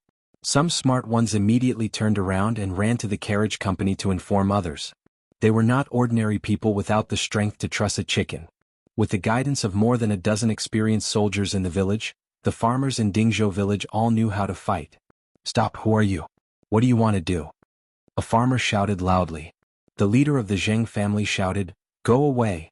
Who dares to stop the Zheng family of Xingyang? Zheng family of Xingyang? Have you all made a mistake? We are a carriage company. Go away, Zheng family's work? Do we need to explain it to you farmers? The leader of the troops ignored him and shouted to his men, rush in and catch them.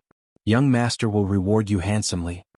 While speaking, the troops of the Zheng family had rushed to the door of the carriage company and waved their fists at the farmers. Zheng Konghua's troops did not put these farmers in their eyes at all. They rushed over one by one with a grim smile, intending to beat the farmers blocking the door half to death and then rush into the carriage company to kidnap the people. After the name of the Zheng family of Xingyang was revealed, the few villagers who were blocking the door hesitated for a moment. The name of the 5 surnames and 7 hopes of the Tang dynasty was too well known. Even these farmers knew that this was the top aristocratic family of the Tang dynasty and could not be easily offended. But seeing that the troops did not say anything and directly attacked, some farmers were caught off guard and took a few punches. They were beaten fiercely and waved their fists back regardless of anything. For a moment, the door of the carriage company was in a mess. There were only a few farmers at the door of the carriage company. They were surrounded by more than a dozen troops of the Zheng family and were about to suffer. But then he heard Su Changqing's clear voice from inside the carriage, stop it. Having received the manners report, Su Changqing led Niu Yong and the others out of the carriage, wanting to see what exactly had happened. After Su Changqing appeared, the Zheng family troops stopped for the time being. The villagers quickly retreated and blocked Su Changqing's former bodyguard, afraid that they would be injured by this group of people from the Zheng family. Everyone, did you make a mistake? We are Shunfeng Express Carriage Company. I wonder what business you have with us? Su Changqing asked in a clear voice. She wanted to clarify things first to see if there was any misunderstanding. Their carriage company did not receive any transportation orders from the Zheng family in Xingyang, so they did not have any dealings with the Zheng family. Why did the Zheng family's troops come to their doorstep with such ferocious expressions? It would have been better if the beautiful boss did not appear. When her beautiful figure appeared at the door of the carriage company, Zheng Konghua's evil thoughts were aroused. Zheng Konghua pushed away the troops in front of him from the back and came forward with a lewd smile. He smiled at Su Changqing and said, young lady, it's all a misunderstanding. Our Zheng family wants to find your carriage company to transport goods. Young lady, please come with me to the Zheng mansion to discuss. Young master, if you need to transport goods, we will arrange people to negotiate with your mansion. Please don't block the door of our carriage company. Su Changqing saw this man's pair of peach blossom eyes staring at her lustfully. She felt disgusted and immediately said perfunctorily. Zheng Kongbua smiled and said, "How can other people come to discuss? My goods are very important. I need to talk to young lady personally." Young lady, you won't not give face to the Zheng family in Xinjiang, right? Su Changqing did not want to be entangled with this person and coldly refused. I'm sorry, we can't do business with your mansion. Please find another place. Young lady, you don't want to give face to the Zheng family? Zheng Kongbua suddenly put on a straight face and shouted at the troops of the Zheng family, "Go! Capture that young lady and bring her back to the mansion. Lowly servant, you don't want face."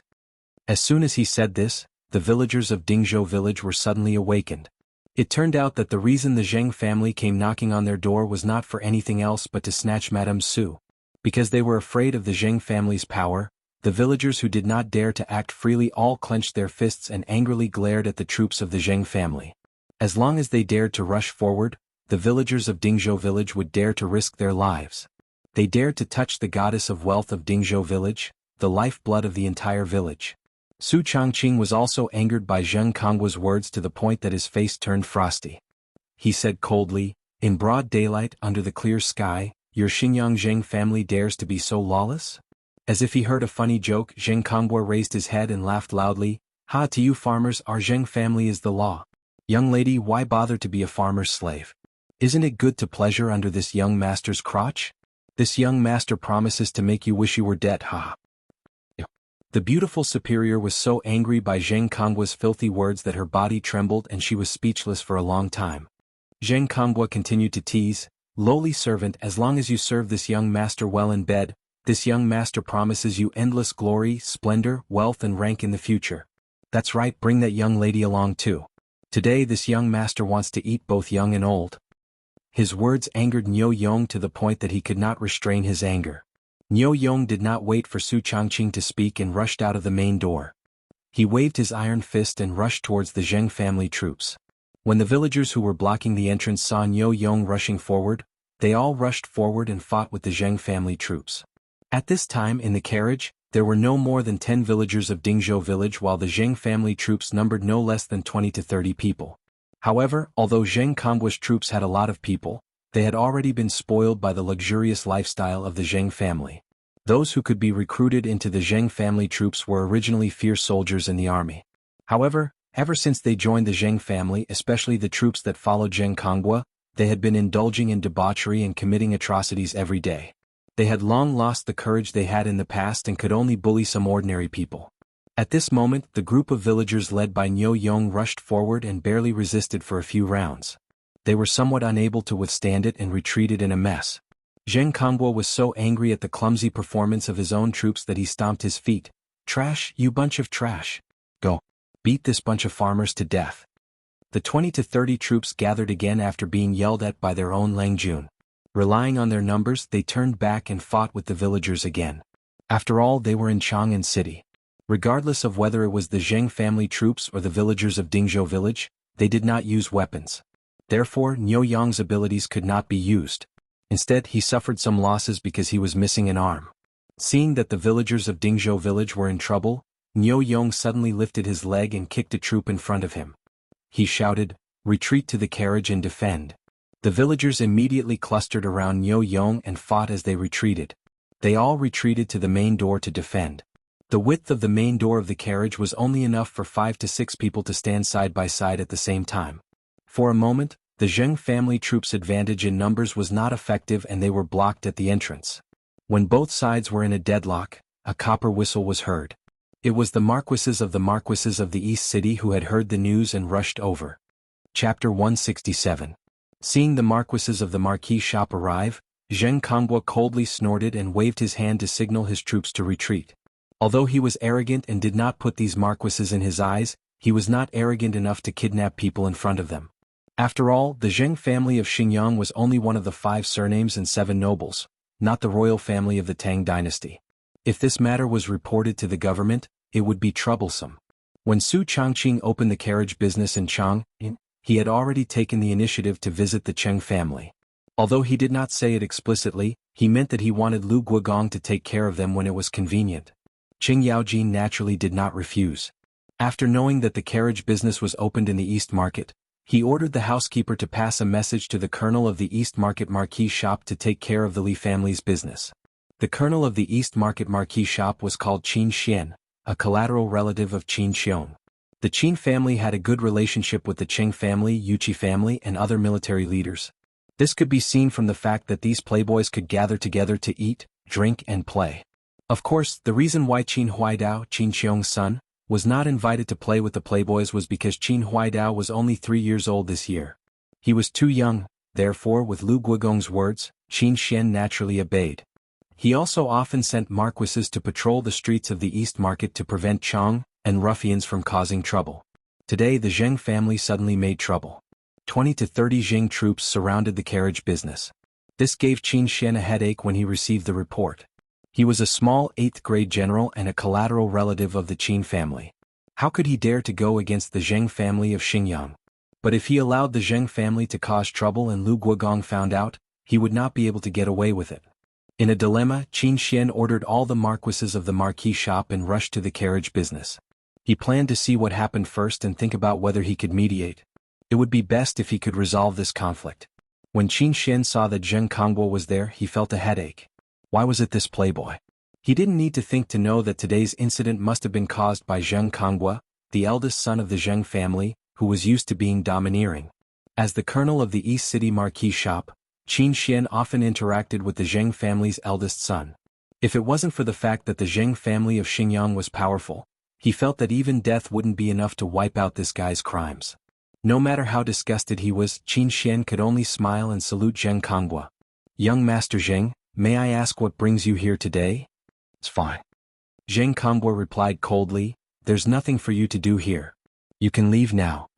He wasn't an idiot. He knew that he couldn't openly announce the fact that he had taken a fancy to a beauty and wanted to snatch her back to his residence.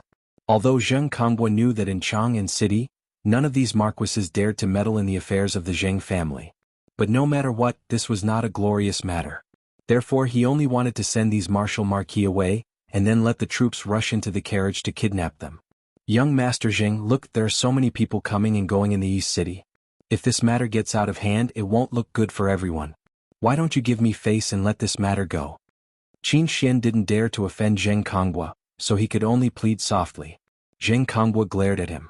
"Get out. When is it your turn to meddle in my affairs? If I give you face, who do you think you are?" Qin Xian's face stiffened after being scolded, but he didn't know what to say. But in his heart he was cursing this bastard.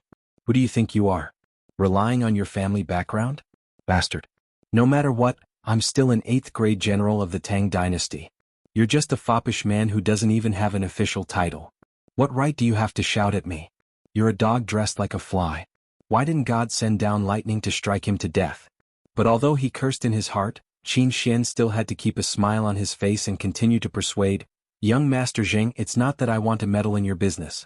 It's just that Lu Guogong said that I should take care of this Shunfeng carriage company. You see, I have no other choice." Zheng Konghua was stunned. "This carriage company is the property of Duke Lu's mansion?" Qin Xian shook his head. "No, it's just that the owner of the carriage company has some relationship with Duke Lu's mansion." His words made Zheng Konghua hesitate. Although the Zheng family of Xingyang was one of the 5 surnames and 7 hopes, compared to Duke Lu who had military power, it was still not enough.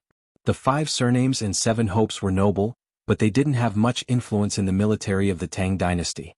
The founding dukes under the sage, whether it was Li Shaogong, Yuqi Jingde, Li Jing, Duan Jishuan, Lu Hongji, Zhang Liang, Chai Shao, Qin Xiong, Ho Junji, and other dukes, they were not the same kind of people as the traditional aristocratic families. Zheng Konghua wanted to give up, but he felt that it would be too shameful to leave like this. Plus, he was still thinking about the 2 beauties, so he was even more reluctant to leave. Seeing his hesitation, Qin Xian continued to persuade him. "Young Master Zheng, if this matter reaches the ears of Duke Lu or those imperial censors who have nothing better to do, it will be bad for you." Zheng Konghua suddenly smiled sinisterly. "Who the hell said I did it? My troops are just here to enjoy the scenery. What's wrong? Can't I?" Qin Xian was stunned. "What the hell? Enjoy the scenery? Zheng Kongbua stretched out his hand to summon the head of his troops and whispered a few words in his ear. The head of the troops immediately nodded with a sinister smile. Under the command of the head of the troops, the 20 to 30 troops of the Zheng family immediately scattered. Except for nearly 10 people who continued to block the entrance of the carriage company, the others all scattered around the carriage company and directly surrounded it. Moreover, not only did they surround the carriage company, but they also pulled out the weapons they carried with them. It looked like they would attack if there was any disagreement. When the villagers in the carriage company saw that the other party had used weapons, and they could only use wooden sticks as weapons at most, they did not dare to rush out and could only guard the entrance. If Li Wangyu were here, he might have adapted the modern poem, Broken Chapter, to exclaim at Zheng Konggua's shamelessness. You stand outside the door to enjoy the scenery and the people who enjoy the scenery are looking at you from inside the door? Surname Qin, as you can see, my troops are just here to enjoy the scenery. However, if someone offends them and something unpleasant happens, it has nothing to do with my Zheng family. Zheng Kongbua snorted coldly and glanced at Qin Xian from the corner of his eyes. This put Qin Xian in a difficult position. Zheng Kongbua asked the troops to surround the carriage company, obviously wanting to trap them. However, he could not force the people of the Zheng family to leave. He could only watch the troops of the Zheng family and scrupulously besiege the carriage company. Su Changqing saw that the troops of the Zheng family showed their weapons and worried that the villagers of Dingzhou village would be at a disadvantage. He quickly ordered Niu Yong to close the door of the carriage company. Zheng Kongbua sent people back to the residence to mobilize a group of troops. In addition to the 20 to 30 troops from before, there were more than 100 people surrounding the Shunfeng carriage company. He had made up his mind to trap this group of farmers and make them obediently hand over the two beauties. Qin Xian was at his wits' end. He could only take the marquis of the East City marquis shop to watch from afar. He was somewhat undecided. He did not know if he should report this matter to the Duke Lu's residence. However, he did not want to completely offend the Zheng family of Xingyang. He pondered for a while before making a decision. Blocked in the carriage company, Su Changqing and Niu Yong also understood the plan of the Zheng family. They wanted to trap them to death. It was indeed a wild ambition. Chapter 168. With the Wu Ho from the eastern city's Wu Ho shop present and the Dingzhou village's guards, there was no need to worry for the time being that the Zheng family's troops would charge into the carriage and kidnap them. However, there was no food stored in the carriage and they did not consider the possibility of being besieged. 1 or 2 days was not a problem, but if it was too long they might not be able to hold on. But what the Zheng family displayed was an attitude of being unwilling to leave the matter at that, making Su Changqing's head ache. She was an elite in the business world and had never faced such a situation, so she was at a loss. But Niu Yong was very calm. After comforting the villagers and Su Changqing, he decided to return to Dingzhou village to get reinforcements. After arranging for the villagers to guard the door, Niu Yong rushed out of the encirclement of the Zheng family troops and rushed to Dingzhou village to get reinforcements. When the evening drum of Chang and city sounded and the gate of the eastern market was about to close, a dozen riders rushed into the eastern market before the gate was closed. After the drum sounded, the shops in the eastern market closed and the customers went home. In such a big eastern market, nighttime entertainment was not allowed. The sun was about to set, and the bustling eastern market during the day had become empty and quiet. More than a dozen horses' hooves stepped on the bluestone road, making a light sound of hooves. Lang Jun, are we going to kill them directly or what? Niu Yong suffered a big loss during the day, but now his eyes were burning with anger. Although the Zheng family of Xingyang had mobilized more than 100 troops, Niu Yong did not put them in his eyes. Li Wangyu rushed all the way to Chang'an, and he had been thinking about how to deal with this matter. He naturally knew about the Zheng family of Xingyang, the top family of the Tang dynasty. If possible, he did not want to have a conflict with them. But since the Zheng family wanted to target his beautiful boss and parent, then no matter how powerful the Zheng family of Xingyang was, Li Wangyu would have to fight them to the death. Although Li Wangyu was only a white-collar worker in his previous life, he still had the fierceness of a village boy. Since you dare to touch my woman, I will fight you to the death. Although the Zheng family of Xingyang was a giant to him in Dingzhou village, Li Wangyu was not necessarily afraid of them. If he was really forced into a corner, he would dare to take out the black powder and let the Zheng family of Xingyang see the power of modern weapons. In the future, even elementary school students knew about the 4 great inventions of China: gunpowder, paper-making, compass, and printing. Li Wangyu believed that he was still capable of producing gunpowder that changed the history of human wars. When he was young, Li Wangyu's village had a small firecracker workshop. Later it was shut down because it was unsafe. Although he had never personally made gunpowder before, he was still very clear about the basic process. If there was a need, he could succeed after a few experiments. Li Wangyu wasn't as impulsive as Niu Yong. The journey had allowed him to calm down. Don't worry, let's observe the situation and then make a plan. Li Wangyu wanted to find a way to contact Su Changqing and ask about the situation before thinking about how to solve the situation. Purely using force to fight with the Zheng family of Xinjiang was not the best choice. He and Su Changqing did not care, but he did not want to implicate the 127 families of Dingzhou village. If he really angered the Zheng family of Xinjiang, then he could only turn the world upside down and then take the 500 villagers of Dingzhou village and retreat to the Qinling mountains to be savages. The threat of the Zheng family of Xinjiang for the first time made Li Wangyu feel that it was not easy to be a small landlord in the prosperous Tang dynasty. He vaguely had a desire for power in his heart. In order not to disturb the Zheng family's troops, the riders slowed down and slowly moved towards the carriage. When they turned a corner and saw the carriage, Li Wangyu signaled everyone to dismount. He planned to observe from the dark before making a plan. Just when they passed by a closed shop at the corner, the shop's door was suddenly opened from the inside. A figure flashed out and grabbed Li Wangyu, wanting to drag him into the shop.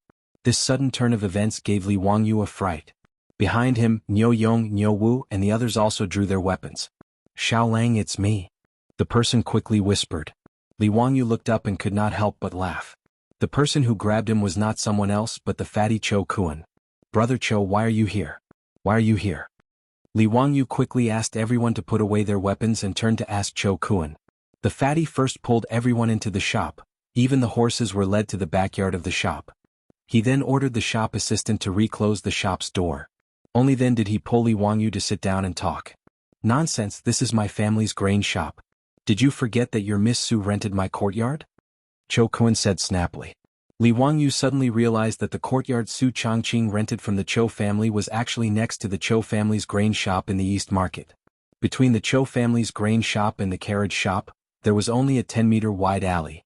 Today, Zheng Kongbo brought people to surround the carriage shop, which caused an uproar in the East Market. However, the merchants in the East Market did not dare to provoke the Zheng family of Xinjiang. They just silently shook their heads and whispered to each other that the carriage shop was in big trouble. Cho Yuanliang and Cho Kuan naturally also received the news and were very anxious. For Li Wangyu, the Cho father and son both wanted to be on good terms with him. However, today's matter involved the Zheng family of Xinjiang. The Cho family was a merchant family. Even if they had a small family property, they could do nothing. The Cho family sent someone to Dingzhou village to deliver the message, but they missed Li Wangyu and the others. Cho Kuan simply ran to his family's grain shop to see if he could help. The carriage shop was surrounded by more than 100 troops of the Zheng family. Cho Kuan could only watch helplessly. He was anxious, but there was nothing he could do. "Xiaolang, now the situation is like this. What do you plan to do?" Cho Kuan told Li Wangyu what he knew about the situation. Knowing that the one who caused today's absurd matter was the eldest son of the Zheng family of Xinjiang, Li Wangyu also felt a little toothache. What if King B starred? He actually dared to bully him. Li Wangyu suddenly had the urge to go and make explosives. Suppressing his anger, Li Wangyu asked, "I want to get in touch with Changqing first. Brother Cho, do you have a way?" The fat man shook his head. "The Zheng family's troops have surrounded the carriage shop. Even the alley between my family's grain shop and the carriage shop is guarded. Unless we force our way in, there is no way." Damn, this is really a little troublesome. Li Wangyu silently weighed in his heart. Should he directly use force to break in and save his beautiful boss? Is there any way to get in touch with Su Changqing? Damn, the modern era is more convenient.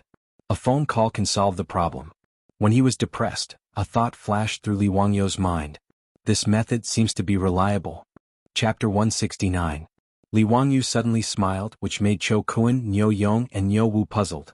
"Xiaolang, why are you smiling?" Fatty asked curiously. Li Wangyu said, "Hee, I just suddenly thought of a way to contact Changqing." "What way?" "You'll know in a while.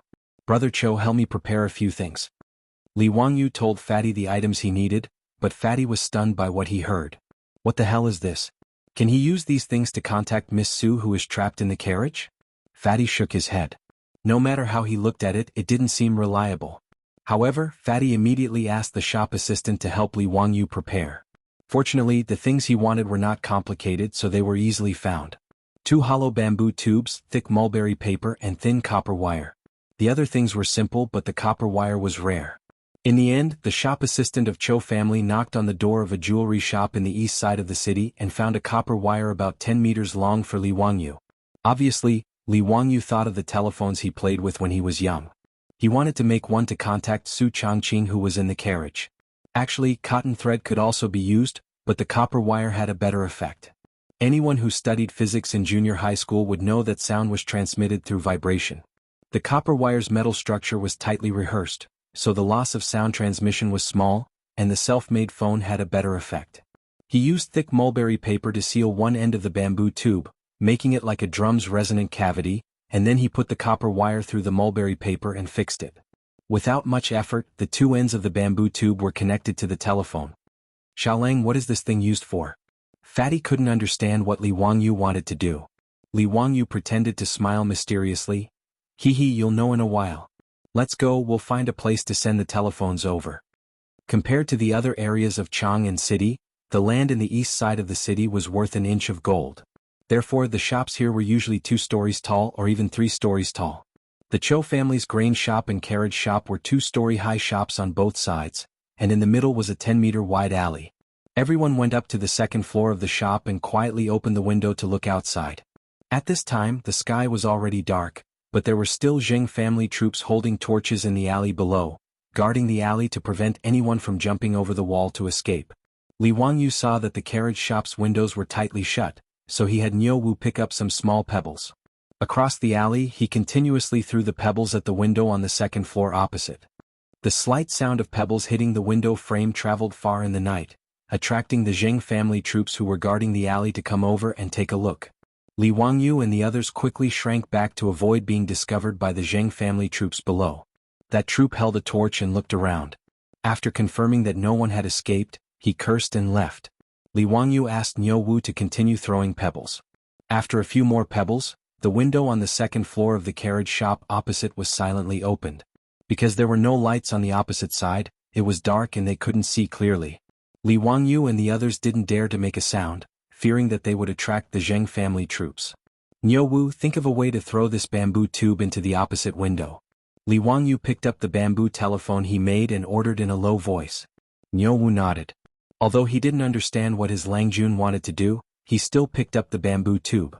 He shook it slightly in his hand and aimed it at the open window across from him. He then reached out and threw the bamboo tube over. The bamboo tube with thin copper wires drew an arc in the night sky and accurately flew into the window on the second floor of the opposite carriage shop. Langjun, it's done. I threw it over. What do we do next? Don't tell me you want to pull a rope over? Niu Wu asked. Li Wangyu smiled and waved his hand. No need. Just wait. When Changqing sees it, we will be able to contact them. That's it? Fatty had a face of confusion. He couldn't figure out how throwing the bamboo tube would allow them to contact Madame Su in the opposite carriage shop. Li Wangyu didn't explain and just waited quietly by the window. He believed that when the villagers in the carriage shop saw the bamboo tube and didn't understand what it meant, they would definitely ask their beautiful superior. In the future, this was a toy for children to play with. Their beautiful superior would understand at a glance. As expected, not long after, the copper wire was slowly pulled tight by the people in the opposite carriage shop. Li Wangyu hurriedly reached out and picked up the bamboo tube. After the copper wire was pulled tight, he whispered into the bamboo tube. Changqing, did you hear that? Fatty, Niu Yong, and Niu Wu all looked at Li Wangyu as if they were looking at an idiot. Did Li Jiaxiaoling lose his mind? Could it be that he expected Madame Su's voice to come out of the bamboo tube when he was talking? However, before they could persuade Li Wangyu, they suddenly heard a clear female voice come out from the bamboo tube in Li Wangyu's hand. Hey, is that Wangyu? I heard it. Immeasurable deity. What above? This bamboo tube really came out with a voice? In the exceptionally quiet night, the soft voice that came out of the bamboo tube was unusually clear. The voice wasn't loud, but it made Fatty and the others feel as if they were struck by lightning. They froze on the spot. Everyone dared to use their heads to guarantee that this voice was definitely Madame Su's voice. Is Li Jiaxiaoling really an immortal? This ordinary bamboo tube was refined into an immortal item by him? If not, how could Madame Su's voice come out from the bamboo tube? At this moment, the waiter of the Cho family's grain store directly knelt on the ground and muttered to himself. He wanted to receive Li Jiaxiaoling's blessings. He was directly worshipping Li Wangyu as if he was a bodhisattva. At this moment, Li Wangyu didn't have the time to pay attention to the reaction of this group of Tang Dynasty's country bumpkins. He hurriedly asked into the bamboo tube, "Changqing, are you okay?" "I'm fine. Perrin and I are both safe. It's just that the Zheng family's people are blocking the door so we can't leave." "That's good. Don't worry. First tell me, why did the Zheng family suddenly come knocking on our door?" Li Wangyu asked. Su Changqing's voice came, "I'm not sure. This afternoon Perrin and I just came back from the palace and the Zheng family came knocking on our door." "Wait, what palace?" Li Wangyu thought he heard wrong. What did Su Changqing mean when she said she just came back from the palace? Do you know who I met today?" Su Changqing told Li Wangyu from the beginning to the end of today's encounter with Empress Zhang Sun, then going to the Taiji Palace, and Empress Zhang Sun becoming a shareholder of the Shunfeng Express Carriage Company. Her words made Li Wangyu dumbfounded. He didn't expect that when he was dragged to drink wine by Cheng Chumo and the other playboys, his beautiful boss would do so many things. She even met Empress Zhang Sun of the Tang dynasty and invited her to teach yoga in the Taiji Palace. What made Li Wangyu even more amazed was that Su Changqing actually persuaded Empress Zhang Sun to become a shareholder of the carriage company. Aha, this is really a blessing from the heavens. After learning this information, Li Wangyu raised his eyes and looked down at the Zheng family's troops who were holding torches and besieging the carriage company. "Zheng family of Xingyang, you deserve this bad luck." Chapter 170. Li Wangyu was originally anxious and worried, but after hearing the beautiful boss's words, he immediately relaxed. Xingyang's Zheng family was really looking for trouble. The Shunfeng Express Carriage Company that Empress Zhang Sun wanted to invest in was actually besieged by the Zheng family's eldest son. Did they want to rebel? Not to mention that the beautiful boss was now Empress Zhang Sun and concubine Yang's yoga instructor. How dare they want to snatch it back? It was simply provoking the lion. After listening to Su Changqing's words in the bamboo tube, Fatty Cho Kun didn't have time to study why there was a sound from the bamboo tube, but began to feel lucky. Lucky that their Cho family had a close relationship with Li Jia Xiaoleng, otherwise where could they find such a thigh to cling to in the future? He was sure that the Li family's prosperity was in front of them. If they could have a relationship with Empress Zhang Sun, why would they be afraid of Xingyang's Zheng family? However, Li Wangyu was thinking about how to use Empress Zhang Sun to dig a huge hole for Xingyang's Zheng family and let them jump into it. Knowing that Su Changqing had a jade pendant given by Empress Zhang Sun, Li Wangyu was even more overjoyed.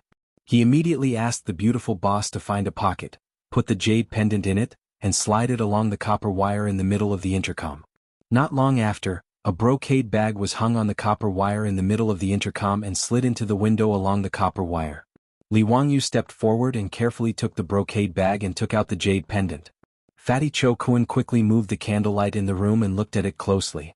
After seeing the jade pendant clearly, the fatty couldn't help but gasp from the root of his teeth. This was indeed the jade pendant that represented Empress Jiangxuan's identity. The carved phoenix and the 8 seal characters, Ding has fire virtue, she is a phoenix behind the jade pendant clearly showed the meaning of the jade pendant. He looked at Li Wangyu with a bit of respect in his eyes. The Li family of Hu County was really extraordinary. Cho Kun admired his father's unique vision even more when his father asked him to have a good relationship with Li Jia Xiaoleng. "Xiaoleng, what are you going to do now?" The Zheng family has kicked an iron plate this time." Li Wangyu played with the jade pendant in his hand and pondered for a moment. Then he lowered his voice and whispered to everyone. Fatty, Niu Yong and the others nodded repeatedly. He then communicated his thoughts to Su Changqing through the microphone. His beautiful boss immediately understood his thoughts and naturally did not object. The matter of digging a hole for Madame Zheng of Xingyang was thus settled. "Don't worry, Langjun. When the door opens tomorrow I will go and do it." Niu Wu patted his chest and promised. Li Wangyu then looked at Cho Kun. "Brother Cho, when this matter is settled, I will definitely compensate your family for your loss." Fatty Cho Kun chuckled. "There's no need for compensation. However, I wonder if my Cho family can join Xiaoleng's Shunfeng Express Carriage Company?" Well, Li Wangyu hesitated. Now that Empress Zhang Sun had joined the carriage company and occupied 50% of the shares, it was not up to him to let the Cho family invest. "Xiaoleng, my Cho family doesn't ask for much. Her Highness the Empress and Xiaoleng's shares, my Cho family naturally does not dare to think about it. I only ask that my family be allowed to buy some shares from Dingzhou village. My family will not treat the villagers of Dingzhou village unfairly." Fatty Cho knew what Li Wangyu was worried about and quickly expressed his thoughts. Li Wangyu pondered for a moment and felt that it was feasible. He nodded. Brother Cho, you can discuss this matter with the old village chief. As long as he agrees to transfer some shares, I have no objections. Fatty Cho was overjoyed to get Li Wangyu's approval. This matter was proposed by him on his own initiative, but Cho Kun believed that even if his father, Cho Yuanliang, knew about it, he would only praise him for doing a good job. If the Cho family could invest in the carriage company, even if it was only a small share, it would allow the Cho family and the Li family to have a closer relationship, not to mention that they would have some connection with the royal family. For a merchant family with no status to speak of, this was much more important than earning more copper coins. After discussing tomorrow's matter, Li Wangyu drove Fatty Cho and the Nyo brothers out of the room. After the light bulbs left, Li Wangyu whispered into the microphone with Su Changqing for a long time. But Li Wangyu did not dare to say anything about Aphrodite until he hung up the phone. Delay for as long as possible. The night was silent. The next morning when Chang and City's morning drums sounded, Nyo Wu rode out. The carriage company next to the Cho family's grain store was still closed. The Zheng family's troops also refused to retreat. They surrounded the carriage company so tightly that not even a drop of water could trickle through. Qin Xian's subordinates, Wu Ho, also watched from afar. The three parties were in a deadlock for the whole night. Zheng Konghua naturally did not stay here last night. After he let the troops surround the carriage company, he led his people to Ping Kong Fong. He spent the whole night drinking and playing with women. Until it was almost noon, Zheng Konghua kept yawning. With a pair of dark circles under his eyes, he looked like he was still hungover. He swayed from side to side on horseback. Under the protection of the troops, he came down to the East Market. This group of farmers still won't fucking open the door? Zheng Konghua looked at the closed carriage company door and cursed. The leader of the troops nodded. Langjun, are we going to waste time with them like this? Or should we just break the door and rush in? Zheng Konghua glanced at Wu Ho, who was not far away. No need, let's first surround them and play with them. Aha, it's been a long time since something so interesting happened. Anyway, there shouldn't be any food in the carriage company. Let's starve them for 2 days. Send someone to the restaurant and bring me a table of food. Today I will drink and have fun in front of the carriage company. Yes, Langjun, you go rest in the shade of the tree. I will do it right away. The leader of the troops asked someone to lay out a mat for Zheng Konghua under the shade of the tree opposite the carriage company. He also ordered someone to send a table of food to the restaurant. Not long after, the doctor of the restaurant, led by the troops of the Zheng family, brought a table full of food and wine to Zheng Konghua. Under the deterrence of more than 100 troops of the Zheng family, the road in front of the carriage company was almost cleared. The people coming and going in the East Market would rather take a detour than come near here. On both sides of the street where the carriage company was located, there were many merchants and Chang and residents who were watching the fun. They whispered to each other. Are these people from the Zheng family of Xinjiang? Why did you surround this carriage shop all of a sudden? I heard that the eldest son of the Zheng family took a fancy to a young lady in the carriage company and threatened them to hand her over. Ah, then they are really unlucky. How can it be good to be targeted by the Zheng family's playboy? In the house where I live, there was a young lady who was kidnapped by the Zheng family. She was humiliated for several days before being released. After returning home, she hanged herself. How pitiful. That family carried the body and went to Wanyan County to beat the drum and complain. In the end, they paid the family 10 copper coins. Tisk, tisk, 10 copper coins to buy a life. The Zheng family is really overbearing. Isn't that right? God is blind. Why didn't he strike this bastard with lightning? Shu, lower your voice. Don't talk nonsense. Be careful not to get into trouble. The carriage company is definitely finished. Look at the marquee shop. Even the marquis doesn't dare to interfere with the Zheng family's business. The onlookers discussed animatedly, but they could only shake their heads and sigh. They felt that the carriage company was doomed today. While Zheng Konghua was happily eating and drinking, he did not notice that on the second floor of the Cho family's grain store not far away, through an open window, Li Wangyu was watching him with an expression of watching a play. Chapter 171. Cho Kun, who was accompanying Li Wangyu, was slightly anxious. Xiaolang, why aren't your troops back yet? There won't be any changes, right? Don't worry. They should be back soon. Li Wangyu replied confidently. Just as he finished speaking, Niu Yong suddenly said, Langjun, I saw Niu Wu. He's back. Li Wangyu and Cho Kun looked in the direction that Niu Yong was pointing. On the street not far away, Niu Wu was riding a horse slowly towards them. He immediately grabbed the bamboo mouthpiece and said, Changqing, Niu Wu is back. We can start now. Got it? Su Changqing's voice came from the mouthpiece. Be careful. Don't worry. It'll be fine. Zheng Kongbo was still eating and drinking when he inadvertently raised his head. Suddenly, he saw that the door of the carriage house opposite was open. There was no one at the door. He suddenly became excited. He thought that the carriage house was finally ready to compromise after being surrounded by them for a night. Zheng Kongbo threw down his chopsticks and suddenly stood up. These farmers are finally willing to open the door. Men rush in and invite the two beauties out. Ah! The leader of the troops immediately waved his hand and led the troops into the carriage house. After the troops of the Zheng family rushed into the carriage house, they found that there were only a few four-wheeled carriages in Noda's courtyard. There were no signs of the farmers. Mother ***, this group of field workers actually dare to hide. Find them for me. Be careful not to hurt the two women that Lang Jun wants. The leader of the troops shouted at his men. Yes. The troops of the Zheng family responded and prepared to search around. But just as they dispersed, something unexpected happened. A few buildings in the carriage house suddenly emitted thick smoke. Before the troops of the Zheng family could react, the fire had already engulfed those buildings. The sudden fire in the carriage house not only shocked the troops of the Zheng family.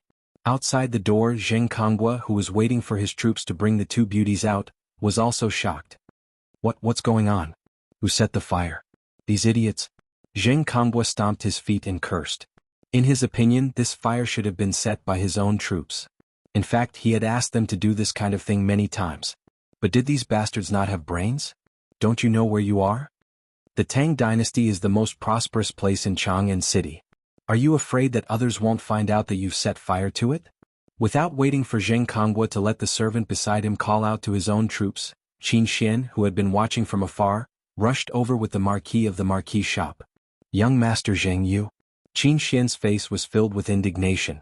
He pointed at Zheng Kongbo for a long time before he could speak.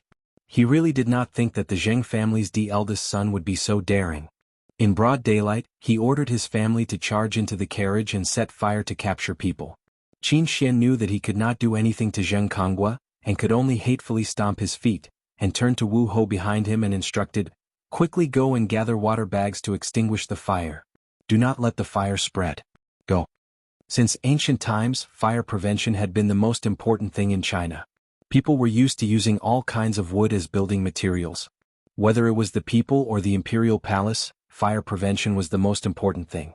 Even in the imperial palace, because of fire, it was not the first time that the palace was burned down. In the Tang dynasty, the responsibility of fire prevention was more important than public security.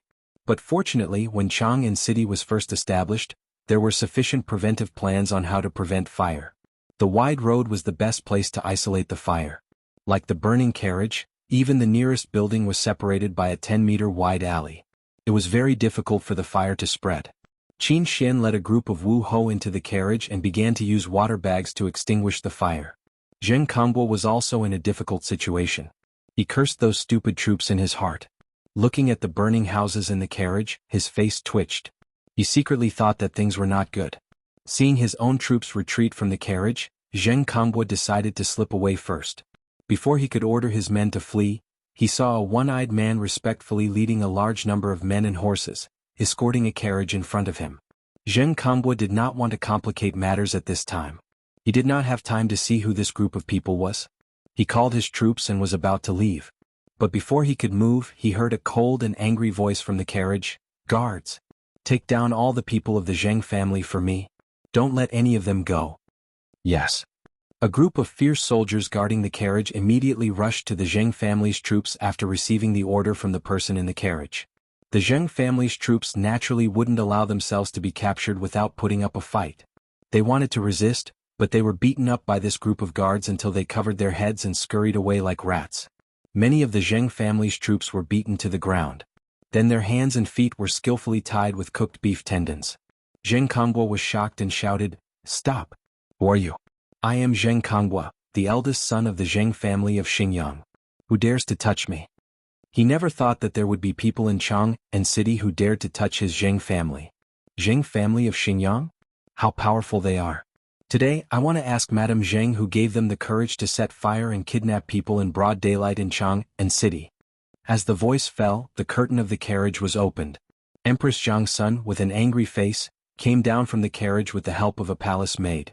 She was followed by concubine Yang. Your Highness, I.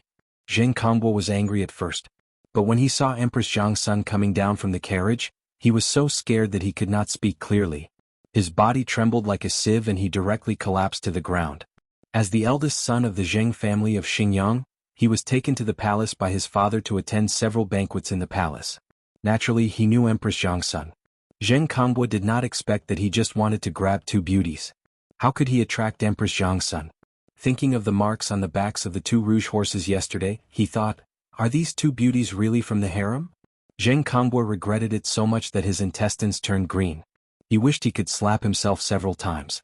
As for the Zheng family's troops who originally wanted to resist, when they heard their Longjuan's words, they were so scared that they all knelt down.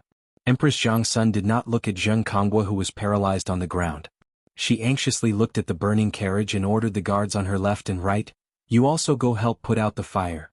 Quickly go and rescue Lady Su. Yes. The guards responded and rushed to the carriage without hesitation. With the help of Empress Jiangxuan's guards and the quick response of the East City's marquee shop, the fire in the carriage was quickly put out. Su Chongqing led the little girl Perrin and the villagers of Dingzhou village out of the carriage under the protection of the palace guards. Chongqing thanks your highness and concubine Yang for saving me. Su Chongqing curtsied to Empress Zhang's son and concubine Yang. Lady Su, are you okay? Empress Zhang's son asked with concern. Su Chongqing did not suffer any injuries. Except for the traces of smoke on his body and face, he was not injured. Su Chongqing shook his head. I'm fine. When the fire started, I was protected by the villagers and hid in the cellar. Empress Zhang's son nodded. That's good. Fortunately, your family's song came to the palace today to inform me of this matter. Otherwise, the consequences would be unimaginable. Su Chongqing's face was miserable. He curtsied to Empress Zhang's son again. Your Highness, please forgive me. I did not protect the imperial family's property and let the carriage be burned down by the evildoers. Lady Su, what are you talking about? What crime did you commit? The carriage was burned down. How can you be blamed? Empress Zhang's son did not care that she was pregnant. She hurriedly went forward to help Su Chongqing up. She turned her head and glared at Zheng Kongbo who was completely stunned. Xingyang's Zheng family is so powerful. They even dare to set fire to my property. Good. Very good. Today I will ask Zheng for an explanation and see if the world is still the world of the Tang dynasty. Empress Jiangxuan's words made Zheng Kongbo feel dark. The carriage was the imperial family's property? How could this be? He had clearly asked the troops to find out that the carriage was the property of a family surnamed Li in Dingzhou village in Hu County. When did it become the imperial family's property? Zheng Kongbo was naturally not an idiot. When he thought that his troops set fire to Empress Jiangxuan's property, he felt that the sky had collapsed. Zheng Kongbo, who was originally sitting on the ground, had a blank mind at this time. He could only murmur, this is impossible. This is not true. Not far away by the window on the second floor of the Chou family's grain store, Li Wangyu and Fatty Chou Yu looked at this scene and laughed very happily. Li Wangyu dug a hole for Zheng Kongbo, but he did not expect that Zheng Kongbo would be so cooperative. He jumped without hesitation and his posture was beautiful. Full marks. Chapter 172. Last night, when Li Wangyu learned that his beautiful boss had the jade pendant given by Empress Zhang's son, he was relieved. No matter how arrogant Madame Zheng of Xingyang was, as long as Su Chongqing showed the jade pendant, the people of the Zheng family in front of the carriage would naturally withdraw. But Li Wangyu, the cynical man, did not intend to let Madame Zheng go so easily. If he only relied on the Empress jade pendant to scare away Zheng Kongbo, he would be sorry for himself and his beautiful boss. If his thoughts were not smooth, he would not be in a good mood.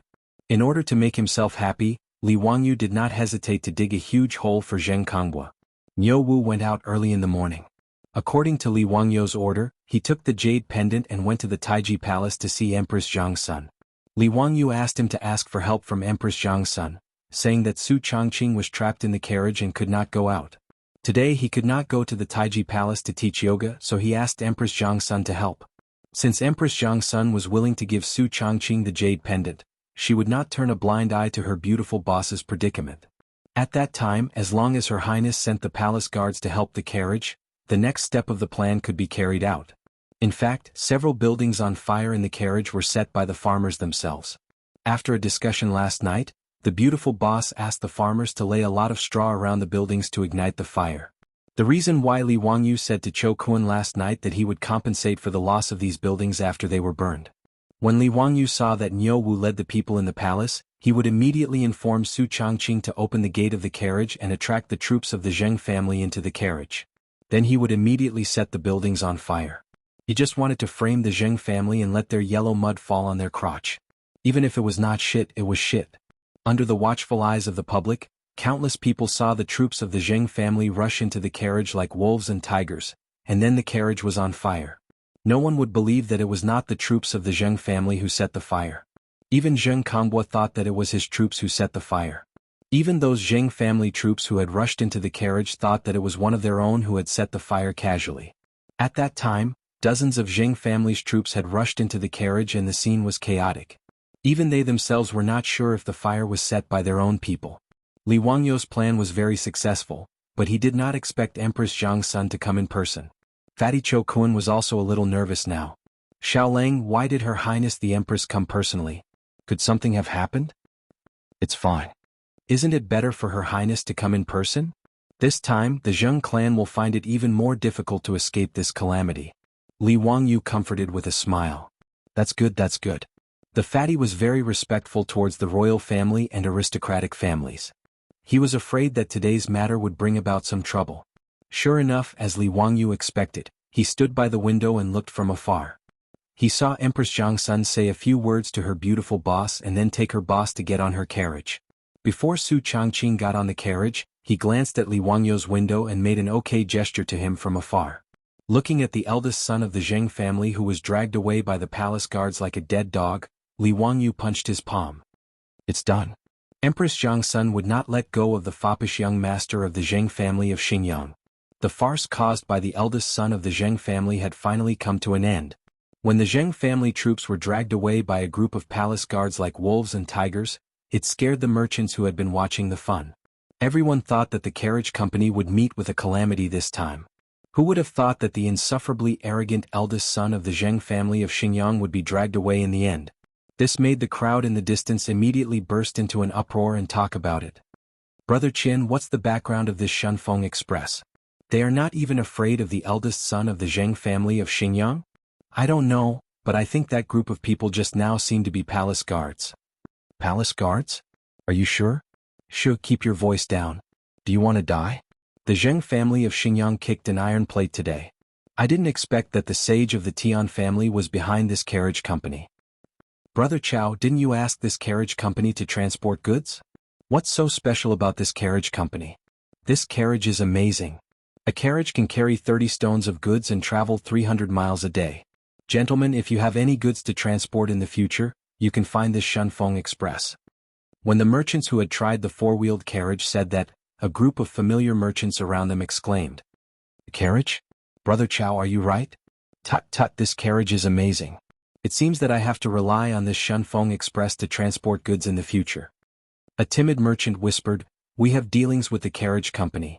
Will we offend the Zheng family of Xingyang? Brother, I'm afraid you haven't woken up yet. The eldest son of the Zheng family of Xingyang set fire to the carriage company and was dragged away. From now on, who dares to offend the Shunfeng carriage company? Isn't that courting death? Yes, that's right. It seems that my shop will have to be closer to this carriage company in the future.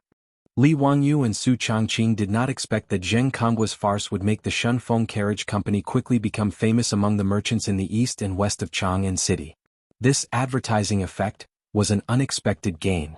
The villagers of Dingzhou village began to clean up the mess of the carriage company under the leadership of Niu Yong, Niu Wu and the retired soldiers. Fatty Cho Kun also asked his assistant to help clean up the ruins of the carriage company. The fire of the carriage company did not have a big impact. Su Changqing originally thought that the layout of the courtyard was not suitable for the carriage. This time it was just right to rebuild it. Li Wangyu was worried that the old village chief would be anxious, so he sent someone back to Dingzhou village to inform them that the matter had been solved. The old village chief who received the news immediately led many villagers to Chang'an and began to work on the reconstruction of the carriage company. When the carriage company began to clean up and rebuild in an orderly manner, the Zheng family mansion of Xingyang was in an uproar. They knew that their son had caused such a big trouble and was arrested by Empress Zhang's son. Zheng Konggua's mother, Zheng Lushi, immediately cried and made a scene in the mansion. She asked her husband, the head of the Zheng family Zheng Yuanshou, to quickly save her son. Zheng Lushi was the legitimate daughter of the Lu family in Fanyang. She was also one of the 5 families and 7 nobles of the Tang dynasty. Zheng Kongbo was her only son and she doted on him since he was young. Zheng Yuanshou also frowned in the face of his wife's crying. Zheng Yuanshou was not worried about the trouble caused by Zheng Kongbo. Empress Zhang's son would not do anything to Zheng Kongbo. Zheng Yuanshou still had this confidence. What he was worried about was that the things that were being planned in the imperial court would change because of this. Then he would lose more than he gained. After thinking for a while, Zheng Yuanshou sent someone to invite his cousin Zheng Shangguo. Zheng Yuanshou was an official of the Honglu Temple. Zheng Shangguo was an official of the Ministry of Works. Both of them were third-rank officials in the imperial court. In Zheng Yuanshou's study, the two of them dismissed the servants and discussed for a long time with the door closed. Only then did Zheng Shangguo leave. Looking at the towering walls of Taiji Palace outside the Zheng family mansion, Zheng Yuanshou's mouth showed a trace of a mocking sneer. Chapter 173. Su Chongqing was taken to the Taiji Palace by Empress Zhang's son. Both Empress Zhang's son and concubine Yang promised her that they would tell the saint to punish the Zheng family's prodigal son. Empress Zhang's son and concubine Yang guessed that Su Chongqing was not in the mood to teach them yoga today, so they comforted her and asked someone to send her back. Before Su Chongqing returned to the carriage shop in the East Market, the Zheng family of Xingyang came to apologize first. The Zheng family's housekeeper apologized sincerely and offered 200 taels of gold as an apology. This made Li Wangyu rather surprised. Could it be that the name of Empress Zhang's son was so frightening? How could she make the Zheng family of Xingyang compromise and let the matter go? In his impression and memory, the 5 families and 7 Wangs of the Tang dynasty were not so easy to deal with. Even Pai Lupi, the emperor of the Tang dynasty, may not be able to subdue them. With hundreds of years of history, there were many talents in the family. The aristocratic families had a high reputation and social status, whether in the imperial court or outside. The most fundamental power of the aristocratic families like the 5 families and 7 Wangs was not in the imperial court, but in the local area. They had great privileges and power, controlled the politics and economy of the state, and could even compete with the central government of the imperial court. If Pai Lupi did not appease these aristocratic families, the chaos at the end of the Sui dynasty would be repeated in the Tang dynasty. The top aristocratic families like the 5 families and 7 Wangs directly intermarried with each other, forming an indestructible marriage relationship, and holding together to maintain their privileges. Their family's sense of superiority once regarded the royal family of Li Tang as a nouveau riche. Li Wangyu had read in the history books that Emperor Tang Wenzong wanted to marry his daughter to the 5 families, but the result was shameful rejection. There was even a prime minister of the Tang dynasty who sighed, "The only regret in this life is that he can't marry a daughter of the 5 families." This showed the influence of the 5 families and 7 Wangs. In Li Wangyu's plan, the Zheng family of Xingyang should not admit defeat so easily. He even planned to use the power of Zoroastrianism to attack the Zheng family's industry with the sweets. Now the housekeeper of the Zheng family came with the gold to apologize, which was full of sincerity and gave enough face to Empress Zhang's son. The several buildings of the carriage shop that were burned down were renovated, which was a matter of 100 copper coins. The housekeeper also promised Li Wangyu that the eldest son of the Zheng family would be sent back to his hometown of Xingyang to reflect. Zheng hoped that Li would be merciful and let this matter be dropped. "Li Jia Xiaolang, this is a gift, please accept it. Please accept it. Today's matter is all a misunderstanding. Our Zheng family will go to Her Highness and ask for forgiveness." The Zheng family's housekeeper chuckled and ordered people to place the gold on the table. Although the housekeeper said the housekeeper of the Tang and family was, the was still, that was still, who was who was who was who was and was who was. To the face, throw to the face it, face to the face and shouted tis to and shouted and then he, "You're sit. Get out as far as you can." But in this way he could vent his anger, but he, his beautiful superior, Perrin, the old housekeeper Li Heng, the Niu brothers, and the 127 families of Dingzhou village would be in a desperate situation. Li Wangyu clenched his teeth and suppressed the anger in his heart. He squeezed out a smile and said, "Housekeeper Zheng, I'll accept the gold.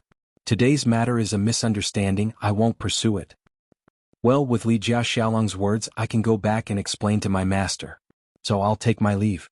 The housekeeper of the Zheng family stood up with a smile.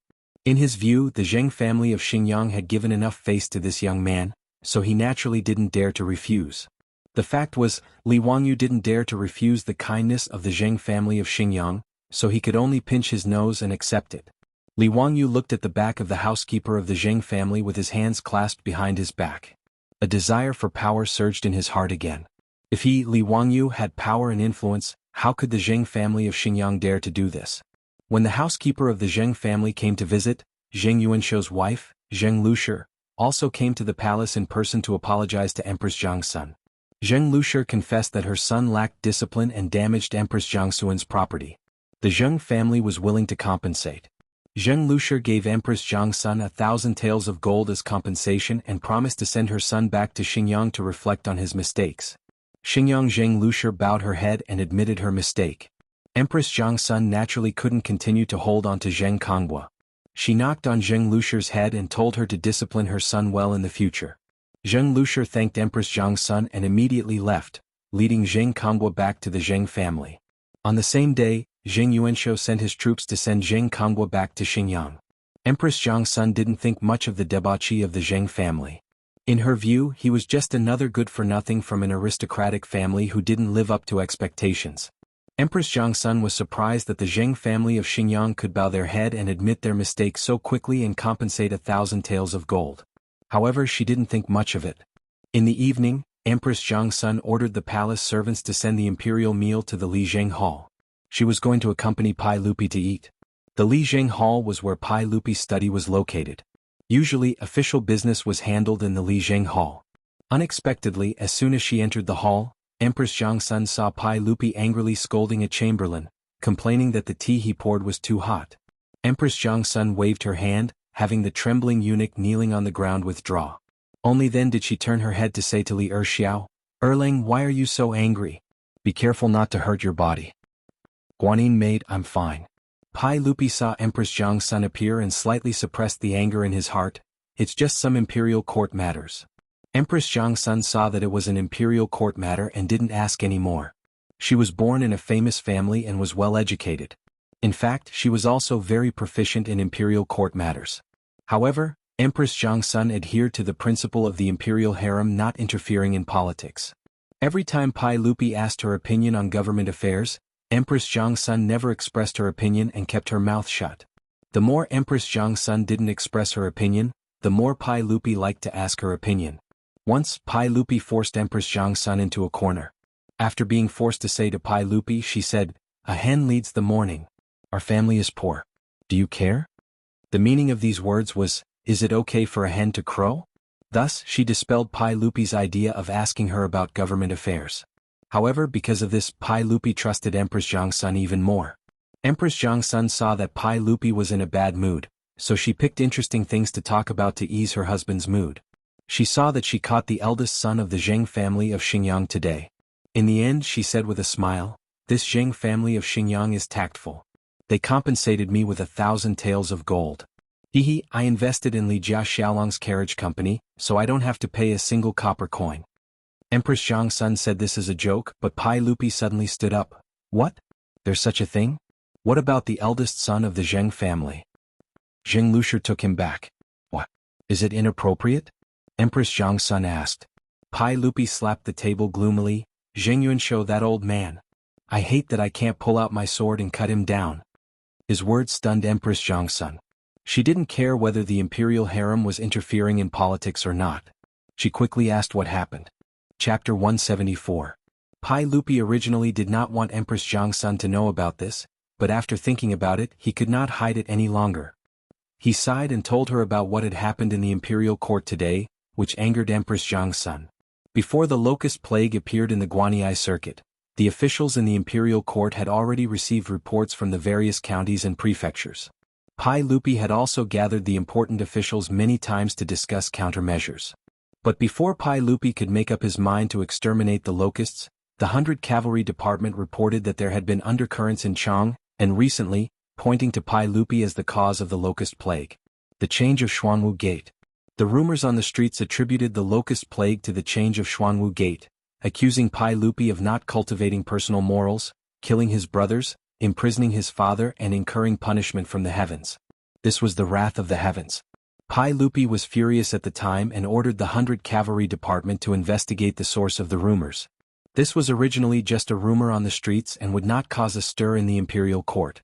Who would have thought that today, when Pai Lupi wanted the officials to discuss how to deal with the locust plague, a bomb was set off against him in the imperial court. The one who set off the undercurrents was an 8th-rank imperial censor. This young imperial censor bypassed the censor Wei Zheng and directly presented a memorial to Pai Lupi in the imperial court. In front of hundreds of officials, he accused the locust plague of being the wrath of the heavens because of the massacre in the 9th year of Wuda. The forbidden blood gate, together with the sword, has been ridiculed through the ages. It is the wrath of the heavens that caused the locusts to descend from the heavens. Your Majesty, please issue an edict of self-punishment. To save the people of the world. The young imperial censor did not care about imperial censor Wei Zheng's attempts to stop him. Under the gazes of the officials and Li Er's towering rage, he said these words. He wanted Pai Lupi to issue an edict of self-punishment and apologize to the world. The imperial court was shocked. Pai Lupi was unable to restrain his anger. He ordered Wei Zheng, the censor, to investigate and then left in a huff. Fortunately, Pai Lupi was quite magnanimous. Otherwise, he would have ordered people to drag the censor out of the hall and flog him to death. In fact, Pai Lupi didn't need the 100 Horsemen Department to investigate. He already knew who was behind this. 5 surnames and 7 hopes. Since the Wei and Jin dynasties, the Wuxia imperial court had been controlled by the aristocratic families. The establishment of the Tang dynasty also relied on the support of the aristocratic families in Guangzhou. Moreover, the aristocratic families in Shandong still maintained the centuries-old tradition of reading and teaching the classics, so they still enjoyed a superior political and social status. Even though Pai Lupi was committed to weakening and destroying the aristocratic families, there was nothing he could do to them for the time being, unless he wanted the Tang dynasty to fall into war again. Since Pai Lupi wanted to deal with the aristocratic families naturally wouldn't sit still and wait for their doom. This time they used the locust plague to turn it into a divine punishment to force Pai Lupi to issue an edict of self-condemnation. This was a card played by the aristocratic families. Without this memorial, Pai Lupi could have issued an edict of self-condemnation because of the locust plague. He could have imitated King Wu of Zhou and said, "The people have sinned, so I punish them." Then he would have ordered to exterminate the locusts. Not only would he not lose face, but it would also increase his prestige as an emperor. However, if someone pushed the bucket of *T to his head and used the incident at the Xuanwu Gate as an excuse to force Pai Lupi to issue an edict of self-condemnation, it would be impossible. If Li Er really did so, his dignity as an emperor would be thrown to the ground by the aristocratic families. He would even have to step on it a few times and it would never be picked up again. Using an 8th-rank censor to put Pai Lupi on the fire pit, the aristocratic families were really good at this. The Zheng family of Xinjiang was the most active aristocratic family in the imperial court. Pai Lupi was almost certain that the Zheng family was behind today's matter. If he had known about Zheng Kongwa's matter earlier, he might have been able to use this foppish son of the Zheng family to force the Zheng family of Xinjiang to make concessions. However, he didn't expect the Zheng family of Xinjiang to react so quickly and apologize to Empress Zhang's son without hesitation before sending Zheng Kongwa back to his hometown in Xinjiang. Pai Lupi could only let out a long sigh. He had to find another way out of this situation. After Empress Zhang's son learned about what happened in the imperial court today, it was too late for regrets and she was secretly angry. However, it was Pai Lupi who comforted her, fearing that the 6-month pregnant empress would have a miscarriage. Leaving aside how Pai Lupi comforted his wife in Chang and city's Taiji Palace, in the Li family of Dingzhou village in Hu County, Li Wangyu was also feeling uneasy as he looked at his beautiful superior who was talking to Aphrodite. On the way back to Dingzhou village, Li Wangyu saw that he couldn't hide anymore, so he gritted his teeth and told his superior about Aphrodite. His beautiful boss, who had a smile on her face, had a frosty look on her face. She did not say a word. Li Wangyu begged and pestered her, but he still couldn't get her to look at him. Even the Niu brothers didn't say anything as they felt the pressure from their beautiful boss. They looked at Li Wangyu with a look that said, "Langjun, you're on your own now." Li Wangyu was speechless. Why were all women like this? What was the point of having a Cold War so often? His ex-girlfriend from university was the same. Whenever there was any friction between them, she would give him a Cold War and often wouldn't speak to him for a week, as if he were a stranger. Li Wangyu didn't expect that his University of Pennsylvania graduate and goddess-like beautiful superior would be the same. Even the little girl Pei Lan didn't give him a good look. She looked at him with eyes that were about to roll up to the sky. Li Wangyu was so angry that he almost wanted to grab this little girl and give her a good spanking. How rebellious. It was fine if his beautiful superior was like this, but even a little girl like you dared to be like this. After returning to the Li family of Dingzhou village, both the old butler Li Heng and Ma Zhou acutely sensed that the atmosphere wasn't right when they came out to welcome them, so they wisely kept their mouths shut. Su Changqing jumped off the horse's back and didn't even look at Li Wangyu as he pulled Pei Lan towards the rear courtyard. Li Wangyu was afraid that she would get into a conflict with Afro and was ready to follow them with cold sweat on his forehead. If they really got into a fight, he would be able to mediate. Just as he was about to leave, he heard Niu Yong whisper to Niu Wu, "Erlang, watch carefully. In the future, you'd rather offend Lang Jun than Mrs. Su." Big brother is right. Mrs. Su's aura is really scary. Niu Wu nodded his head vigorously. Ma Zhou chimed in from the side, "Indeed, my teacher is no match for Mrs. Su at all. I could tell from the start. I wonder if Mrs. Su and Afro will get into a fight?" Niu Yong and Niu Wu nodded in unison, meaning that they would. "See my foot? See my foot?" Li Wangyu really wanted to find a baseball bat and beat these three rascals out of the door. Who would want such a troop and disciple? He had forgotten that he had also thought that his beautiful boss and Afro would get into a fight and was even prepared to mediate the situation. On the other hand, the old butler Li Heng stood at the side with a chuckle and had no intention of going to the backyard to mediate at all. Li Wangyu dawdled in the front yard for a long time and stretched his ears out to see if there were any sounds of fighting in the backyard. However, he didn't hear anything even after waiting for a long time. After thinking about it, he straightened his clothes and prepared to go to the backyard to see what was going on. As he dawdled into the backyard, he didn't see the expected scene of the main wife scolding the mistress and the mistress resisting unwillingly. Su Changqing was actually chatting amiably with Afro in an unusually harmonious atmosphere, while Perrin was fuming at the side. What the hell was going on? Something didn't seem right. Chapter 175. How could Li Wangyu know what Su Changqing was thinking? In fact, Su Changqing was already mentally prepared that Li Wangyu would bring a woman home, but she didn't expect it to be so fast. Although she hoped to live with Li Wangyu in the Tang dynasty for the rest of their lives, she didn't believe that Li Wangyu as a man would still insist on monogamy in the Tang dynasty, where 3 wives and 4 concubines were the norm. Not to mention in the Tang dynasty, even in the future, Su Changqing was pessimistic about whether a husband and wife could live together for the rest of their lives. Because her father was like that. Su Changqing went to the United States to study in high school, and then studied at the University of Pennsylvania. Her family's economic conditions were naturally quite good. Her father had a successful career and was famous for his success.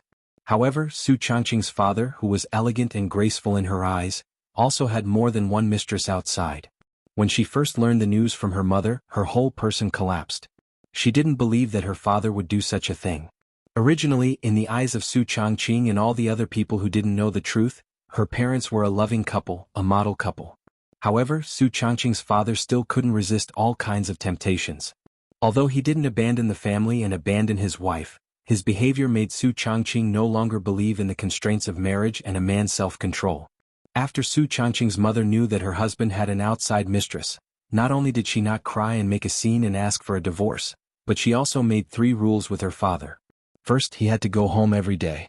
Second, he couldn't bring an outside woman home. Third, she had to manage the family's finances. In this regard, the beautiful superior couldn't understand her mother's practice at all. Wasn't she condoning her husband to cheat? It wasn't until a long talk with her mother that she understood her mother's idea. In her mother's words, if she quarreled with her husband and even divorced, those foxes would benefit. As long as he stood on the side of righteousness, those mistresses would not be able to cause any trouble. However, because of the guilt in his heart, her father treated her mother even better. He happily handed over all the financial power of the family to her mother.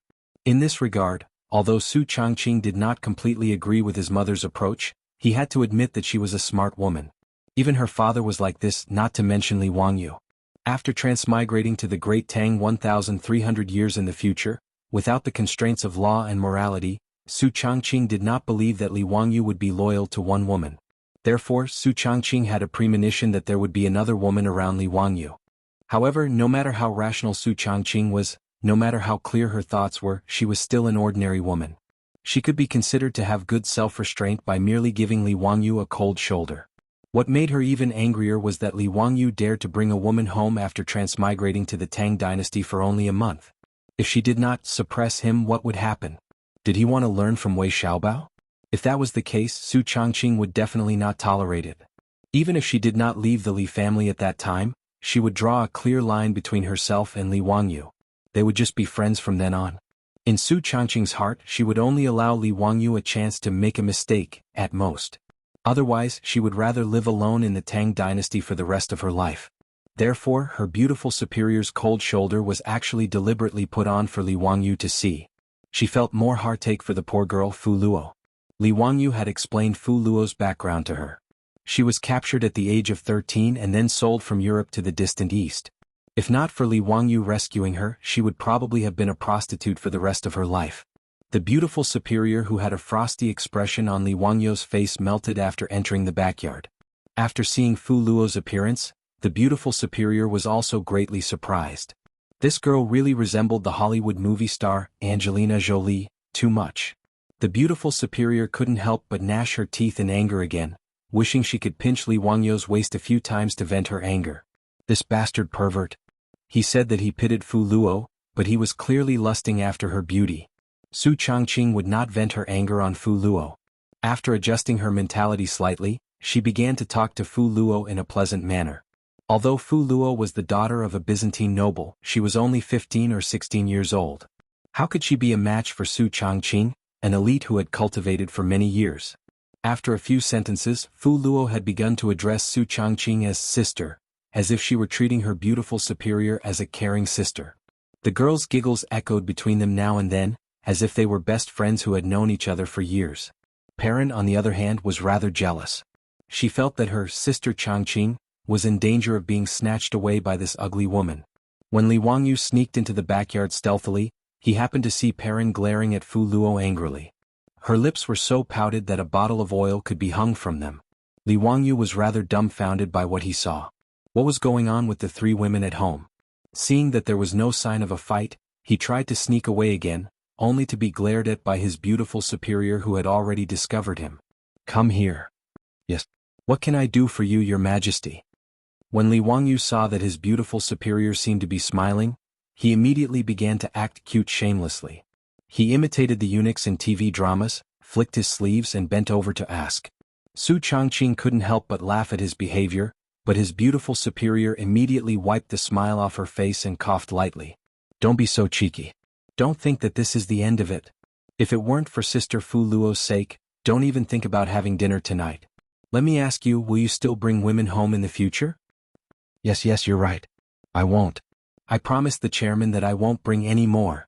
Li Wangyu said with a flattering smile. Fu Luo and Perrin were both stunned. Their Longjuan's behavior was simply too shocking for them to accept. How could the two young ladies of the great Tang, who had never been baptized by feminism, accept the way Li Wangyu and Su Changqing interacted with each other? Perrin couldn't help but cover her little mouth with her hand, afraid that she would cry out in alarm. She looked at Su Changqing with a worried expression and thought to herself, is it really okay for Sister Changqing to talk to Langjun like this? What did Langjun mean when he said he would make a promise to the chairman? Su Changqing sneered and stared at Li Wangyu seriously. Li Wangyu, this is the first and last time. Otherwise, I promise to leave this house. I'm a man of my word. A drop of cold sweat slid down Li Wangyu's forehead as he hurriedly nodded in agreement. In fact, Li Wangyu didn't have any intention of having multiple wives and concubines. He had saved Fu Luo out of pity. But judging from Su Changqing's words, why did it seem like he was allowing him to take Fu Luo into his room? Is there such a good thing? Li Wangyu really wanted to look up at the sky and see if the sun had risen from the west. Chapter 176. In the end, Aphrodite still ended up staying with the Li family, although her identity was still a bit unclear. In fact, even Su Changqing's identity was still unclear in the eyes of the old steward Li Heng, the Niu brothers and Ma Zhou. But ever since Aphrodite moved into the house, Li Wangyu began to feel unhappy. With another woman, not only did nothing unsuitable for children happen as he had hoped, even his original benefits were cancelled. Aphrodite was brought into his room by his beautiful superior, making Li Wangyu completely give up on the idea of secretly eating her. And his original benefit of being able to hold hands with his beautiful superior was also cancelled, making him very depressed. But Li Wangyou's depression only lasted for a day, because the next day, Qing Chumo and the group of wastrels came to Dingzhou village again. Zio, what kind of sacred sun fire are you going to collect for the Zoroastrianism today? How exactly are you going to do it? Qing Chumo roared as soon as he entered. It's a secret, you'll know at noon. Hearing Li Wangyou's answer, the group of wastrels couldn't help but want to beat him up. This kid was really too infuriating. That day at the Zoroastrianism temple, Li Wangyou said that he was going to collect the sacred sun fire for the Zoroastrianism. Not only was Sabeo Milman surprised, but the group of wastrels was also very curious as to how this sacred sun fire could be collected. But no matter how they asked, Li Wangyou just said, "It's a secret, you'll know in 3 days," to send them off. Li Wangyou's deliberate mystery piqued the curiosity of the group of wastrels. No one could figure out how Li Jia Xiaolang was going to collect the sacred sun fire. As the saying goes, curiosity killed the cat, and the group of wastrels felt like a cat was scratching their hearts. So early in the morning, as soon as Chang and city gates opened, a group of people rushed to Dingzhou village, urging Li Wangyou to hurry to the Zoroastrianism temple. Li Wangyou and Miraman had originally agreed to meet at noon, but they couldn't resist the urging of these rich playboys. They had no choice but to say goodbye to their beautiful boss and follow them out. They rode to Chang'an City. Along the way, Qing Chumo and the others talked about how the Li family's carriage company had been burned down by the Zheng family of Xinjiang. Everyone was filled with righteous indignation. They only found out about this after the fact. Originally, she wanted to help Li Wangyou vent his anger, but unexpectedly, Madame Zheng had already sent that bastard Zheng Kongbo back to Xinjiang. This group of silk pants naturally couldn't go to the Zheng family to cause trouble, so they could only mark the Zheng family's black mark in their hearts. Qing Chumo and the other debauchee clans were not on the same boat as the 5 surnames and 7 Wangs. Although Qing Yaojin's wife was the first daughter of the Chui clan, he was still most loyal to Pai Lupi. He didn't have much contact with aristocratic families. Furthermore, the incident that had happened in the imperial court the day before yesterday had caused Qing Yaojin and the other generals to be even more furious. If it wasn't for Pai Lupi's prohibition, they would have probably taken their weapons and attacked these aristocratic families. Ziyu, when that Zheng Kongbo returns to Chang, and we brothers will definitely help you vent your anger. Qing Chumo patted Li Wangyou's shoulder and comforted him. Fang Yai also patted his chest and assured Li Wangyou, "That's right, Ziyu. Don't worry, if that bastard dares to return to Chang'an, we will definitely teach him a lesson." Li Wangyou was greatly moved and saluted the group of silk pants. "Many thanks, brothers. After today's matter, I will treat you all to a drink. Are we still going to that Hu wine shop?" Chai Lingwu's eyes lit up when he heard about drinking. Li Wangyou was speechless. These bastards, they still mention the Hu wine shop. The group of people chatted and laughed as they quickly entered Chang'an. When the group of people entered Liquan Square, they found that the square was already crowded with people, so crowded that not even a drop of water could trickle through. The silk pants and Li Wangyou were all dumbfounded. What the hell was going on? It wasn't the Lantern Festival today, so why were there so many people in Liquan Square? Yuchi Baolin shouted, "Those in front, move aside. What the hell are you all doing here?" After he shouted, not only did no one move aside but he also received a lot of rolling eyes and mockery. What is this big idiot shouting about? Can't he see that there are people here? That's right, why are you all squeezing? We want to go to the Jia Temple to watch the show. Today there is a powerful person in the Jia Temple who is going to collect the sacred fire of the sun in front of everyone. Who doesn't want to witness such a miracle with their own eyes? Why should we move aside? I heard that the powerful person who can collect the sacred fire is 8 feet tall and his waist is also 8 feet wide. His fists are as big as a mill and his arms are as thick as pillars. When Li Wangyou heard this, he almost fell off his horse. Was he a freaking ball? An alien version of a ball? Damn, the society was indeed very important. It was only right to not believe in rumors and not spread them. It turned out that Jia Temple was afraid of being held accountable for the extinguishing of the sacred fire, so he simply spread the news in Chang, and that the Jia Temple was going to collect the sacred fire of the sun in front of everyone. In the Tang dynasty, there was an extreme lack of entertainment among the people. After hearing about this bizarre event, not only did all the Sushans in Chang'an come, but even the ordinary citizens of Chang, and came to Liquan Square to watch the show. As a result, more and more people came. Liquan Square had become a sea of people, and even the streets outside the square were almost filled with people watching the show. When Li Wangyou heard about this, he was sweating like a waterfall. In the current situation, he and the silk pants couldn't enter the Jia Temple. He didn't know if the crowd would be disappointed if he, the main character, didn't go in at noon. Fortunately, this awkward situation didn't last long. Milimon, who was in the Jia temple, also noticed the crowded situation outside the Jia temple. He quickly asked the priests to go out and help the Silk Pants. With a group of Jia temple priests leading the way, Li Wangyu and the Silk Pants finally squeezed into the Jia temple through the gate of Li Quan Square. Fortunately, only the priests and priests of Jia temple were allowed to enter today.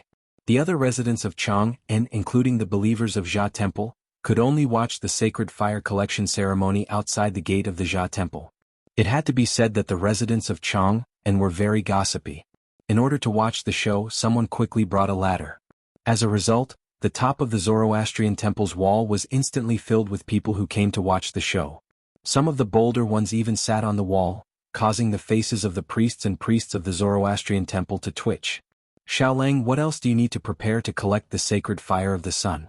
If you need anything, just tell me. I'll immediately get someone to prepare it for you. When Milimon saw Li Wangyu, he immediately greeted him. Whether Li Wangyu could collect the sacred fire of the sun in front of everyone today was a matter of life and death for him. He couldn't help but pay attention to it. Li Wangyu said, "Prepare a large block of ice for me as well as some tools for cutting ice. Also, prepare a room for me." Block of ice? Milimon and the Silk Pants were all stunned. Why would he want ice? What? Don't you have ice in your Jia temple? Li Wangyu asked. Milimon shook his head. No, of course we have ice. How big do you need? I'll immediately get someone to prepare it for you. The rich and powerful in Chang, and all dug ice cellars to store ice for use in summer. The Jia temple of the Sogdians didn't lack copper coins, so naturally, they also dug ice cellars to store ice.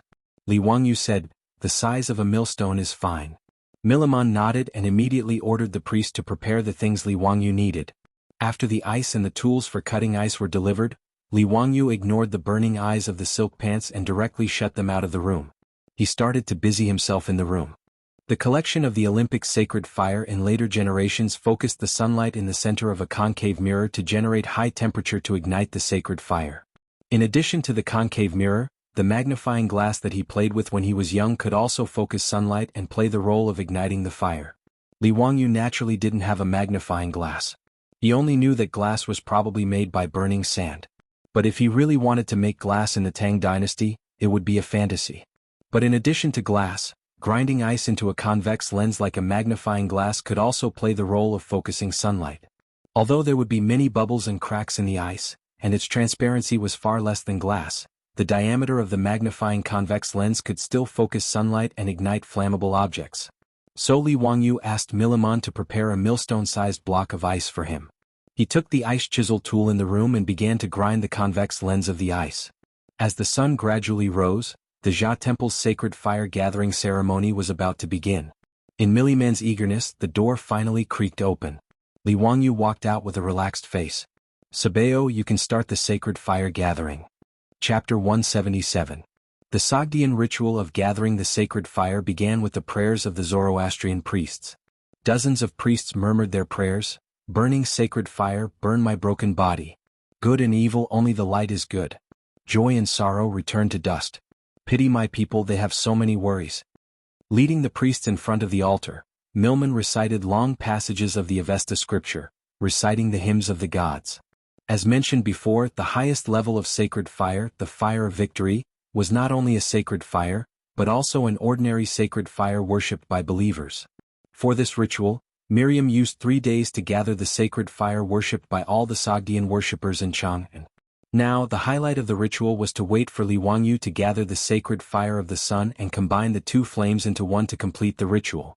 Although the process of gathering the ordinary sacred fire was quite rushed, Miriam believed that as long as Li Wangyu could gather the sacred fire of the sun, it would be the highest level of sacred fire, even higher than the sacred fire worshipped in the Persian temple. After the tedious and solemn ritual was completed, it was Li Wangyu's turn to perform. Li Wangyu's small body could not carry the convex lens of ice the size of a millstone. However, there were foppish sons who fought to help him carry it. When Li Wangyu asked who was willing to help light the sacred fire, the foppish sons almost fought. Clearly, in terms of muscle, the 3 Qing brothers could crush the foppish sons.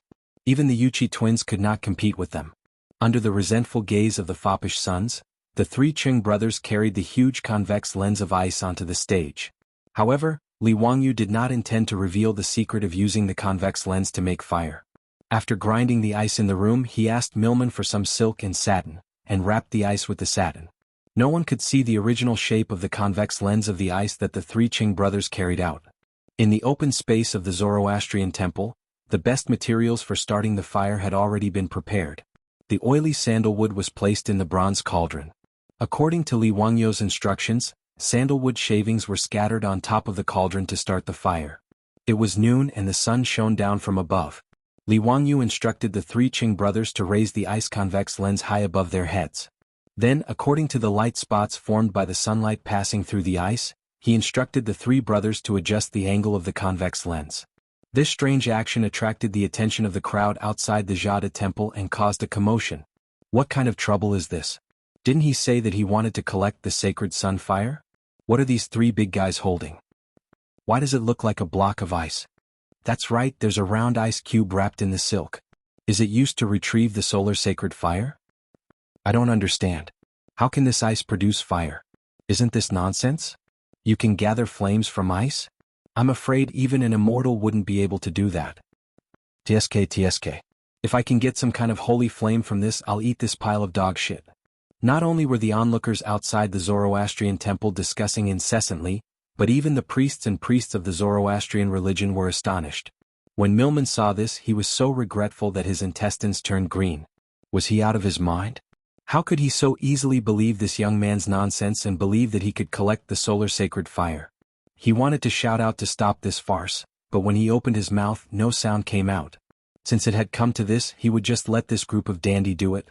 In any case, if he couldn't collect the solar sacred fire, his position as Sabeo would come to an end. Since that was the case, he could only pray for a miracle. Qing Chumo held the large ice convex lens and asked in a low voice, "Ziyu, are you sure you can really collect the solar sacred fire like this? This is not a joke. If you trick the Sogdians, they will really go crazy." "Brother Chumo, you can rest assured. There's no problem at all. Brother Chuyang, don't keep swaying. Hold it up properly." Li Wangyu instructed them to adjust the angle of the ice cube while smiling at Qing Chumo. But although he said so, the three brothers of the Qing family didn't have the confidence that the solar sacred fire would really be collected from the ice cube they were holding. Under Li Wangyu's constant instructions and adjustments, the noon sun finally condensed into a large spot of light through the ice convex lens and shone on the wood in the copper cauldron. Li Wangyu clapped his hands. "Okay, that's it. Brothers, hold on. Don't move around." Seeing him so determined, the Qing brothers obediently held the ice cube high. But because the purity of the ice cube wasn't high, and Li Wangyu's level of polishing was limited, although the light spot was condensed and shone on the wood in the copper cauldron, there was no reaction. Milman became more and more anxious. He couldn't help but walk to Li Wangyu's side and ask in a low voice, "Xiao Lang, is this how the solar sacred fire is collected?" Li Wangyu replied matter-of-factly, "Of course, Sabeo, you see, the sun's sunlight has been condensed by me. Soon, the solar sacred fire will come to your temple. Don't worry, wait patiently for a while." These people of the Tang dynasty naturally didn't know what a convex lens was. A convex lens that was thicker in the center and thinner at the edges had a light-gathering effect. After learning the basic knowledge of junior high school physics, he knew that the convex lens would condense the sunlight that shone on its surface into a beam. The temperature would continue to rise until it reached the ignition point of the wood, and then the wood would be ignited. There was once an expedition team that accidentally lost a fire seed in the Antarctic. They processed the ice cube into a convex lens and condensed the sunlight to ignite the fire. So Li Wangyu didn't doubt that he could collect the solar sacred fire at all. But today, for some reason, the light spot of the ice convex lens shone on the wood in the copper cauldron for a long time, but there was no reaction. Time passed by and Li Wangyu was a little anxious.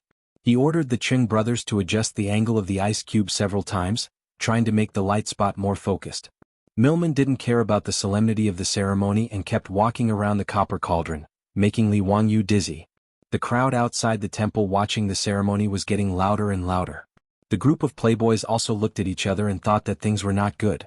If the gathering of the solar sacred fire failed today, the consequences would be unpredictable. Fang Yai secretly elbowed Chai Lingwu. "Brother Lingwu, if Zio can't get the solar sacred fire, we'll have to protect him and rush out." Chai Lingwu wiped the sweat on his forehead and nodded. "Of course, we'll let the Yuchi brothers and the Qing brothers protect Zio and run first. We'll bring up the rear." Yuchi Baolin and Yuchi Baoqi also nodded and secretly rolled up their sleeves, ready to drag Li Wangyu and run away at any time. While the playboys were talking in low voices, discussing their escape plan, they saw the crowd outside the temple being pushed aside by a group of fierce-looking troops, creating a path. Several playboys that Li Wangyu had never seen before swaggered into the temple under the protection of the troops. Yo, is the Qing family's young master playing a monkey? Holding up a big ice cube to act for everyone to see? The leader of the group, a young man with triangular eyes, mocked. Li Wangyu was stunned. Where did these bastards come from? They dared to mock Qing Chumo and the others? Chapter 178. When Qing Chumo and his two brothers saw them, they immediately put down the ice in their hands angrily. Fang Yai, Chai Lingwu and the other playboys also rushed forward and blocked the way of the young men. Qing Chumo rolled up his sleeves and was about to beat them up. Wang, today I'll let you know what it means to have a fist as big as a clay bowl. Seeing that the playboys were about to fight, the young men couldn't help but take a few steps back. Their troops immediately rushed up to protect their masters and protected the young men behind them. Li Wangyu pulled Du He and asked, "Brother Du He, who are these people?" Du He replied angrily, "They are the bastards of the Cui, Lu and Wang families." He pointed to the triangular-eyed man who had just spoken. That one with a foul mouth is Wang Ziqiao, the legitimate son of the Taiyuan Wang clan. The others are Cui Daogu of the Qinghe Cui clan, Cui Hong of the Bowling Cui clan, and Lu Xiang of the Fanyang Lu clan. Li Wangyu was stunned when he heard this. Well, in the Tang dynasty, except for the legitimate sons of the Longxi Li clan and the Li clan of Zhao County, and Zheng Konghua of the Xingyang Zheng clan, who had run back to his hometown, the rest of the legitimate sons had all come to the Zhuang temple. He had always hated Zheng Konghua.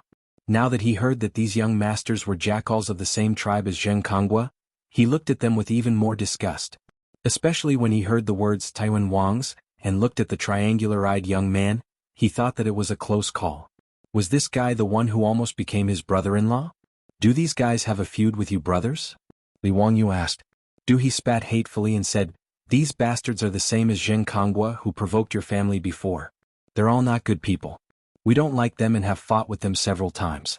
But these cowards always let their own troops get beaten up." Bah.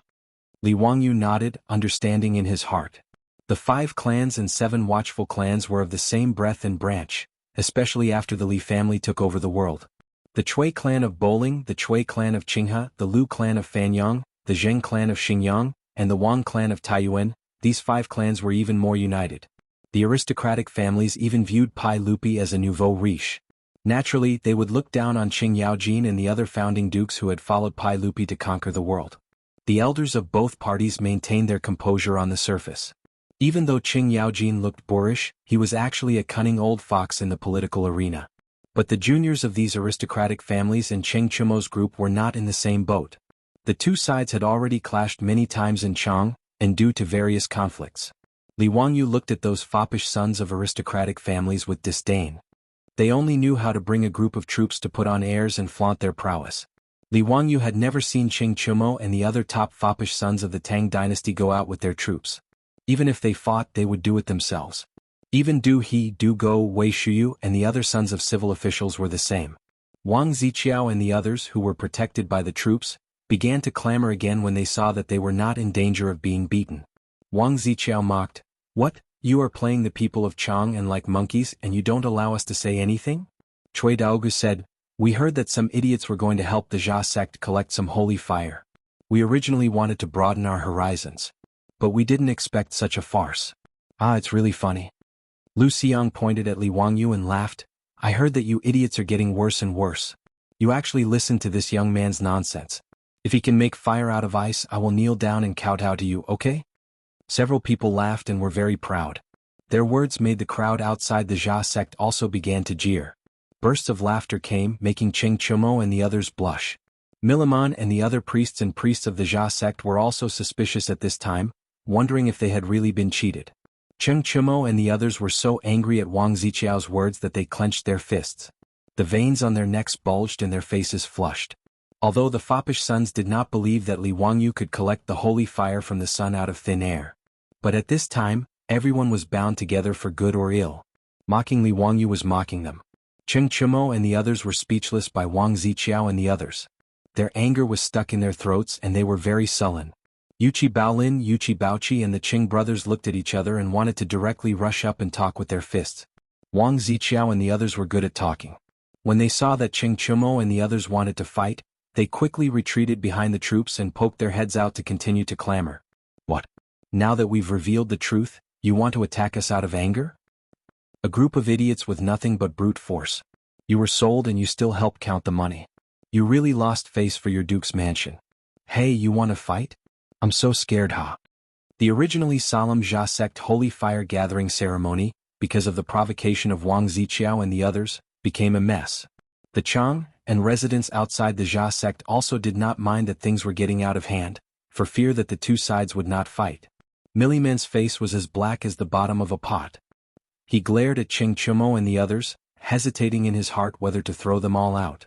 Li Wangyu quickly reached out to stop Qing Chumo and the others. Brothers, please wait. Why do you have to fight with them? Don't ruin the Jia sect's holy fire gathering ceremony because of them. Jia sect is still waiting for the holy fire of the sun to descend on the Jia sect's fire altar. Don't lose sight of the big picture.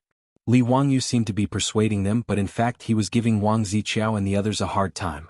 The meaning of his words was to push Wang Ziqiao and the others to the opposite side of Jia sect, accusing them of destroying the holy fire gathering ceremony. Sure enough, after he finished speaking, the priests of Jia sect, including Milliman, looked at Wang Ziqiao and the others with unfriendly eyes. But as Li Wangyu said, regardless of whether the holy fire of the sun was collected or not, the holy fire gathering ceremony was still in progress. Wang Ziqiao and the others came out so casually and ridiculed Qing Chumo and the others, which really interfered with the ceremony. When Li Wangyu said this, Wang Ziqiao and the others' faces changed. They hurriedly defended themselves. Tian Shaolang, don't talk nonsense. It's obviously you guys who deceived the Zoroastrianism. How is it us who are interfering with the ceremony? How did I deceive the Jia sect? Li Wangyu asked. Lu Xiang pointed to the ice block put down by Qing Chumo and the others. The 5 elements reinforce and restrain each other. This ice is water, water restrains fire, wood breeds fire, isn't it obvious? Even if you break the heavens, it is impossible to use ice to collect the holy fire. What he said was common sense to everyone, and everyone nodded again and again, thinking that it was reasonable. Li Wangyu laughed. Then if I can use this ice block to help Jia sect collect the holy fire of the sun, what will you say? Just like you said just now, kneel down and kowtow to us? Do you dare to bet? Chapter 179. Li Wangyu's words made the faces of Wang Ziqiao and the others change. Nonsense. How dare a brat like you do this? Who do you think you are? How dare a man in white speak so arrogantly? Tian Shilang, you have no manners at all. Do you have the right to speak here? Qing Chumo put his arm around Li Wangyu's shoulder and said, He is my brother. You don't agree? Do you dare to bet with me? Lu Xiang, Wang Ziqiao and the others looked at each other, their eyes fierce.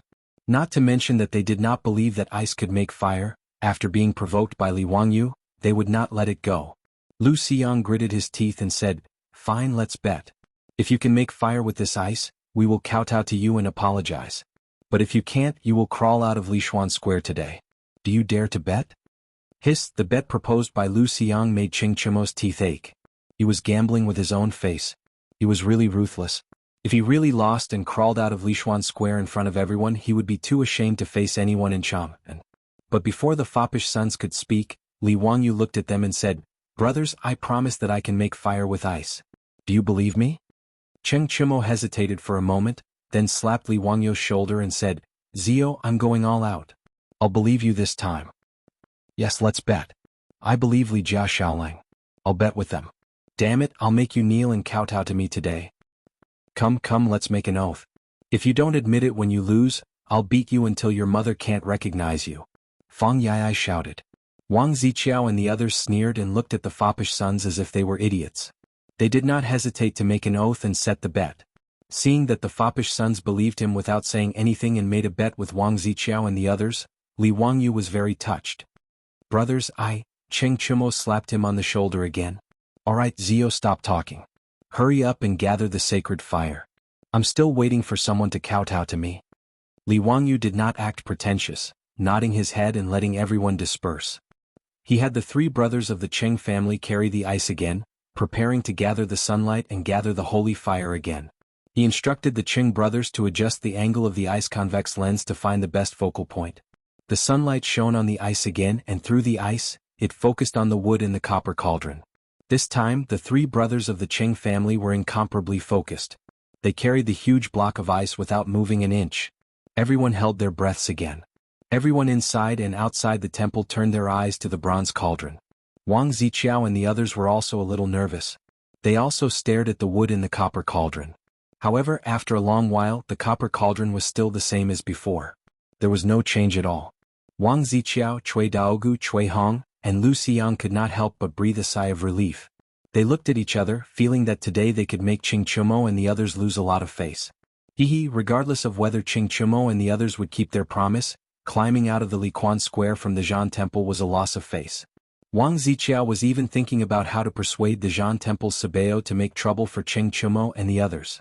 Just as he was feeling proud and smiling, he heard Niu Jingping suddenly shout, "Look, smoke is coming out of the copper cauldron." His shout made Wang Ziqiao and the others' hearts skip a beat. They quickly turned their eyes to the copper cauldron. Under the noon sun, a wisp of green smoke was rising from the copper cauldron. The wisp of green smoke coming out of the copper cauldron was caused by the sunlight focusing on the wood shavings. Milimon, who was already feeling despair, was overjoyed when he saw this situation. He immediately began to recite the Avesta scripture with a group of Zhan Temple priests. As the Zhan Temple priests recited the scripture, the green smoke in the copper cauldron became thicker and thicker. A flame suddenly rose from the wood shavings, and then the flame slowly began to devour the wood in the copper cauldron. Sacred fire. It's really the sacred fire of the sun. Milimon exclaimed. Witnessing this miracle with their own eyes, the priests and priests of Zhan Temple immediately knelt down. A miracle had come to the Zhan Temple. No one doubted the authenticity of the sacred fire of the sun anymore. This flame was really created out of thin air after the sunlight gathered. The noon sun, after passing through the ice, actually created the sacred fire. This scene was too shocking. Milimon was so excited that his heart was beating so fast that it almost jumped out of his throat. His glory and wealth were saved. At this time, Milimon had already forgotten who extinguished the sacred fire in the Zhan Temple altar. He only knew that the Zhan Temple in Chang, and city's Liquan Square had the world's top sacred fire. And all of this was brought to him by the young man from the Tang dynasty in front of him. Milimon didn't have time to express his gratitude to Li Wangyu now. He hurriedly called the priests of Zhan Temple who were responsible for looking after the sacred fire to come forward and carefully guard the precious sacred fire of the sun. The priests and priests of Zhan Temple excitedly recited the Avesta scripture in unison, while the Sogdian believers outside the Zhan Temple knelt down and murmured prayers. The sacred fire of the sun had descended on the Zhan Temple in Liquan Square of the Tang dynasty. This was the supreme glory of the Zhan Temple of Zhan Temple. The residents of Chang and who were watching the fun and didn't believe in Zhan Temple at this time, saw Cheng Chumo and others really use ice to condense the sunlight out of thin air and create a flame. Everyone exclaimed, "My mother, the three young dukes of Duke Lu's mansion, have they become immortals? Using a piece of ice to create the sacred fire of the sun? Amazing, amazing, this is really the means of immortals. Where is the brother who said that if he used ice to collect the flame he would eat dog shit? Where did he go? The brother who said that he would eat dog shit ran away. I don't know what these young masters are going to do. There will be a good show to watch. Isn't that right? If these young masters of aristocratic families were to kowtow to the young dukes, then they would really lose all face. Interesting." Li Wangyu saw that the convex lens of the ice was successful in condensing the sunlight and called the three brothers of the Cheng family to break the ice. He didn't want to reveal the mystery of collecting the sacred fire. If Zhan Temple learned it, it would be worthless. After the ice was broken, Li Wangyu smiled and said to the group of playboys, "Brothers, it seems that someone just made a bet with us? Little brother's memory is not good. What did we bet on?" Yes, someone didn't know life from death and made a bet with us."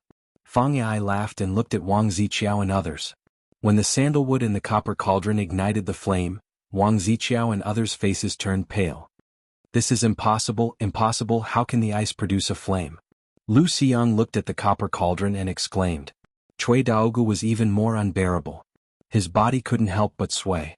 If it weren't for the troops beside him supporting him, he would have fallen to the ground. The flame in the copper cauldron began to burn as if it was roasting them. Their backs began to soak with sweat. Chapter 180. Cheng Chumo walked towards them with an evil grin on his face. He cracked his knuckles with both hands. "Hey you guys, now you can kneel down and kowtow." Why, you bastard, you finally let me vent my anger, quickly kneel down. Wang Ziqiao now felt dizzy. How did the ice block make the sandalwood in the copper cauldron burn? He began to regret coming to the Zhan temple today to provoke them. Wasn't this the same as sending his face to the door for these playboys to slap? His pale face squeezed out a smile that was uglier than crying. Cheng Chumo, don't go too far. Don't go too far. Yes, what do you want to do? Do you really want to bully my Fanyang Lu family? Lu Xiang and the others were also regretting. They had forgotten to look at the almanac when they went out today. Originally, they wanted to ridicule Cheng Chumo and the others who were not on good terms with them. Who would have thought that the ice block could make the sunlight burn? Today, the few of them could be considered to have been defeated. Their faces were probably going to be completely lost. Why, you bastards, what are you going to say to me? Don't give me that. If you admit that you don't have balls between your legs, then forget it, I can let you go today. Cheng Chumo put his hands on his hips and laughed. He was sweating in his heart just now. If it were not because he was angry at Wang Ziqiao and the others for being too insidious, and because he had an inexplicable confidence in Li Wangyu, he would not have gambled on this matter. His words made Wang Ziqiao, Lu Xiang and the others pale, but they did not know how to refute. If they really wanted to kneel down and kowtow to Cheng Chumo and the other playboys, they would never do it. This was worse than killing them. Wang Ziqiao simply snorted, "Humph, I don't want to lower myself to your level, let's go." After that, he was ready to call the troops to open the way for the four of them to slip away. They would rather renege on their gambling debts and bear the infamy of going back on their words than kneel down and kowtow in front of countless onlookers. The bet between Wang Ziqiao and Cheng Chumo had long been heard by the crowd outside the Zhan temple. As the saying goes, watching a good show is not a bad thing, so everyone began to kick up a fuss. Normally, Wang Ziqiao, Cui Daogu, Cui Hong, and Lu Xiang were profligate disciples from aristocratic families that absolutely no one dared to offend. But now, under the watchful eyes of countless people, it was unknown who took the lead. Waves of shouts came from Liquan Lane, "Kneel, kneel, kneel! Kowtow, kowtow, kowtow!" Wang Ziqiao and the rest were infuriated by the uproar. They felt a burning pain on their faces. They had really lost a lot of face today. They pretended to be deaf and mute, pretending that they did not hear those voices. Under the protection of their own troops, they rushed out of the crowd in a sorry state. After leaving Lishan Square, Wang Ziqiao grabbed Lu Xiang and said, "Brother Xiang, I can't take this lying down. We can't just let today's matter go like this." Cui Daogu's face was also gloomy as he gnashed his teeth and said, "Today's humiliation is comparable to the humiliation of Han Xian's crotch. I will definitely get my revenge." "You're going too far. This was going too far. I swear I can't exist under the same sky with them. But Cheng Chumo and those bastards, we can't easily offend them. Our troops don't dare to really make a move against them." Wang Ziqiao and the others were like Zheng Konghua. They were young, but their bodies had long been hollowed out by wine and women. Every time they had a conflict with Cheng Chumo and the other playboys, they did not dare to fight personally. They only dared to let their troops fight. But when their troops faced Cheng Chumo, Fang Yai and Chai Lingwu, these playboys of the Tang dynasty's top noble families, how could they really dare to make a move? If they injured these young masters, how many heads would they have for Qing Yaojin to chop off? If they really angered Qing Yaojin and Yuqi Jingda, these founding generals, even their main families, these aristocratic families, could not protect them. Therefore there had been several conflicts and Cheng Chumo and the others had always won, which made Wang Ziqiao and the others depressed. Today they thought it was an opportunity to mock Cheng Chumo and the others, but they did not expect that they would lose all their face. Cui Hong suddenly opened his mouth and said, "Cheng Chumo and those bastards can't be touched, but can that Tian Shilang also not be touched?" He was referring to Li Wangyu, the only one in the temple who was wearing a white robe at that time. Wang Ziqiao's triangular eyes flashed with a cold light. "Yes, I can't deal with those bastards of the Cheng and Yuqi families, but I, your father, can't deal with a Tian Shilang? I will now send people to watch that guy and see where he is from. Later, I will find someone to deal with him. Yes, that's right. I, your father, will kill this reckless guy. Brother Ziqiao, find out who this Tian Shilang is. If you don't destroy his family, this matter will not be over." Lu Xiang and the others also laughed. Suppressing people with power was what people like them should do. Idiots like Cheng Chumo who liked to make a move were simply a disgrace to the nobles. "Let's go and have a drink. Today's my treat. Find a few young ladies to relieve the heat." Lu Xiang called out to the other playboys and rode away. After Wang Ziqiao and the others fled the temple, the group of playboys laughed loudly. Cheng Chumo and the other playboys naturally would not force Wang Ziqiao and the others to kneel down and kowtow. That would be tantamount to shedding all pretense of cordiality. But for these playboys who ran rampant in Chang'an, there was not much difference whether they kneeled or not. In short, today the Taiyuan Wang clan, the Bowling Chui clan, the Fanyang Lu clan, and the Qinghe Chui clan had lost all face. Under the mocking eyes of the playboys, Wang Ziqiao and the others covered their faces with their sleeves.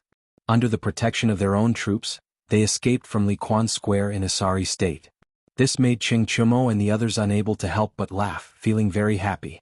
After the sacred fire gathering ceremony in the Zhan Temple, the crowd outside the temple gradually dispersed. But what they saw and heard today would be talked about by the people of Chang'an for a long time. Some busybodies, including the Zhan sect, tried to copy what Li Wangyu did that day. They found all kinds of ice and shone it under the sun, trying to find out the mystery of ice. But including the Zhan sect, no one succeeded in using ice to ignite the fire.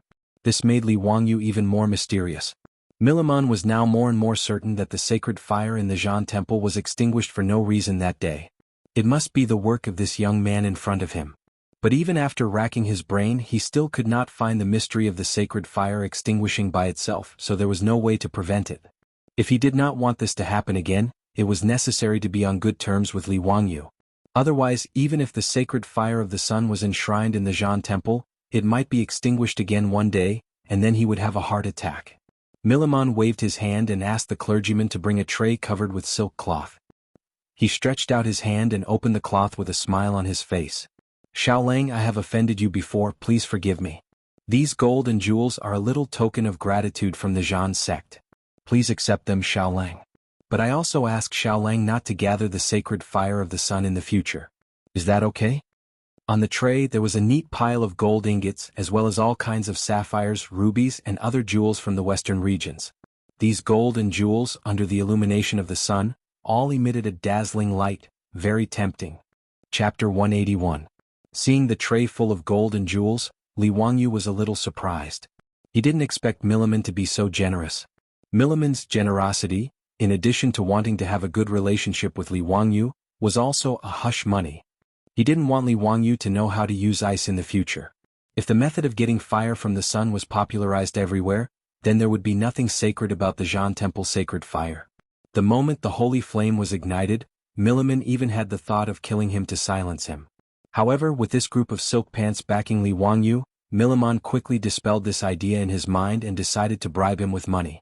Li Wangyu listened to his words and understood that he wanted him to keep it a secret and maintain the sacred feeling of the Zhan temple sacred fire. Sabeo, you are too polite. You can rest assured that I will keep this matter a secret for Zhan temple. That's good. Thank you for your trouble, Xiaolang. Li Wangyu was also not polite. He smiled and thanked Millimon, then grabbed the gold ingots and jewels and stuffed them into the hands of the playboys. Come, everyone has a share. Brothers, let's divide it. Cheng Chumo and the others quickly refused. Today they were very satisfied to see Wang Ziqiao and the others suffer. How could they have the nerve to take the gold and jewels? Not to mention these playboys were not short of money, and Li Jia Xiaolang still owed a lot of debt. The gold and jewels on the tray, at a glance the playboys could roughly estimate the value. It was about 4 or 5 million yuan. This Zhan temple could be considered a big deal. Li Wangyu saw that the crowd didn't want it, so he threw the gold ingots and jewels back on the tray. Brothers, if you look down on these things, then this little brother also doesn't want it. Fang Yai and the others looked at each other. In the end, Cheng Chumo laughed and reached out to grab a handful of gold ingots and jewels. Everyone, don't waste Ziyu's good intentions. Come, everyone has a share. Today let's learn from the people of Jianghu. Divide the gold and let's go drink a big bowl later, wah.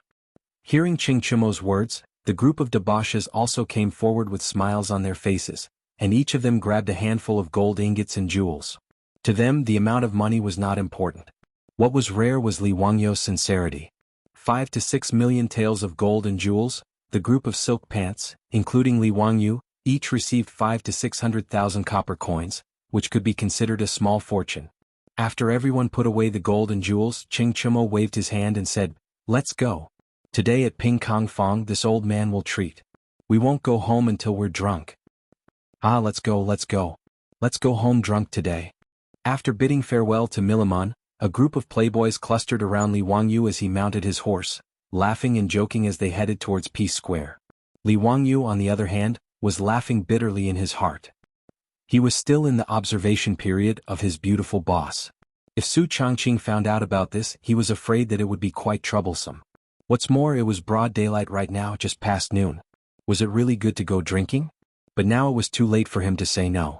Even if he said that his house was on fire, this group of silk pants would not let him leave. Li Wangyu shook his head.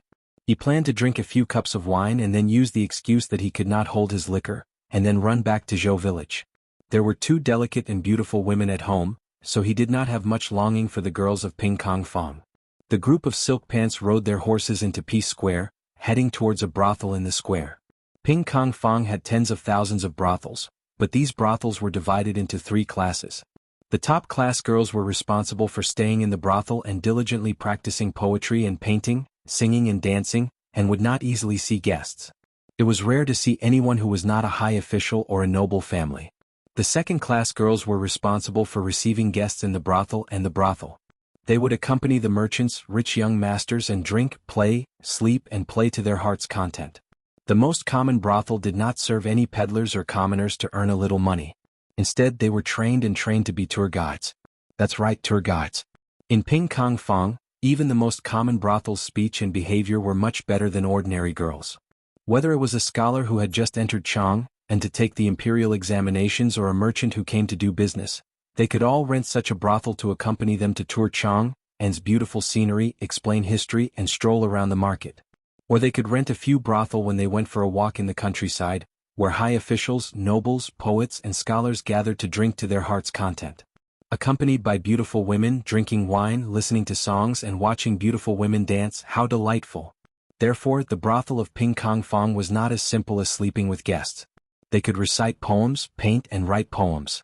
They could also dance, ride, shoot and dance with swords. They could be said to be multi-talented. Ping Kong Fong, which was full of beautiful women and high quality, was far from the brothel of the future, which only dealt in the flesh business, could compare. It was also because of this that Ping Kong Fong had a unique charm in the Tang dynasty. Meng Jiao once wrote a poem, riding the spring breeze, the horse gallops, seeing all the flowers of Chang, and in a day. The flowers of Chang, and were not peonies or morning glories, but delicate beauty flowers.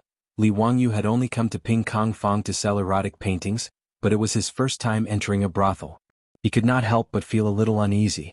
Wei Shuyu suddenly winked at Li Wangyu and said with a mischievous smile, "Zio, there will be a lot of your admirers later. Don't be dazzled." What the hell was an admirer? Li Wangyu wanted to ask Wei Shuyu what he meant, but this guy pretended to be mysterious and did not explain. When the group of playboys was politely invited to the brothel by the handyman, the brothel's procuress came up to them with a smile. "Young dukes, you haven't been here for a long time. The young ladies in the brothel have missed you so much." This procuress was actually in her 30s, but in the eyes of the people of the Tang dynasty she was already old. A procuress was also an old procuress. It was said that the old procuress was an extinct bird. It was said that there were only females and no males. They bred by mating with other kinds of birds. They were very much like prostitutes who were promiscuous, so the brothel's boss was called the old procuress or procuress. Chai Lingwu, Wei Shuyu, and the others were veterans of the brothel and were familiar with the procuress. They teased, "Yun Yangzi, don't you miss us? Young dukes, don't make fun of me. Please come in, I'll call the young ladies." The procuress named Yun Yangzi smiled and led everyone into an elegantly decorated room. She asked the handyman to bring wine and food. Soon, a group of gorgeously dressed girls wearing topless dresses filed in, almost dazzling Li Wangyu's eyes. The topless dresses of the Tang dynasty, except for the noble women, were worn by the prostitutes who entertained people with their beauty. Their white and towering breasts were set off by the topless dresses, making Li Wangyu feel a little thirsty. With the status of Ching Chumo and the others, the ones who came out to receive them in the brothel were naturally the best girls. The young ladies of the brothel were only 15 or 16 years old, which was the age of high school girls in the future. Ching Chumo, these beasts only harm young girls. Li Wangyu despised them in his heart. Chapter 182. When Wei Shuyu saw these girls, he immediately pointed at Li Wangyu and laughed. "Qin Yang, Lian Yang, Xuan Yang, don't you want to know the author of the poems, Journey to the Sword, and Hui Chongchun Jiang Xiaojing? Do you see this Xiaolang next to me? Why don't you come over and greet him?" His words made these girls' eyes light up, and they looked at Li Wangyu in a strange way. To put it in modern terms, it was like a fan's eyes were sparkling when they saw their idol. Li Wangyu was also stunned. How could he have fans in this brothel after plagiarizing a few poems? Were these the admirers that Wei Shiyu had mentioned? He didn't know that these girls in the brothel were not ordinary people. They knew everything about music, chess, calligraphy, and painting. Their love for poetry was no less than the pursuit of idols by fans in the future. It had to be said that in the Tang dynasty, being a poet was really a good profession. Wei Shiyu's words immediately caused Li Wangyu's side to be surrounded by girls. Each and every one of them looked at Li Wangyu with tender and admiring eyes. Is this Li Wangyu from Hu County? Greetings, Mama Shui. I love Longjuan's song, Going Out of the Frontier. Can I sing it for you later? Greetings, Langjun. I am Qin Yang. Langjun, I am Lian Yang. Li Wangyu was surrounded by a group of girls who were 15 or 16 years old. Although he was a veteran in the future and had watched all kinds of Japanese action movies, he still felt a little helpless. Zio, why are you still standing there? Why don't you compose a poem in this situation? Qing Chimo also laughed. Qing Chimo, are you sure you are not possessed by Song Xiaofeng? Li Wangyu was speechless and rolled his eyes. But in the face of a group of girls who were looking at him with shining eyes, he couldn't say no. Forget it. If he wanted to compose a poem, then so be it. It was just plagiarism. Anyway, he was used to plagiarizing, right? Picking up the wine that the young lady beside him had eagerly poured for him, he raised his head and drained it in one gulp. Li Wangyu shouted, "Bring me pen and paper." In the Tang dynasty, poets composing poems in brothels was part of the standard work routine. This brothel's art house had already prepared for it. Immediately, some odd-job workers brought over paper, inkstone, brush, and ink. Several young ladies diligently helped him grind the ink. Li Wangyu thought for a moment and decided on a poem to plagiarize. He picked up the brush and began to write. As he wrote, he recited, "For Xiao Yang. Luo Xiong Ling Bo gave birth to Wei Chen. How could he succeed in visiting his relatives? How can 1,000 cups of green wine be drunk? A face full of red makeup kills people." He shamelessly plagiarized another one of Li Bai's poems, For 7th Madame Duan, and even changed the title of the poem to For Little Madame Zhu.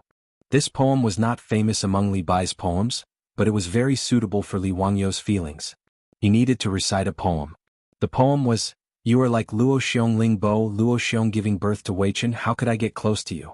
I really feel a little drunk with 1,000 cups of wine. Who gave you such a beautiful face?" To put it bluntly, it was Li Bai's romantic poem to coax the girls. As soon as Li Wangyu copied this poem, the girls in the room looked at him with even more strange eyes. Every girl felt that this poem was written for them. Now, all the girls recruited by the brothel keeper Yunyang all surrounded Li Wangyu. Qing Chumo and the others were not annoyed. As they drank and made merry, they watched Li Wangyu being surrounded by a group of prostitutes. Seeing Li Wangyu's battered and exhausted appearance, everyone laughed. Li Wangyu was surrounded by these delicate and soft girls, who kept urging him to drink. A girl who was good at singing and playing the pipa began to sing his poem, For Little Madame Zhu. Some who were good at dancing also began to dance. In the room the atmosphere began to warm up. A group of playboys under the service of the prostitutes continued to drink wine. Li Wangyu also unconsciously drank a few more cups. The alcohol went to his head and he began to teach the girls around him how to play the finger-guessing game. Two little bees flying in the flowers fly. Papa. Ah ah. Kiss kiss. Langjun, you are so bad it doesn't count, let's play again. The playboys had never seen such a way of playing the finger-guessing game. They were very interested and soon learned it. They began to play the little bees. However, Li Wangyu was starting to regret it. The scene in the VIP room was 2F** king painful to the eyes. Can you imagine the scene of the burly Qing Chumo and Yuchi Baolin playing the little bees game? Especially when the two of them played the same game, the way they puckered their lips and kissed made Li Wangyu feel nauseous and disgusted. He wanted to vomit. In the room, after 3 rounds of wine, the atmosphere was in high spirits. Li Wangyu was thinking about how to disguise himself and retreat. Just as he was thinking of an excuse to let the playboys let him go, the door of the room was suddenly slammed open and several figures rushed in. Cheng Chumo, Fang Yi and the others heard the noise and glared at the newcomers. They wanted to see who was so blind that they dared to disturb their good mood. When they saw the newcomers, the group of playboys laughed instead of being angry. "Yo, surnamed Wang, are you here to kowtow to us?" Fang Yi clapped his hands and laughed. "Was it because there were too many people just now? Come, there are fewer people now, hurry up and kowtow." The people who rushed into the room were Wang Ziqiao and the others who had just been humiliated by them at Li Quanfang. It could be seen that Wang Ziqiao and the others had drunk too much. Their bodies were swaying and if not for the troops supporting them, they would not have been able to stand. Wang Ziqiao didn't pay any attention to the profligate son's taunting words. He stared at Li Wangyu with bloodshot eyes and cursed fiercely, "So you, Tian Xiaolang, are the little bastard of the Li family of Hu County." Li Wangyu had not yet spoken when Qing Chumo and the other playboys pushed the table and stood up, glaring at Wang Ziqiao. "Surnamed Wang, clean your mouth." There was actually a reason why Wang Ziqiao had rushed in like this. Today, after they had been defeated at Li Quanfang, they had left behind a few troops to follow them and gather information while he, Lu Xiyang, Cui Daogu and the others went to Ping Kong Fang's brothel to drink. Because they had a belly full of anger today after drinking a few cups of wine, the four of them quickly began to get drunk. Just as they were drinking, they saw the troops come back to report that Cheng Chumo and the others had also come to the brothel to drink in the private room next to theirs. Originally, Wang Ziqiao and the others were still a little afraid of Cheng Chumo and the others. They were afraid that the matter of kneeling and kowtowing would be brought up again and they would be the ones to lose face. Just as they were about to leave the brothel early, they heard the troops report that they had found out the identity of the white-clothed youth. After hearing that the youth was actually Hu County's Li Wangyu, Wang Ziqiao could not bear it anymore. He slapped the table and stood up. Using the alcohol, he rushed to the room next door, planning to teach Li Wangyu a lesson. The reason why Wang Ziqiao hated Li Wangyu so much was because of the Taiyuan Wang's breaking off the engagement. Chapter 183. When Li Wangyu's father, Li Zhou, was still alive, the Taiyuan Wangs wanted to be on good terms with the imperial family, so they took the initiative to arrange a marriage between their daughter and Li Zhou. Considering Li Zhou's position in the imperial court at that time, this marriage was well matched. Even though the 5 families and 7 families looked down on the imperial family of Li Tang and felt that they were nouveau riche, this did not affect the marriage of the Wang family's daughter. In the patriarchal society of the Tang dynasty, women were just appendages of the family. As the daughter of the Taiyuan Wangs in the eyes of the Wang family, she was not that important. It was very appropriate to use this to win over an important official in the imperial court. Who would have thought that after the Xuanwu Gate incident, Li Yuan would abdicate and Pai Lupi would ascend the throne. Then Li Zhou would be demoted and dismissed and then die of illness. This naturally made the Taiyuan Wangs want to break off the marriage. Although it was not very pleasant to hear, the Taiyuan Wang clan would definitely not sacrifice a daughter of the Wang family to marry a disciple of a ruined family. Originally, whether it was the Li family or Li Wangyu's previous owner, they would not break off the marriage even if they were beaten to death. If the Taiyuan Wang clan were forced to do so, they would really cause trouble in the Yamen. If it really came to that, no matter how unwilling the Taiyuan Wang clan was, they could only pinch their noses and let their daughter marry over. But it just so happened that Li Wangyu's soul transmigrated to the Tang dynasty and replaced the stubborn Li Wangyu. After receiving 170 taels of gold from the Taiyuan Wang clan, he happily wrote a letter to break off the marriage and ended the marriage. Logically speaking, Li Wangyu and the Taiyuan Wang clan should have nothing to do with each other anymore. But who would have thought that in just a month the Li family, which the Wang family thought was ruined, would actually be made famous by Li Wangyu. Li Wangyu's stunning performance at the Zhujiang Pool Poetry Meet began to spread in Chang, and along with those legendary masterpieces. Although Pai Lupi had left in a huff that day, as news of what had happened at Chongping County Duke's birthday banquet spread, many people began to speculate. The officials and nobles of the imperial court were all discussing this. If nothing unexpected happened, this Qilin son of the Li family would soon restore the family's glory. 2 days ago, the eldest son of the Zheng family in Xinjiang set fire to a carriage shop in the East Market, which made Empress Zhangsun furious. This made the nobles in Chang, and even more shocked. With the methods of the nobles, they quickly found out that this carriage business was originally the property of the Li family in Hu County. Now, it was a joint venture with Empress Zhangsun. Not only did Pai Lupi appreciate him, but he could also connect with Empress Zhangsun. This made the nobles in Chang, and think more highly of Li Wangyu. Of course, Li Wangyu did not know about this at all. How could he have known that the bearded man he had dissed several times was the emperor of the Tang dynasty, Pai Lupi? The more outstanding Li Wangyu was, the more short-sighted and snobbish the Wang clan of Taiyuan was. These days, the Wang clan of Taiyuan had taken the initiative to annul the marriage with the Li family in Hu County. This had become a joke among the nobles in Chang'an. At every noble banquet or gathering, the matter of the Wang family annulling the marriage would be brought up and ridiculed. Even Prince Qiao, the eldest son of the Wang clan of Taiyuan, was ridiculed by the nobles in Chang, and because of this. Prince Qiao was engaged to Li Wangyu, and he was the elder brother of the little fat girl of the Wang family. If not for the annulment of the marriage, Li Wangyu would have to call him brother-in-law. Now Prince Qiao hated the Li family in Hu County to the core. The Wang family did not feel that they had done anything wrong by annulling the marriage. Everything was the fault of the Li family in Hu County, and it was all Li Wangyu's fault. In the Wang family's view, Li Wangyu's actions today were deliberately slapping the face of the Wang clan of Taiyuan. What right did a farmer have to be so domineering? Prince Qiao was planning to go to Hu County in a few days to seek revenge on the Li family, but he did not expect that the culprit who had caused him to lose so much face today was Li Wangyu. So when he heard the troops explain Li Wangyu's identity, he felt his blood boil. Coupled with the stimulation of alcohol, he brazenly barged into the VIP room where Li Wangyu and the others were, wanting to get even with Li Wangyu. Of course, Li Wangyu did not know the whole story. After being scolded by Prince Qiao, he still did not understand what had happened. On the other hand, Du He, Du Go, Wei Shuyu, and the others remembered that the nobles in Chang, and had been laughing at the Taiyuan Wang clan for annulling the marriage.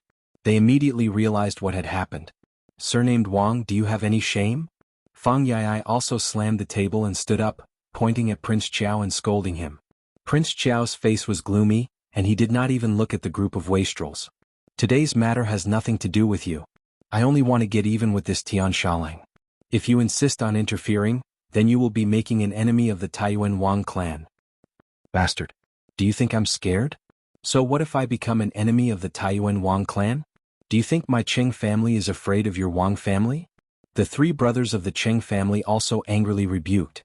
Fang Yai, Yuqi Baolin, Yuqi Baoqi, Wei Shuyu, Niu Jingping, Chai Lingwu, and the Du brothers also pushed aside the singers beside them and stood behind the Cheng brothers. Do you Taiyuan Wang still want to cover the sky in Chang, and with one hand? Today we will protect Li Jia Shaoling. What are you going to do? You. Prince Qiao really wanted to ignore everything and order his troops to rush up and beat up all these bastards. But even if he had drunk too much wine, he did not dare to do so. Although the 5 families and 7 hopes had great political and economic power, if they really fell out with these founding dukes, it would not be good for them. Li Wangyu was a little confused. Why did it seem like the spearhead was now pointed at him? He and the Taiyuan Wang clan had no enmity in the past, nor did they have any recent grievances. What did this Prince Qiao mean? Brother Chumo? What's the situation? He whispered to Cheng Chumo. This question stunned Cheng Chumo. Well, they are about to fight and you still don't understand the situation? Cheng Chumo had no choice but to tell him about the Taiyuan Wang clan's annulment of the engagement with him. Li Wangyu was dumbfounded. Was this considered sitting at home, but trouble fell from the sky? The Taiyuan Wang clan was ridiculed by the nobles in Chang'an.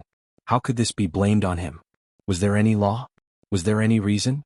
After all, Li Wangyu was not a playboy like Cheng Chumo. He could not act unscrupulously and unscrupulously.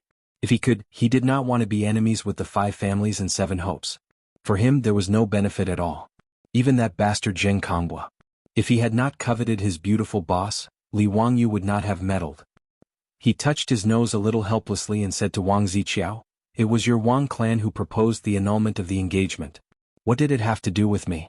Isn't it a little overbearing for the Wang clan to blame me?"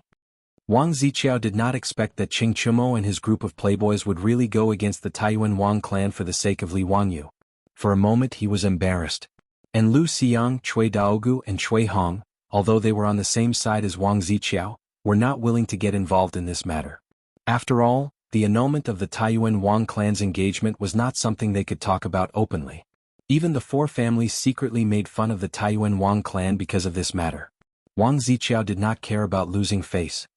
He stared fiercely at Li Wangyu and said, "Don't say these useless things. I just ask you, do you dare to bet with me?"